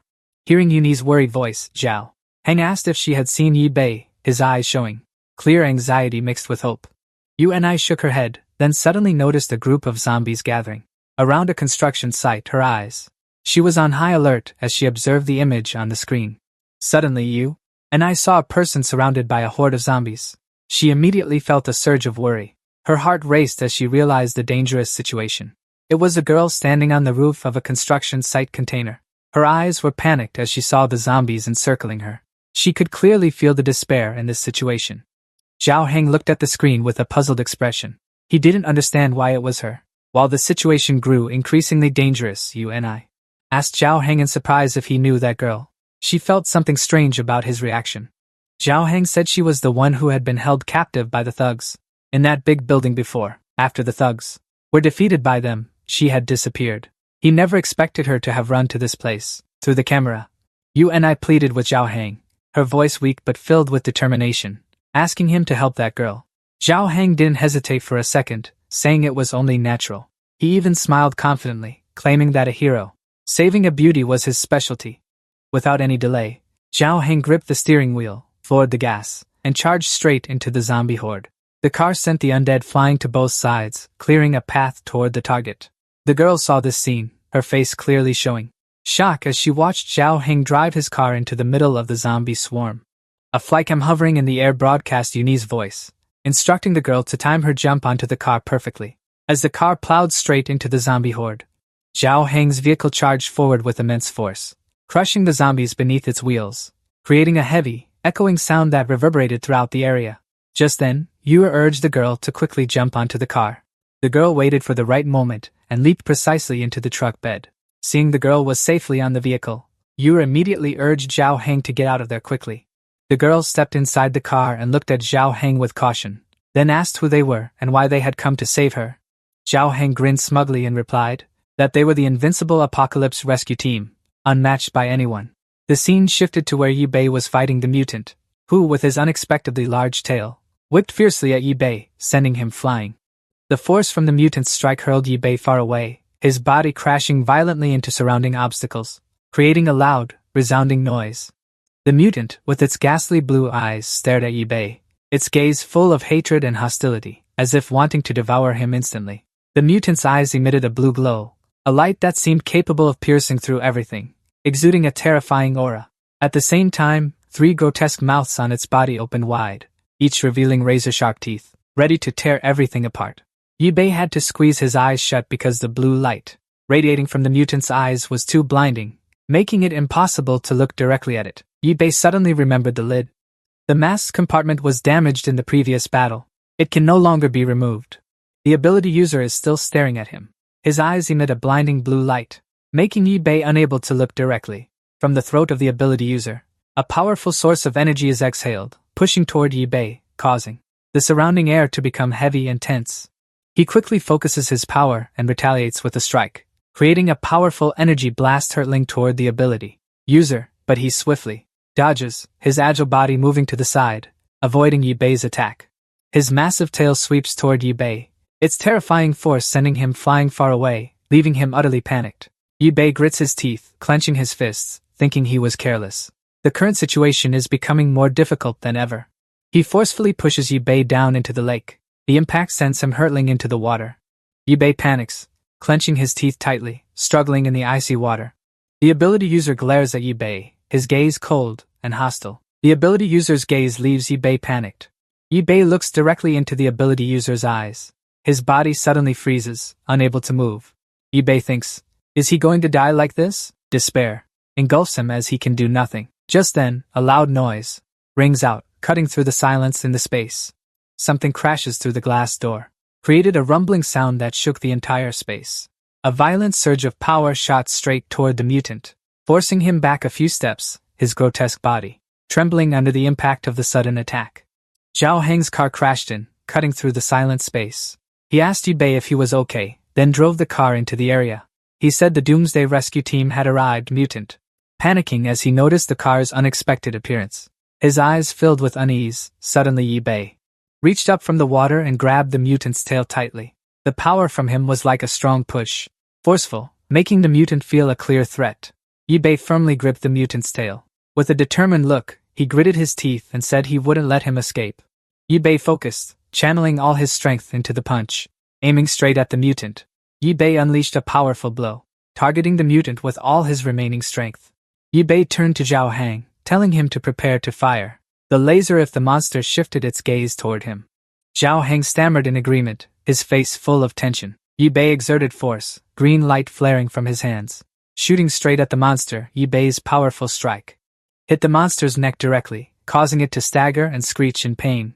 The monster was suddenly attacked, staggering and retreating in intense pain. The monster's eyes blazed with angry green light, shining straight at Yubei, threatening and ferocious. Yubei swung his hand decisively, pressing the monster's head down hard, catching it off guard, leaving it no time to react. Yubei pressed the monster's head down in anger, not understanding why a mutant, this bastard, was here. Yubei angrily suspected if the Dark Organization had sent him to kill him. Yubei clenched his hand, his gaze cold as he looked at the mutant. With fury, a threatening voice rang out, full of menace. If he didn't answer, he would end his life with a single blow. The mutant, upon hearing about the Dark Organization, changed his expression, his eyes showing clear panic and fear. Clearly, what Yubei said made him feel a great threat. The mutant quickly shook his head, stammering that he didn't want to go back, begging not to be sent back. Zhao Heng sat in the car, observing the situation and asking Yubei why the big dog he just hit had turned into a snake monster. The monster looked toward the car, its gaze surprised, stopping at the girl sitting inside, and he realized she was Lena. The monster reached out its hand toward Lena, its eyes full of longing, as if hoping to be saved, and kept calling her name. Yubei heard the monster's call and angrily shouted that if it kept making noise he would smash it to death. Lena heard the monster's call, quickly ran out of the car, approached him, and called out the name Ani, also referring to him as sister. Lena panicked and ran toward the monster. He kept calling her name. She couldn't stay still, hurriedly running closer to him, full of anxiety and not understanding what was happening. True Heng saw the scene before him. He couldn't help but wonder if the monster was the girl's sister, and if she was a mutated superpower user who had eaten black gold. Lena looked at the monster with painful eyes, asking why her sister had become like this, while the monster kept crying, its tears mixed with despair. The monster stammered, saying this was an experiment of the Dark Organization. He was in great pain, every word carried numbness and confusion, as if struggling with his own mutation. Yubei saw the monster in such pain, so he asked if he was done talking, so he could put him out of his misery. His tone was cold but also carried a hint of impatience. Seeing Yubei ready to strike, Lena begged with a pained expression, saying that even though she didn't know who turned her sister into a monster, this was still her sister, and she didn't want him to hurt her. Yubei looked at Yuni and coldly told her to go away, not to disturb him. As the situation remained tense, Yubei coldly said to Yuni that she had been transformed into a superpower fusion beast, no longer having a normal mind, and was a danger that must be eliminated immediately. At this moment, Lena and her sister were still hugging and crying, not paying attention to Yubei's warning. Yuni on the other end anxiously begged Yubei to let Lena and her sister talk for a while. Yubei didn't let Yuni finish her sentence. He angrily said that earlier he was almost killed by this guy, so he can't let him off. On the car, he asked Yubei that if it weren't for Yuer discovering he was being dragged underwater by a monster and guiding him here, would he have been killed? Yubei sighed upon hearing this, then reluctantly took his hand off the head of the monster lying on the ground. He angrily said everyone was a bunch of idiots, not understanding the danger right before their eyes. The monster asked, "You guys aren't from the Dark Organization, are you?" Yuer replied, "No, we're not. They are the survivors who came searching in the city." The monster groaned and recounted how he had escaped from the Dark Organization, but was immediately chased here by a large dog following the scent of bloodlust. Yuer asked the monster if he had mistaken Yubei for the Dark Organization and attacked him only in self-defense. The monster stammered in reply that he was scared and wasn't sure anymore. The monster looked at Lena in fear, stammering that he didn't want to harm anyone, as long as Lena was okay. Meanwhile, Lena painfully called out her sister's name. Yu-er, on the other end of the line, cheerfully suggested, her voice soft but full of hope, saying that the two of them should leave with her and the others, to avoid continuing to fight in this dangerous situation. Yu-er said their research was very extensive, and there weren't many people. The leading doctor was also researching the zombie aspect, and might have a way to help Lena's sister. The two sisters looked at each other with hope upon hearing this. They asked if it was really possible to help, with Uni on the other end.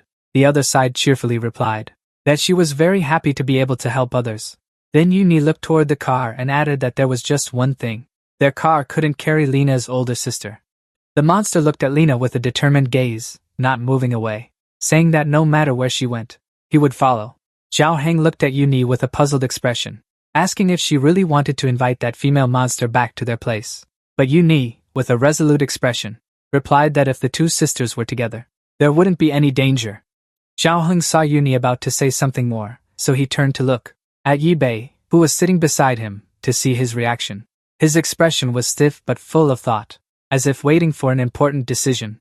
Then he said that if Yi Bei was silent, they should go. That showed Yi Bei had agreed. Then the car began to move toward the research institute. The car went ahead, and the monster followed behind, while Yuni's drone hovered in the air, monitoring all movements below. When he saw the monster's movement speed, Zhao Heng remarked in admiration that his speed was quite fast. Lena looked at her sister with a pained expression, her eyes full of worry and sorrow. Finally, after a long journey, they had arrived at the research institute, a place where she hopes to help Lena's sister return to her former self. At this moment, Dr. Zhang and Dang Dang are standing outside the hospital gate, looking up with an admiring expression. They seem surprised by the arrival of the group that just appeared. When they see a massive monster standing before them, Dr. Zhang and Dang Dang are both stunned, unable to believe their eyes. A strange fusion of human and wild beast, leaving both of them shocked and anxious. They look toward Yi Bei, who is standing there, their eyes full of doubt and worry, asking what exactly is going on. The girl steps forward, introducing herself as Lena from the western district of An City. When the storm pandemic broke out, she and her sister drove south, hoping to find safety. At this moment, the monster also bows its head to greet everyone. That action makes the atmosphere feel strange, showing respect while also hiding pain in its eyes. Lena introduces that this is Anna, her sister, and on the escape route, she was captured by an organization called the Dark Group. They then transformed her sister into this monster. Dang Dang, upon hearing this, calls the monster cute, while Dr. John wonders what kind of organization this is that has the ability to transform humans into such monsters. Lena runs toward the monster gently, asking if she can touch it for a moment. Don't be afraid, but the monster suddenly runs away, startling Dang Dang. Before she can understand what is happening, the massive monster flees in a hurry, leaving everyone around unable to react in time. Only the sound of heavy footsteps echoed back. The monster plunged into the nearby lake, sending water splashing. It splattered everywhere, creating powerful waves, making the surrounding air tense and silent to an strange degree. Tru Heng wondered why the monster was so afraid of a stranger. Was it feeling ashamed, or truly terrified of the outside world, where it was once a creature mutated by cruel experiments? Tru Heng then asked Lena why she was hiding in that construction building. There was no water or food there. Moreover, she was all alone. Could she survive the long term? Lena replied that initially, someone took her to hide along with the zombies, but he left halfway, leaving her at the construction site and telling her to stay there and wait. Tru Heng wondered, then asked if that person would come back. Lena just silently nodded. Seeing this, Tru Heng got angry, saying that person dared to bring her to a city full of zombies, then immediately asked who that was. Lena said that person had given her a cloak covered in zombie blood, telling her that wearing it would hide her aura so the zombies wouldn't detect her. Hearing this, Tru Heng seemed to realize something. His eyes suddenly Nyan Lego corriendo aperjurament y lamo Alina, startling her, making her turn around, her eyes filled with worry when she saw the girl's urgency. You on se tambalia bedebilment al salir y pregunto Alina. If the person she just mentioned was a short-haired man, and if that person's name was Diuhai, Lena confirmed it must be her. Looking at Uni, she asks if the little girl is the one who kissed him. Uni stammers, saying that it was her father. Her eyes are full of shock and worry as she speaks. The little girl trembles, loses her balance, and falls to the ground, fainting, causing everyone to panic and rush over. Duong helps Uni up, worriedly saying she's so foolish. Why did she run out of the hospital bed? And Dr. Zhang hurriedly asks if the little girl is okay. He turns to Yibei, his eyes serious, suggesting they find Yuni's father. His voice carries a hint of worry as he thinks about the current situation. Yibei stands with his arms crossed, head lowered, his voice cold but resolute, saying that it's almost dark, and the situation outside will become even more dangerous. Moreover, the mecha needs repairs and defensive upgrades. The perimeter around the research institute also needs to be reinforced. Dr. Zhang quickly steps toward Yibei, his face red with anger, asking in a tense voice whether he should be the one to explain things to them. Did he already know everything and still stay silent? Dr. Zhang looks at Yibei with eyes full of suspicion. He sighs, saying he doesn't understand why he insists on keeping silent about these secrets.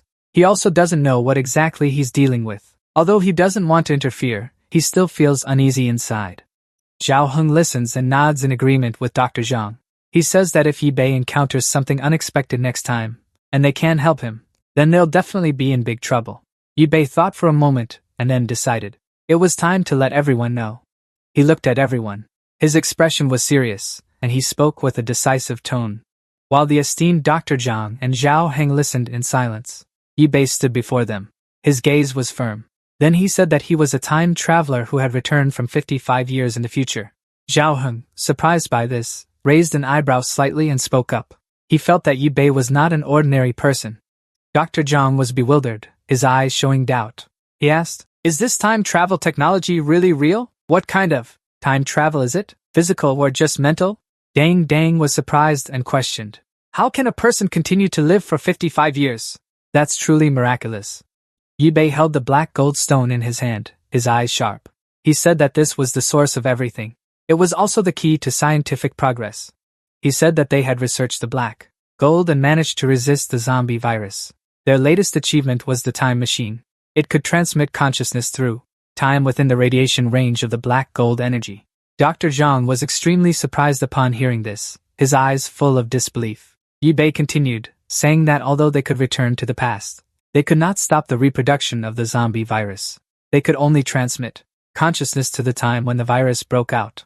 Yibei said to the doctor. Zhang said that he had also studied the composition of. Hakim noticed that it was not like the elements on the Earth's surface. Due to the disappearance of the information documents, they guessed that it was highly likely an object from beyond the sky. Zhao Heng asked in confusion, could it be an alien invasion? Yibei said maybe so, but if that were the case, the aliens would have already won completely. During the years of the virus sweeping across the entire Earth, 55 years later, there weren't many people left in the world. At this moment, Lena was still sitting by Yu Er's hospital bed. He continued, even so, humans still endlessly fought and slaughtered each other for resources. The organization of yours, all the senior predecessors were killed. In the end, they could only let Yibei carry out the organization's final mission, which was to return to the past and rebuild the organization. Hearing this, Zhao Heng finally understood the reason why Yibei was always looking for black gold, then wondered if Yibei's age had already exceeded 50 years old. Yibei said maybe he had already surpassed 70 years old, but no matter what, his consciousness could only return to the moment when he first saw zombies at school. Then he continued, the enemy was at the gates. They had no more time for experiments. His teammates, after escorting him, were also responsible for blowing up the laboratory and destroying the time machine. Yibei lowered his head and said in a sad tone that the results of the experiment they didn't know how to verify. Zhao Heng said that this was the first time he had heard Yibei talk so much. This story could be written into a novel. It's a long one. Tang also spoke up, saying that since you've told them about your background, they will be your comrades in the future. Yibei said uncertainly, but he only hoped so. Zhao Heng asked what that meant. Have you said that the future will change? Yibei said it has already changed, then turned to ask Dr. Tang. You've studied the properties of the zombie virus, right? Do you know? Tang replied. It's true that I said our survival is a miracle. The zombie virus is truly not simple. It's not just transmitted through zombie bites. Tang continued. In reality, this virus is airborne. Dr. Zhang and Zhao Heng both stood up after hearing this, their faces filled with confusion. They looked at Tang, full of worry, as if unable to believe what they had just heard. Tang said, so they are the ones chosen by heaven. The antibodies in their bodies have prevented the spread of the virus. It's truly miraculous, but I must say, I can't guarantee they won't mutate after being bitten. Zhao Heng was panicked. his anxiety clearly showing on his face. Yi-Bei agreed, saying that their bodies had already been infected with the zombie virus. Even if they weren't bitten by zombies, they would eventually turn into zombies sooner or later. They could resist the airborne virus, but it wasn't completely safe, Zhao Heng said. That's terrifying. No wonder Yi-Bei didn't say anything. Yi-Bei replied, I've always had my doubts, but what happened today has proven my suspicions. He frowned. He said that he had discovered someone was increasing the speed of spreading the zombie virus and mutation. Everyone was panicked, their eyes full of worry and confusion, all looking towards Yi-Bei, asking urgently who that was. He spoke in a firm and serious tone, his gaze sweeping over the faces waiting for an answer. A moment of hesitation. As if this name carried an undeniable threat, Yi-Bei recalled the moment when his arms and other body parts gradually changed. He stammered, his voice trembling, saying that he had started to transform back again. His eyes showed fear, as if he was facing a nightmare he couldn't escape. He was surprised and instinctively sat up, saying that his body had truly transformed back into a human. His eyes shone with joy mixed with astonishment, but he couldn't believe the miracle that had just happened.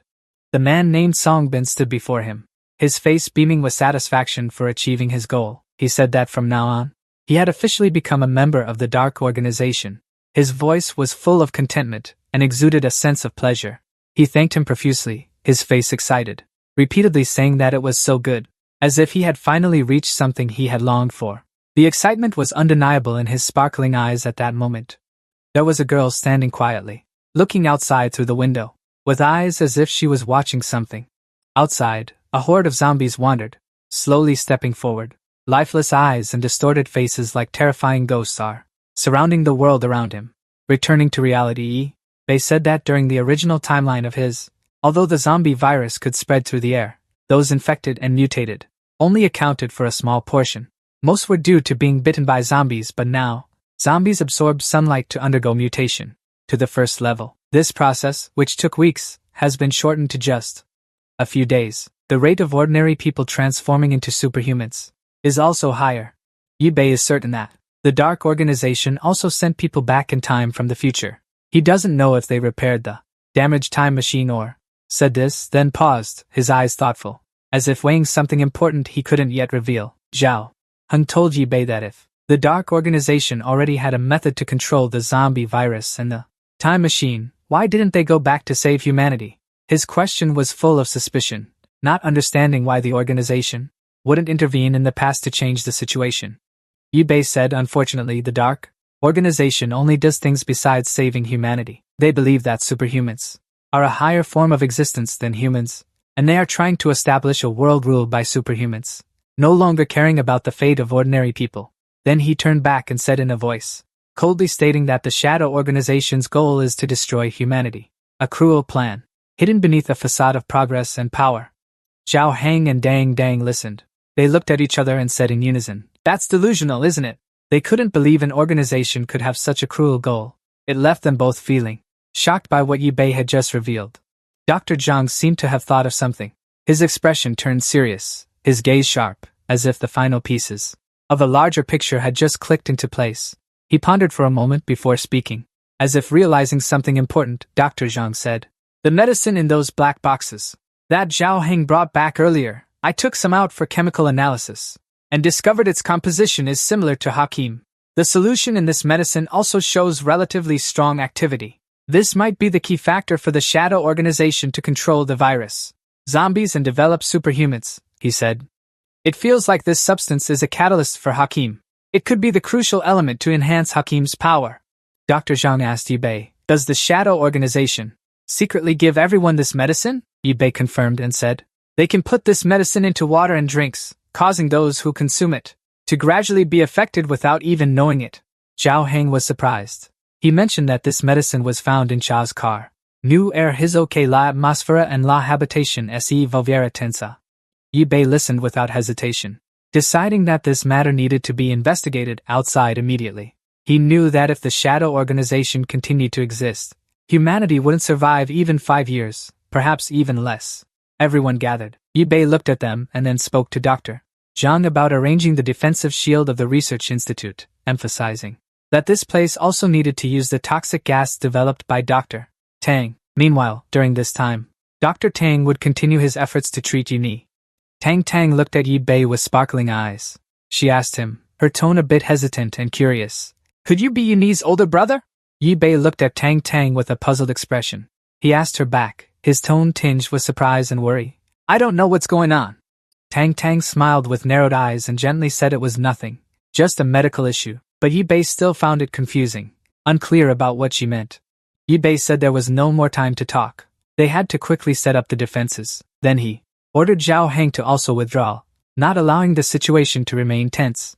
Outside the research institute, the sky had turned dark. The darkness enveloped the entire space, creating a heavy and tense atmosphere.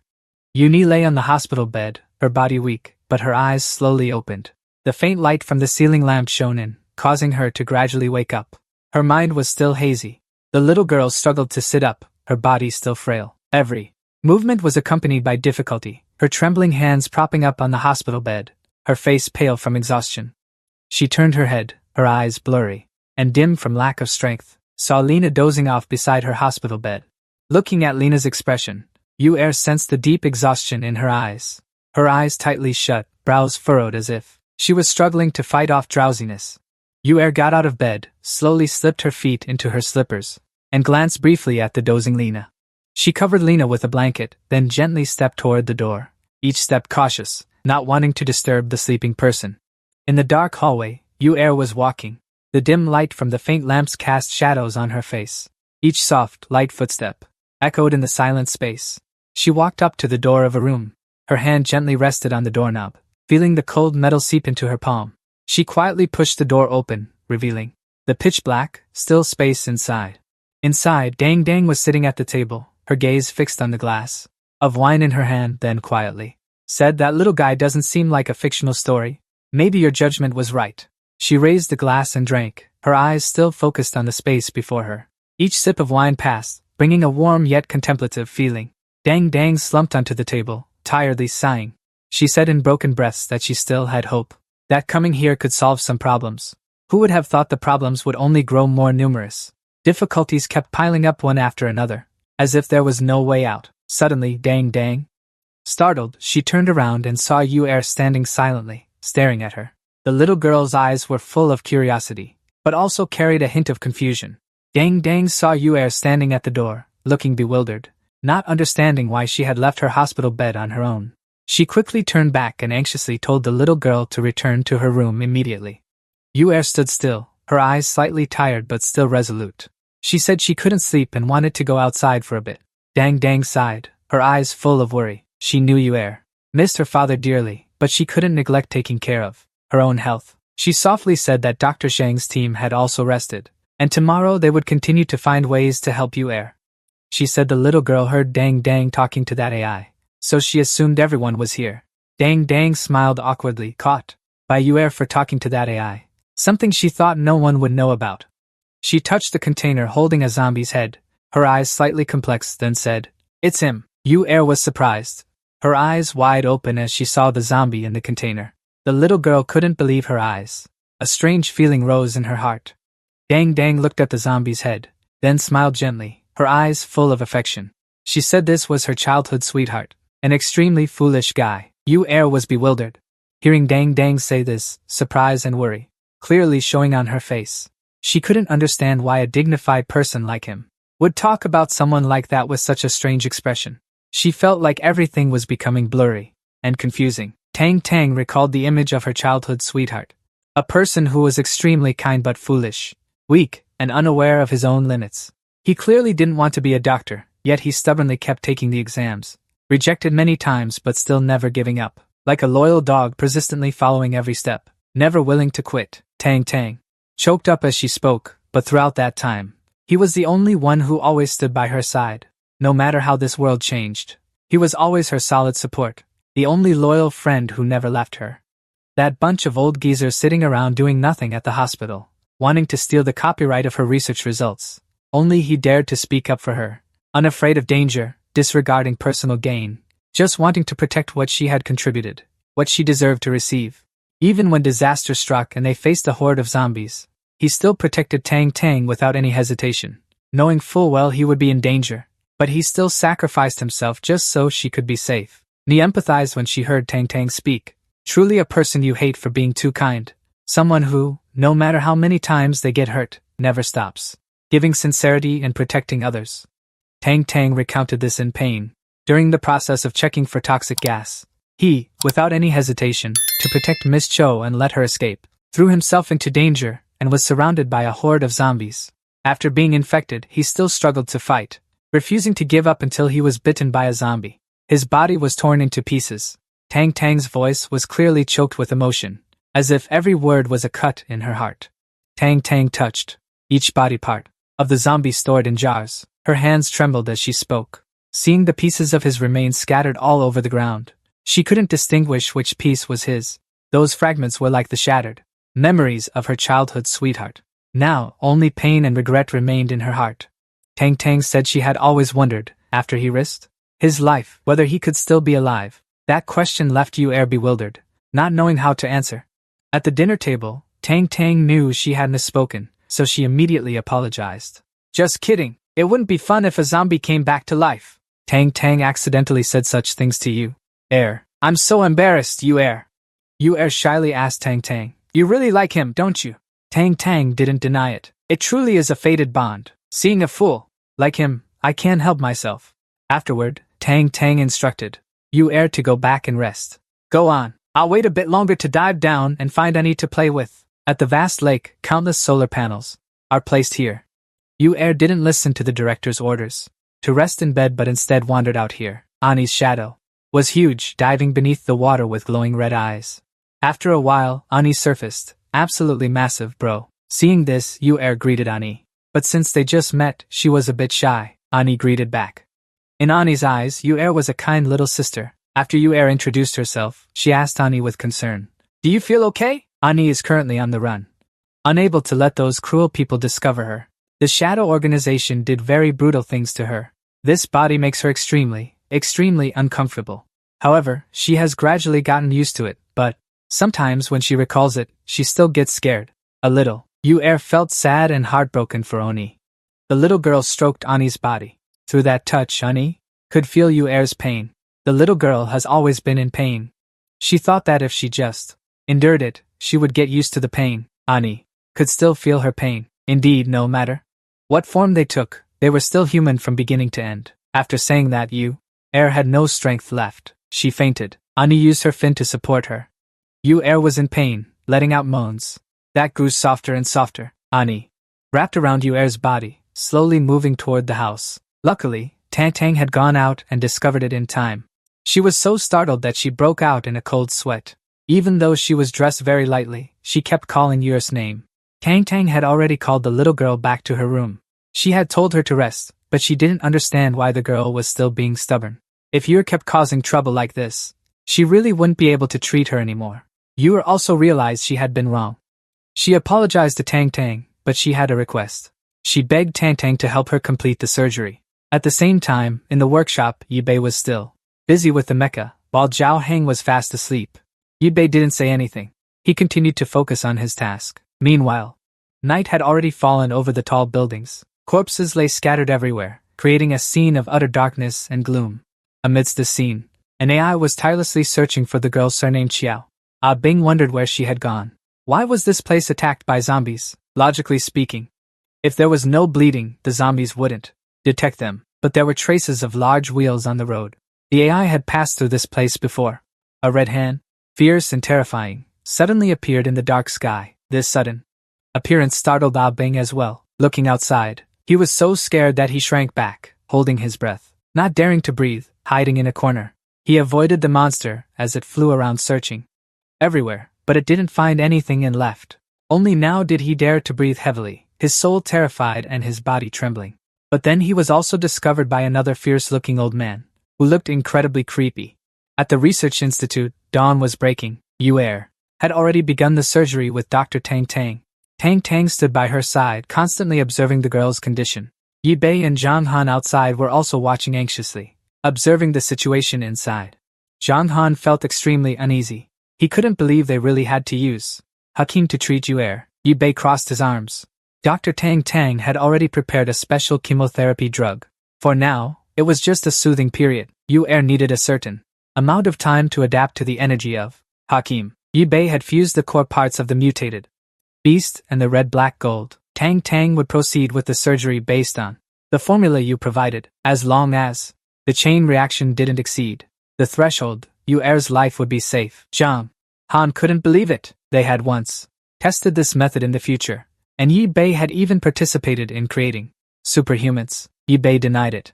This method only created a byproduct of the superhumans. Some fools treated it as an elixir of immortality, offering it to the privileged class for treatment. It did have some effect, but whether it could grant immortality, Yi Bei didn't know. If the protection method failed, then they had no other choice. Ha encontrado al padre de Wei and I, por lo tanto, deep back solicito a Zhao. He then began searching for the war chariot again. One by one, he eliminated all the zombies he passed by. Zhao Heng concentro en conducer mientras la hablaba ella. Lena, that there were quite a few ordinary zombies here, so she should go to the left to search. They had arrived very close to the construction site where they had once met Lena to receive the mission. She controlled the drone to the left to search, but since she was a newbie, she still wasn't familiar with the drone's controls, and she didn't understand much about computers either. Analyzing so many surveillance screens was also very difficult. No sé cómo ni lo logro, de verdad es impresionante. Zhao Heng predice el padre de Yu. Ni's father wasn't an ordinary person either. He could probably see them. Lo siento, pero no puedo asistir con eso. Él está corriendo en el lado de la calle Zhao. Lo siento, no puedo ayudar con eso. Was putting all his strength into his legs to run as fast as he could. He was trying to run to escape from something. A horde of level 1 zombies was blazing. With fierce momentum, they chased after him relentlessly. Con rapidez lanzo la chaqueta que lavaba puesta are hacia elos. The whole group saw the jacket, and froze stiff as if sprayed with glue. The jacket was equipped with many bombs. And boom, they all got caught in the blast. A shocking explosion occurred, but it had no effect on these level 1 zombies. They were still alive. Even such raging flames couldn't destroy them. Since they are first-level zombies, special weapons must be used. The chariot arrived just in time and fired a special blue light beam. Only this beam can destroy them. Once they take this hit, they are definitely dead. There's no chance of survival left. The chariot, brimming with momentum, charged toward them again, crushing them once more to be sure. Then Dung stood. He stood towering before the bewildered gaze of Chan Guni. Tru Heng opened the chariot's hatch and asked if he was Nguni's father. Seeing that he was still too stunned to respond, Tru Heng urged him to get into the chariot. He had no time to explain further. Only then did the man step into the chariot. He also longed to see his daughter, Nguni. Then the chariot sped off again at an alarming speed. The search for Chan Nguni was finally over. The blue-haired man, standing high above, once again saw everything. Bab, also a member of the Shadow Organization, asked Tong Bin if they were just going to let them go like that. Tong Bin replied that they were all special targets of interest to the advisor. They must be treated seriously. Bab was displeased. I think it's better to just charge in and take them down directly. Doing these petty tricks doesn't suit our style, Tong Bin refused. That doesn't suit Bab's style either, and their background situation isn't sufficient. Some time ago, a little girl mutated into a high-level ability user, controlling thousands of zombies to surround and attack them. They also failed. They arrived too late to save her. Bab suddenly awakened. As a high-level ability user, and even controlled thousands of zombies. On top of that, the damage was quite severe. Tong Bin also admitted that if there were just a few less zombies, it would already be a severe level 9 injury. After a while, Zhao Heng brought Cha Yuer back to the research institute. Zhang Han saw Cha Yuer. He couldn't believe that he was really still alive and returned. Perhaps Bang also couldn't believe it. He was very happy that he could come back. He felt that he had caused a lot of trouble for everyone. But Zhang Han was very happy. He didn't know whether he should thank the heavens or say that Bang had a great fate. Without wasting any more time, Zhang Han told Bang to quickly bathe and disinfect, then go visit Yuer. After bathing and disinfecting thoroughly, Bang arrived at the place where Yuer was undergoing surgery. He couldn't believe why his daughter had to endure such pain. A poor girl, Zhang Han explained that when Zhao Heng brought Yuer here, she was always fine. But recently her condition had worsened. She had always been busy searching for survivors and news of her father. Bang felt extremely guilty upon hearing this. He was an idiot. If he had come back a little earlier, things wouldn't have come to this. Zhang Han comforted Bang, saying he had also endured no small amount of hardship. However, He also had many things he wanted to say to A. Bang. He took out the pitch-black box that Yi Bei and Zhao Hun had retrieved from Cha Yuer's car and asked A. Bang where he got it. A. Bang replied. Honestly, he didn't know what this thing was, or what it was used for. This item was given to me by the Dark Organization. At first, I thought they were a social charity group. I helped them transport and distribute this drug. What's more, they even agreed to cure Ngini's illness. Zhang Han couldn't believe he joined them. Do you even know what this drug is used for? Ah Bang replied. I only know that zombies have appeared in the city. They're related to this drug. It's precisely because I understand how terrifying that organization is that I wanted to back out. Ah Bang pretended to continue moving the goods. He wanted to go back and take Ngini away. Too bad he ran into a group of zombies blocking the way. By the time he returned, it was already too late. He had even called the little girl, telling her to lock the door tight and not go outside, but she was now suffering, struggling to endure her illness over there. Ah Bang trembled, thinking this was retribution. He always told Ngini that there were many good people in this world, that she should do good deeds, yet he went and helped the living do evil. He felt he was unworthy to be a father. Tang Tang appeared, saying that Ngini was still alive. Now she needed a few drops of Ah Bang's blood. She hoped he was the little girl's biological father. The blood types of those people didn't match Ngini's. Otherwise, they would have cured her illness long ago. Now, Ah Bang was the only hope. Upon hearing this, Ah Bang immediately agreed, telling Tang Tang to take as much as she needed, as long as she could save Ngini. Tang Tang was overjoyed, glad that Ah Bang was here. Otherwise, she would have had to use the black gold to save Ngini. Upon hearing about black gold, Ah Bang quickly tried to stop them.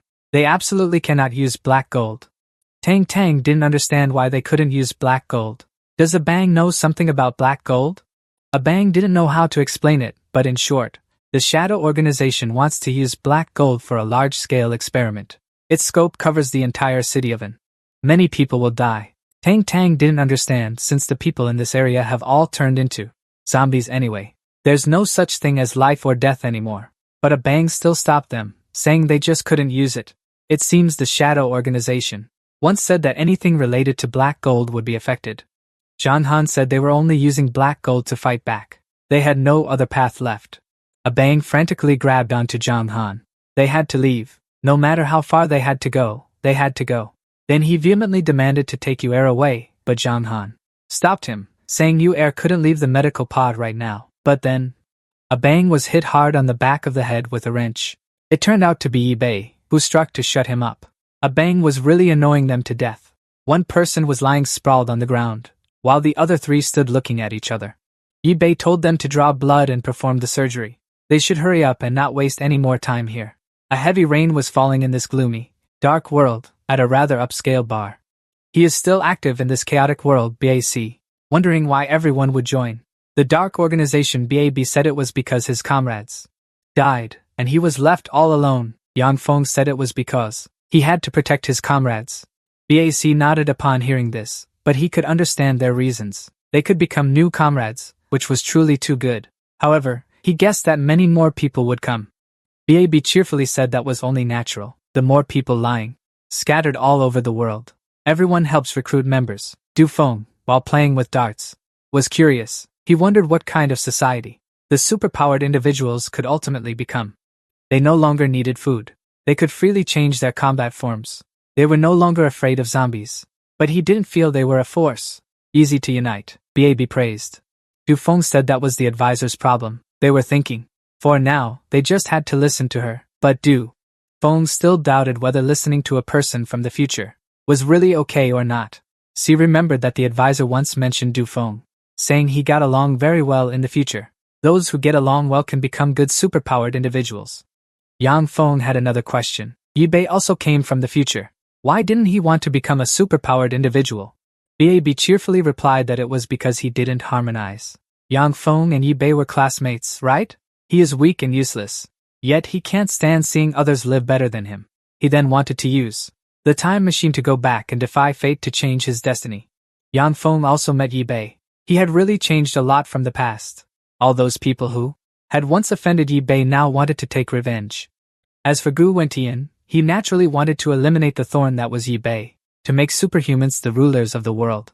Song Bin appeared, clapping his hands and saying, "Well said. The world Yi Bei pursues is different from theirs. They truly need to eliminate him. But at the current stage, they still need to reform Yi Bei. You have always been bound by rotten ideas. They need to make you realize the new ideology. Song Bin declared that they live for Hakim. Hakim is the entire meaning of their existence. They abandoned their old bodies and seized new lives. Bobby completely agreed. They must conduct deeper research on black gold to make themselves stronger. They must become the strongest species on Earth, even in the universe. Then the four of them were united. They shouted in unison, "The Dark Organization lives forever!" Outside, the rain still hadn't stopped. At the research institute, the rain was probably even heavier. Zhao Heng started to feel sleepy again. He yawned repeatedly, while Yi Bei was still focused on repairing and upgrading the chariot. Zhao Heng suddenly asked Yi Bei, "Where are your teammates from the future right now?" He speculates that they are probably all very young now. If they don't recognize Yi Fan, wouldn't that be very awkward? Yi Fan replies, "I've said that the present and future have changed. Whether they are alive or dead, I don't know. It's not certain I can find them where I once met them." Zhao Heng asks, "Then what do we do? How do you rebuild your organization?" Yi Fan says resolutely, "My teammates aren't necessarily a fixed group of people, but those who believe in the same ideal." "The same ideal?" Zhao Heng hears this for the first time. "What is that?" "The same ideal is to eliminate all black, gold and superhumans in the world, restoring human society to its proper order." It sounds very easy to understand, but it feels like an extremely distant ideal. That's also why Yi Fan's organization has very few members. After all, no matter how great the threat, where the people from the future come from, they ultimately cannot escape their dependence on black gold. Because they continuously obtain black gold, human cities must constantly escort criminals, rebels, and abandoned citizens to zombie concentration camps. However, even under such cruel rule, humans still silently submit for survival. The number of rebels grows fewer and fewer. Zhao Heng also doesn't understand. Yi Fan says he must destroy black gold. But why does he use black gold so skillfully? That's only natural. Know your enemy and know yourself, and you can fight 100 battles without defeat. So, to destroy it, of course I have to understand it. When their enemies were completely eliminated, they had to be responsible for destroying all the black gold weapons in Zhang's hands. Heng deeply admired them for being able to persist in their ideals like that. However, Yi Bei did not have the same steadfastness as his teammates. If it weren't for those people, he might have given up already. If they hadn't saved his life back then, to him, they would just be a bunch of stubborn fools beyond cure. After being knocked out and having his blood drawn, Bang finally woke up, looking at the sky, which had been gloomy for days. But thankfully, the rain finally stopped. Bang collapsed. Did they manage to escape after all? Yi Bei had already said that the experimental subjects of the Dark Group were the entire world. No matter where they ran, it was useless. But even so, Yu Er had never thought about running away. However, Bang denied that, saying she was just too naive, lacking understanding of evil, though this was the result of the education he had created. Zhang Han denied that Yu Er knew everything. On the way here, she had experienced quite a lot. She had seen it, and also had her own thoughts. Perhaps Yu Er was tougher than they imagined. After all, it was she who requested Dr. Tang to help her perform the surgery. Hearing that, but as a father, Bang still felt he couldn't be at ease. However, in the past, Zhang Han had also been too strict out of concern for his child, which eventually led to estrangement due to differing opinions. Unfortunately, until the boy was no longer there, they still couldn't forgive the opponent, or else he wouldn't have expected to be asked by Zhang Han if his son still hadn't returned. Zhang Han didn't know either, but if the kid came back, he probably wouldn't want to see him anyway. Well, let's not bring up the past anymore. They needed to unite their efforts to overcome this calamity.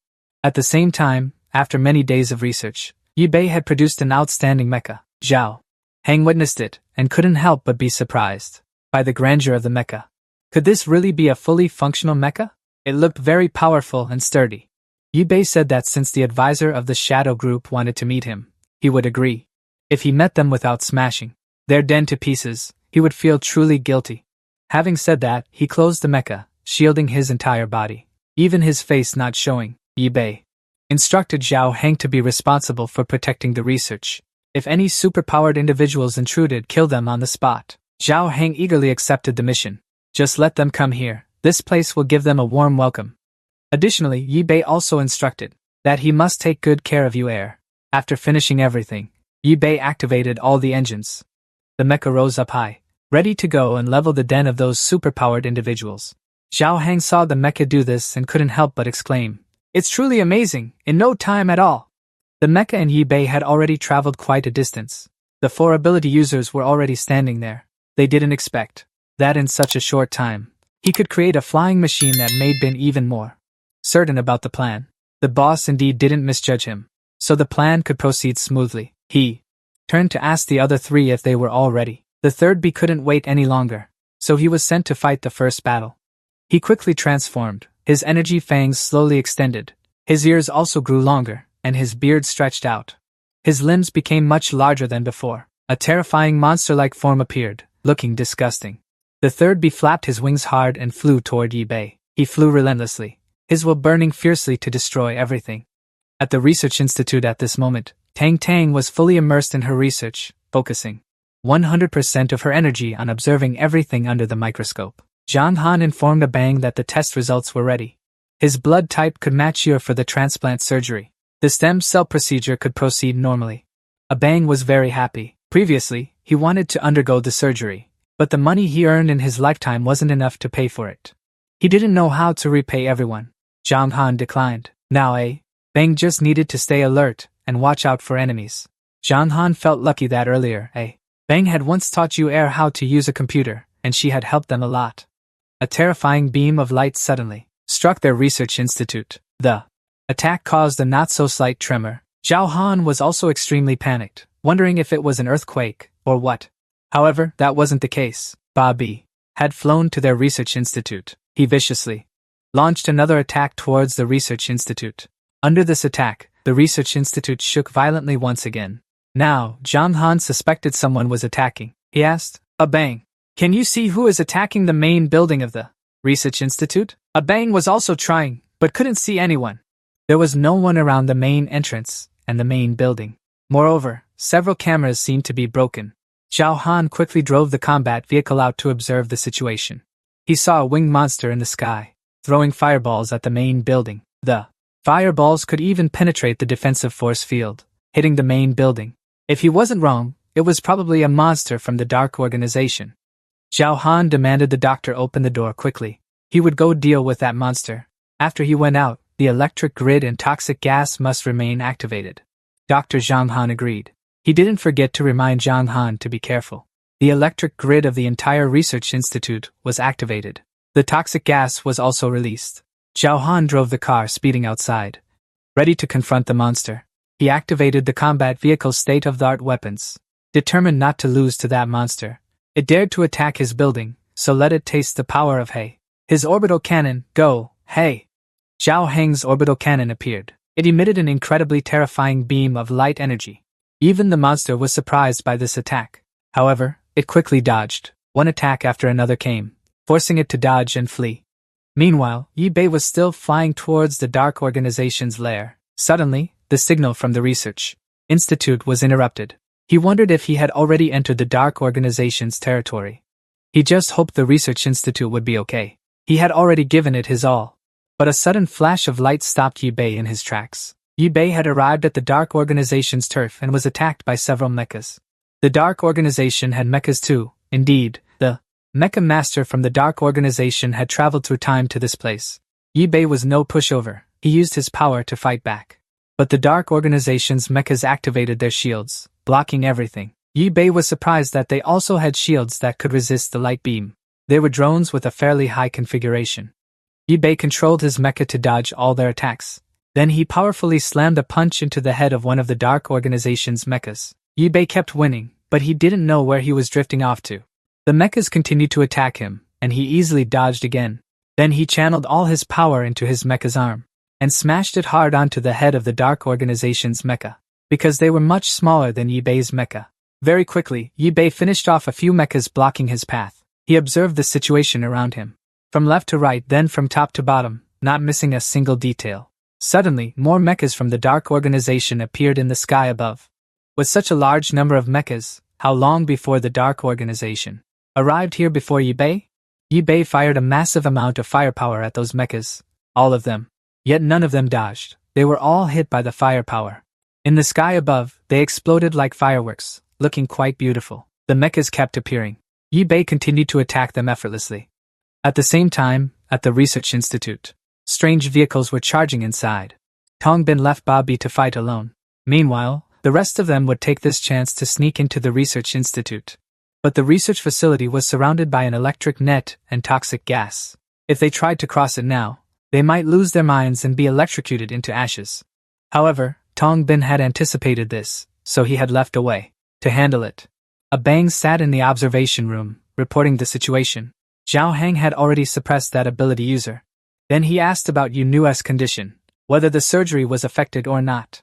But blood began to gush uncontrollably from his shoulder, spraying everywhere from A Bang's shoulder, a horrifying scene. A Bang fell out of his chair, kneeling on the floor in pain.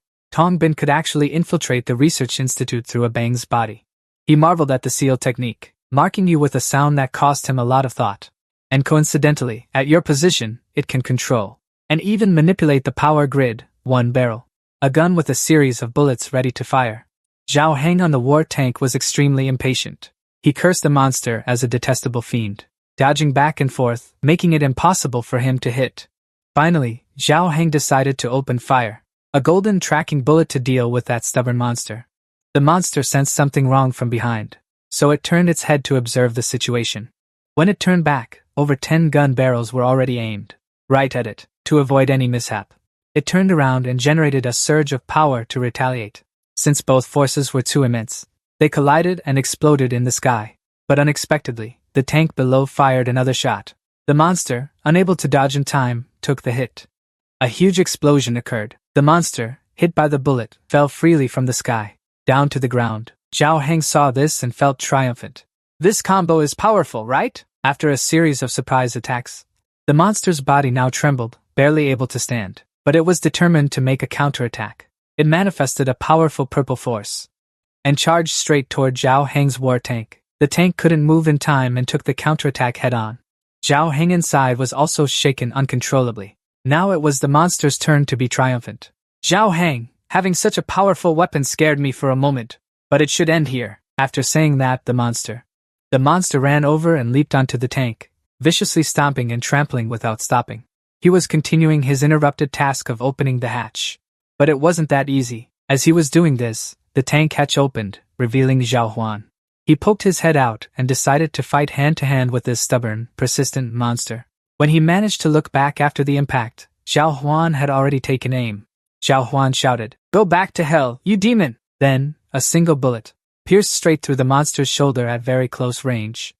That move sent him flying backward, sprawling painfully on the ground. Zhao stepped forward to face the monster, who suddenly burst out laughing. "Ha ha ha! Finally he understands why they called him here." Zhao Huan was furious at the monster's nonchalant attitude and asked, "Why the hell are you laughing so smugly? Is there something funny?" The monster kept laughing and even asked, "Brother Huan, long time no see." Then, the monster suddenly transformed back into its original human form. "Don't you recognize me?" Zhao Huan was stunned. "What the hell? Old Zhao, why are you here?" Back in the somewhat gloomy and desolate research lab, Yu Er was still lying weakly, quietly inside the glass cage of the laboratory. Duong quickly reassured everyone. "Luckily, Yu Er is fine now." In the ruined room, old Zhang mentioned, "That attack earlier seems to have cut the main power source. We're using backup power now." Tang also confirmed that the situation is now very dire.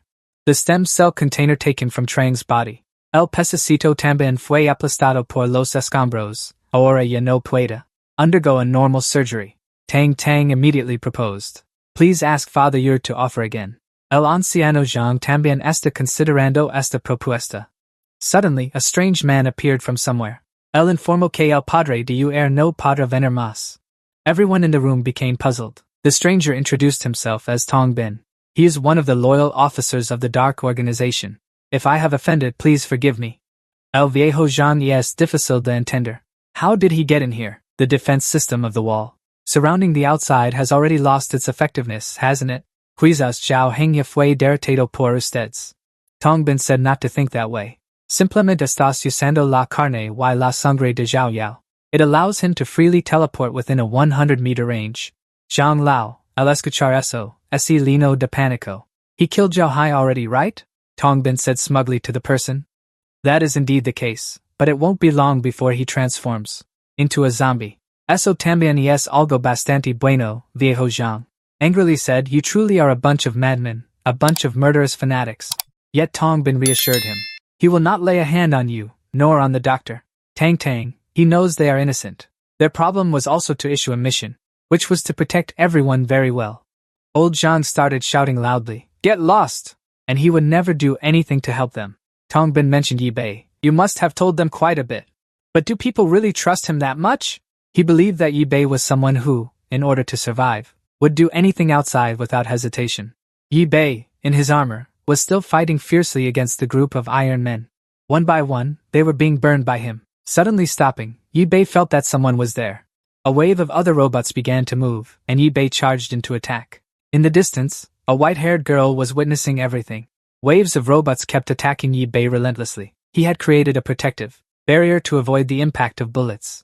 Finally, it was time to counterattack. Yi Bei fired flame rounds from both sides of the armor's flanks. It shot continuously at each robot fighting outside. Thus, waves of robot warriors fell before the fierce attack of Yi Bei. He also didn't hesitate to mock. This clumsy artificial intelligence robot has pretty strong firepower, but it looks like a modified construction robot. It's really too weak. Suddenly, looking from afar, a mysterious gaze from a nearby door caught Yi Bei's attention. Looking closer, the face of another monster was revealed, with fierce green eyes. However, its lower body was large and muscular, like a dinosaur. Beside it were somewhat withered wings. Yet, the colors were a striking blend. The overall appearance of the monster was extremely bizarre. It tapered upward, with a pair of disproportionate wings. Sun Yi Bei couldn't even comment on it. He just thought that the Dark Clan's aesthetic had never failed to disappoint him. The monster's eyes lit up, and it began to scream wildly, as if it had already cornered its prey. It raised its massive front paw, gathering strength, and delivered a powerful blow toward Yi Bei's armor. He dodged the attack quickly. The surprise came from the wings. They acted like a tank's rocket launcher, glowing brightly as a barrage of energy beams shot continuously toward Yi Bei. At this moment, the monster was attacking fiercely, while Yi Bei was still dodging swiftly. But this monster seemed to be better equipped than before. Its eyes emitted a strange light, causing the opponent's movements to slow down. Yi Bei was puzzled. What exactly was this slowing light?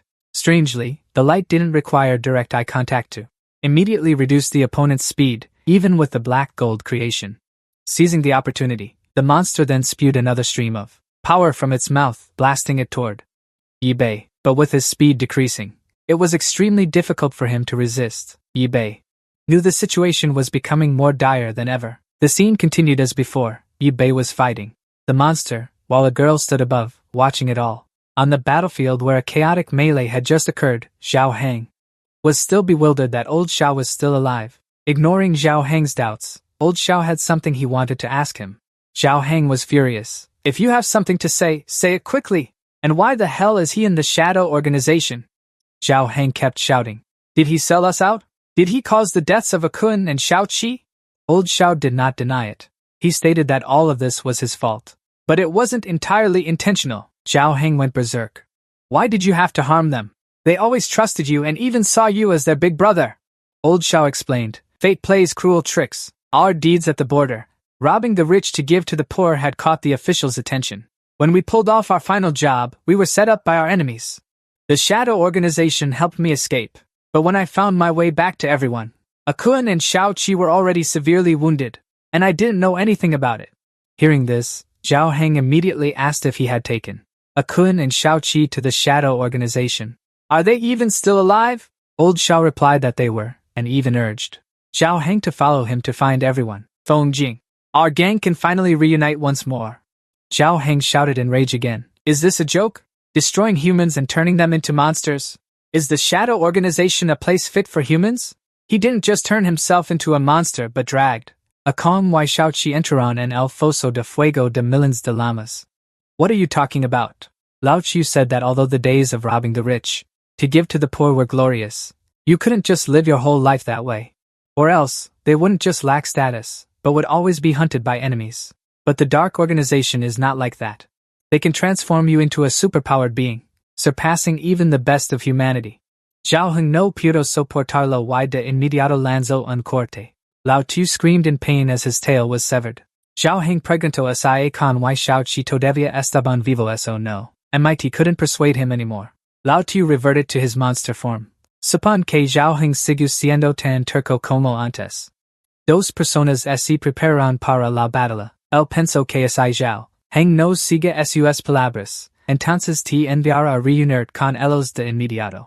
In the lab that had been broken into, old Zhang was arguing. Yi Bei probably has his own reasons, but he risked his life to protect you heir. This is as clear as day. Don't try to sow discord. Here, Song Bin looked thoughtful. He didn't really understand what they had been through. But now, what should he say about this scene? Song Bin thought this was the standard process of superpowered transformation. He added that Yi Bei wanted to create a superpowered being who would obey him, which was why he was cultivating their bond. The more he spoke, the closer he got. Don't you know anything? Look at how Yi Bei hides his mechanical identity. He's really good at it. Old Zhang was still puzzled. Tong Bin said they are all mecha masters from the future. A group of people fanatically researching black gold, stopping at nothing. Especially researching black gold on the human body. Old Zhang and Tang Tang were worried about what he was trying to do. Tong Bin simply reassured them that he was just helping Yi Bei finish everything. Although he was not a mecha master, he was still considered familiar with the scene. He showed a scheming expression, saying that by just changing the configuration, he could turn her into a superpower user, loyal to the shadow group. Press the completion button. We have one more superpower user. We have one more source of power. Old Zhang could no longer stand Tong Bin's reckless actions. He shouted, "You bunch of scumbags!" Immediately after, he grabbed a metal leg to try and control these arrogant people. But as soon as he got close, a small flame burned the metal leg to ashes, much to old Zhang's shock. It turned out that Uncle Chu had sneaked in at some point. He really knew how to provoke others. Tong Bin even reminded him not to play with fire in the lab like that. Uncle Chu, however, didn't apologize. He flashed a sinister smile. He was just a little impatient to meet his new teammate. Looking down at the pitiful Uni lying in the glass cage, Uncle Chu even had the nerve to say that he and the girl had a small connection. Tong Bin continued his work, asking Uncle Chu if he had solved. Have all the surrounding facilities of the research institute been cleared? He replied that he had checked the upper area, and a phone checked the lower area. There should be no problems. Uncle Chu suddenly flared up, regretting that there was nothing to burn. Having held back for so long, he really wanted to burn someone, the poor girl. In the corner, she began to become the biggest target. Uncle brazenly asked because she had no record. Since there's no uncle, it should be fine to burn her, right? Tong Bin. He didn't care and said to go outside to burn. So Uncle Chu took the chance to get closer, grinning lewdly. Great, when I burn you, make sure to scream a little louder. Better yet, scream louder than when he screamed. The poor girl trembled. But just as he approached, a loud noise came from above, catching his attention. A great force impacted, making the ceiling seem about to burst. After a moment, it was truly shattered by Ani, a top-tier powerful superpowered being. Both old Zhang and Tang Tang were surprised by this appearance. The cruel group's eyes, Ani's gaze burned like fire. She released a source of power that slowed down the activity. The two shameless men, Tong Bin and Uncle Chu, were dealt with in one blow, their bodies left incomplete. The outcome for a group of cruel people who dared to threaten others was a painful death. Old Zhang praised Ani's destructive power, then told her to drive that bastard out of the lab. Tang Tang took the opportunity to quickly adjust the data, but the reaction Hakim had already started, and the energy could not be reversed. Hearing this, Ani continued to release a green energy, aimed at slowing down the reaction process at the fish. Indeed, it had an effect. Duong was surprised because Hakim's activity had weakened. Good, if this continues, we might be able to slow down the mutation, Yi Bei said softly. If something unexpected happens, run. Suddenly, the backup program activated. A powerful beam of light shot across the sky, aimed directly at Ani. She was fighting nearby, and the light caused her pain. It came from the arm of a mysterious ability user. He walked up to Ani and asked if she was the test subject. The organization was hunting for her. He also mentioned that if he couldn't bring her back, he would kill her immediately. After speaking, he attacked with an arm fused with a blade. It released a sharp burst of power. Luckily, Ani's massive body dodged quickly, causing it to slam into the wall. To counterattack, Ani used the huge, grotesque mouth on her stomach and began pulling a large amount of water from it. Then, she shot it straight at the man. But he was no slouch either, dodging swiftly. The powerful blast sprayed everywhere, hitting the cell containers directly. As a result, the items collected from the living zombies all shattered and fell out. Outside the research room, the battle between Yi Bei and the winged monster continued its brutal course. After the blast, dangerous purple flames blazed. Yi Bei's armor was still resisting, to prevent the effects from getting inside. Inside, he was furious. Because it wasted too much energy on the defensive shield. It seemed like things had gone too far, so Yi Bei decided to use all his strength to eliminate the monster. The stubborn one began to activate the arm of the teaching sect, starting to ignite a flame. Right after, it transformed into a massive fire bullet, wanting to compete with fire, huh? Then he won't lose. Because it was too huge, the monster couldn't dodge the flame that was burning toward it, so it had to use the light to slow down its movements to block Yi Bei, but he quickly ran away. Next came a series of bullets fired from the arm. It shot continuously toward Yi Bei. But this actually created an opportunity for Yi Bei, because too much smoke was stirred up, making it very hard for the monster to move. Seizing that chance, Yi Bei leaped out from the smoke and dust. His two hands transformed into two sharp saw blades. He quickly arrived and slashed straight into the monster's flesh. Blood gushed out bright red. After receiving the slash, the monster was in maddening pain and severely injured. In agony, its body could barely stand, writhing uncontrollably, unable to steady itself. Yi Bei appeared again from above in midair, using his foot of heavy iron to stomp straight into the monster's eye from above. The strange girl was watching Yi Bei's battle with the monster. She just quietly said, "He meets the standard." The stubborn monster was finally taken down, completely collapsed, burning up in the huge fire. Yi Bei sensed the gaze watching him and became alert. He began to channel power into his iron arm, then it started to strengthen. The source of power then shot straight toward the mysterious figure. Standing on the roof of that laboratory, a massive explosion erupted. It nearly shattered the entire top floor. The enemy analysis system had already fled the blast site very quickly. That girl was already standing beside him, saying that with Yi Bei's strength, he could live up to the title of Mech Master. Yi Bei quickly replayed the footage and began to strike, but she vanished in a flash. She had somehow appeared on the rooftop. It was puzzling why Yi Bei hadn't joined the mech committee. Truly a pity. Yi Bei was furious inside. Another teleportation user? Right after that, he immediately moved as fast as possible toward that girl, but strangely, she restrained him with a strange power on her hands. Suddenly, his entire body was frozen still. Yi Bei hadn't expected this. His body lost control. The transmitted energy rapidly decreased. Finally, Yi Bei had to stand still and interrogate her. After all, was she an AI or a traitor in the committee? Did she also come from that time point? The strange girl introduced herself as the Great Sage Bei Yu of the Mech Master Committee. Yi Bei was probably no stranger to that name. After speaking, she cast a spell with her hand again, making Yi Bei's body become extremely heavy. She then introduced this as the manipulation technique of black gold from 1,000 years later. He didn't need to resist too much. Cooperating with the shadow group was the smart move. Yi Bei finally remembered. He laughed loudly. So it was Uncle Yu, the great sage. I heard she either died or went missing somewhere. Turns out she went to work for the dark organization. I really can't believe it, Yi Bei. Her actions truly bring shame to her grandfather. The granddaughter of the wise sage, Zhan Yue, the great sage. She claimed that joining the dark organization was to carry out the plan more effectively. Her grandfather created the theory of black gold, and she only expanded upon his foundation, turning humans into abominations and mutated freaks. Is that what you call a plan, Yi Bei? He laughed. Surely, the person in the dark organization who killed the mechanic master Dong Liao was you, right? Zhan Yue the Great didn't care. She revealed the truth, but very few believed her. To clear the path of obstacles, she had no choice but to eliminate them all. She began to warn that if Yi Bei also held an opposing attitude, his fate would be the same as theirs. Yi Bei sneered. Fine. Let's see what brilliant insight you have, Zhan Yue the Great retorted. Do you think that zombies and Hakim are the entirety of the apocalypse? Yi Bei immediately thought. Isn't that the case? Meteorites brought the zombie virus to Earth, infecting humanity. Through photosynthesis, it forms black gold within the human body. Zhan Yue the Great then stated that this was her theory, but it hasn't been fully published yet. The Mechanic Master Committee, to avoid causing a large-scale crisis. Those who chose to use cold treatment in the end are all considered urban legends. She had told the committee many times, but in the end, she was met with a gag order. Yi Bei wasn't too surprised. So what huge secret made her not hesitate to fake her death? Not hesitating to kill, Zhan Yue only responded with a meteor. Years ago, the thing that brought the zombie virus to Earth was just a small meteor with a diameter of less than 30 meters. And 100 years later, a similar meteor will come to Earth. But its size is 10,000 times larger than the previous one. If we say they are invading aliens, then what's in front is the Scout, and behind is the main army.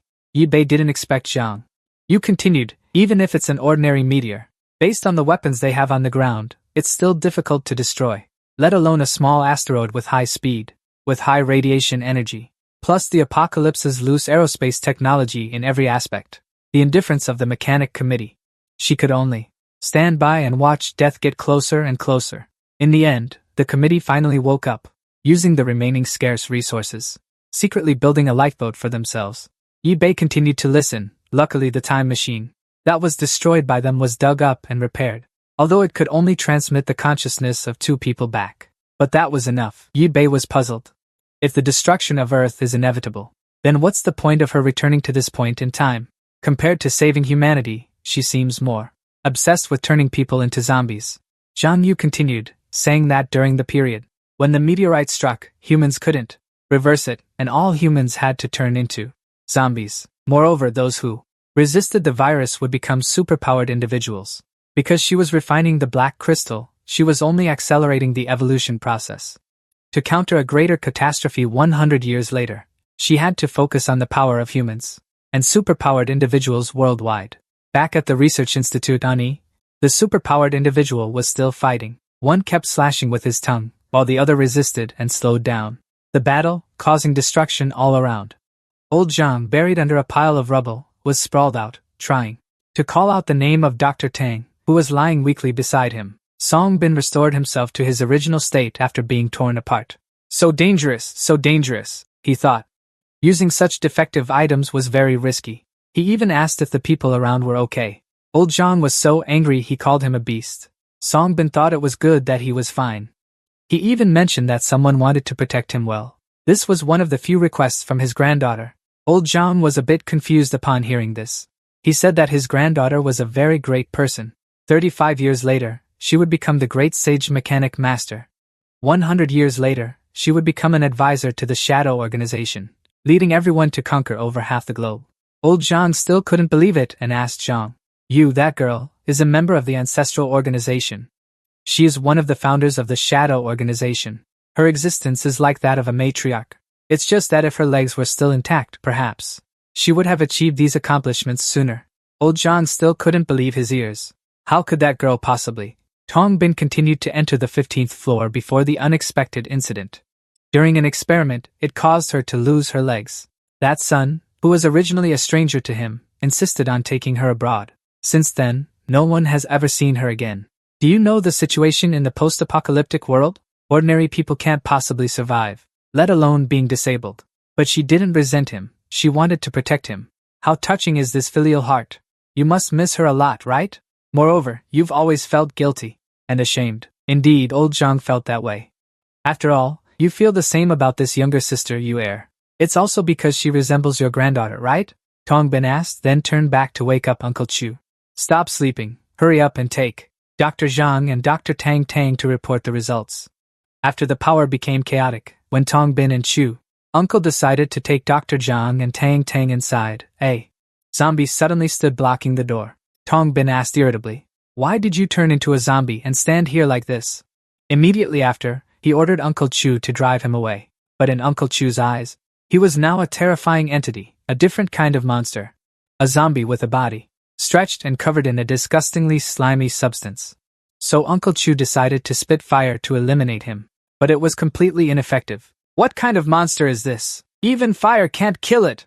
Uncle Chu was terrified. Duong was also gradually waking up from her coma. She saw Xiaoqing transforming into a monster. She didn't understand why he was here. Then seemed to have lost his patience. He kicked a bang straight in the face. To mess things up at such a critical moment, this made him extremely annoyed. Old Zhang helplessly watched a bang get beaten to a pulp. But what caught his attention even more was that the glass case containing Yu air suddenly surged in power. The poor girl hurriedly went to find Ani, who was fighting the supernatural being.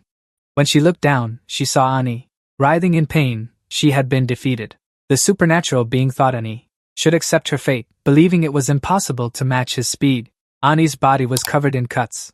The situation outside wasn't much better either. Zhao Heng was defeated by Old Xiao, who showed mercy. Thinking he had already held back, Old Xiao continued to tempt Zhao Heng into becoming a supernatural being.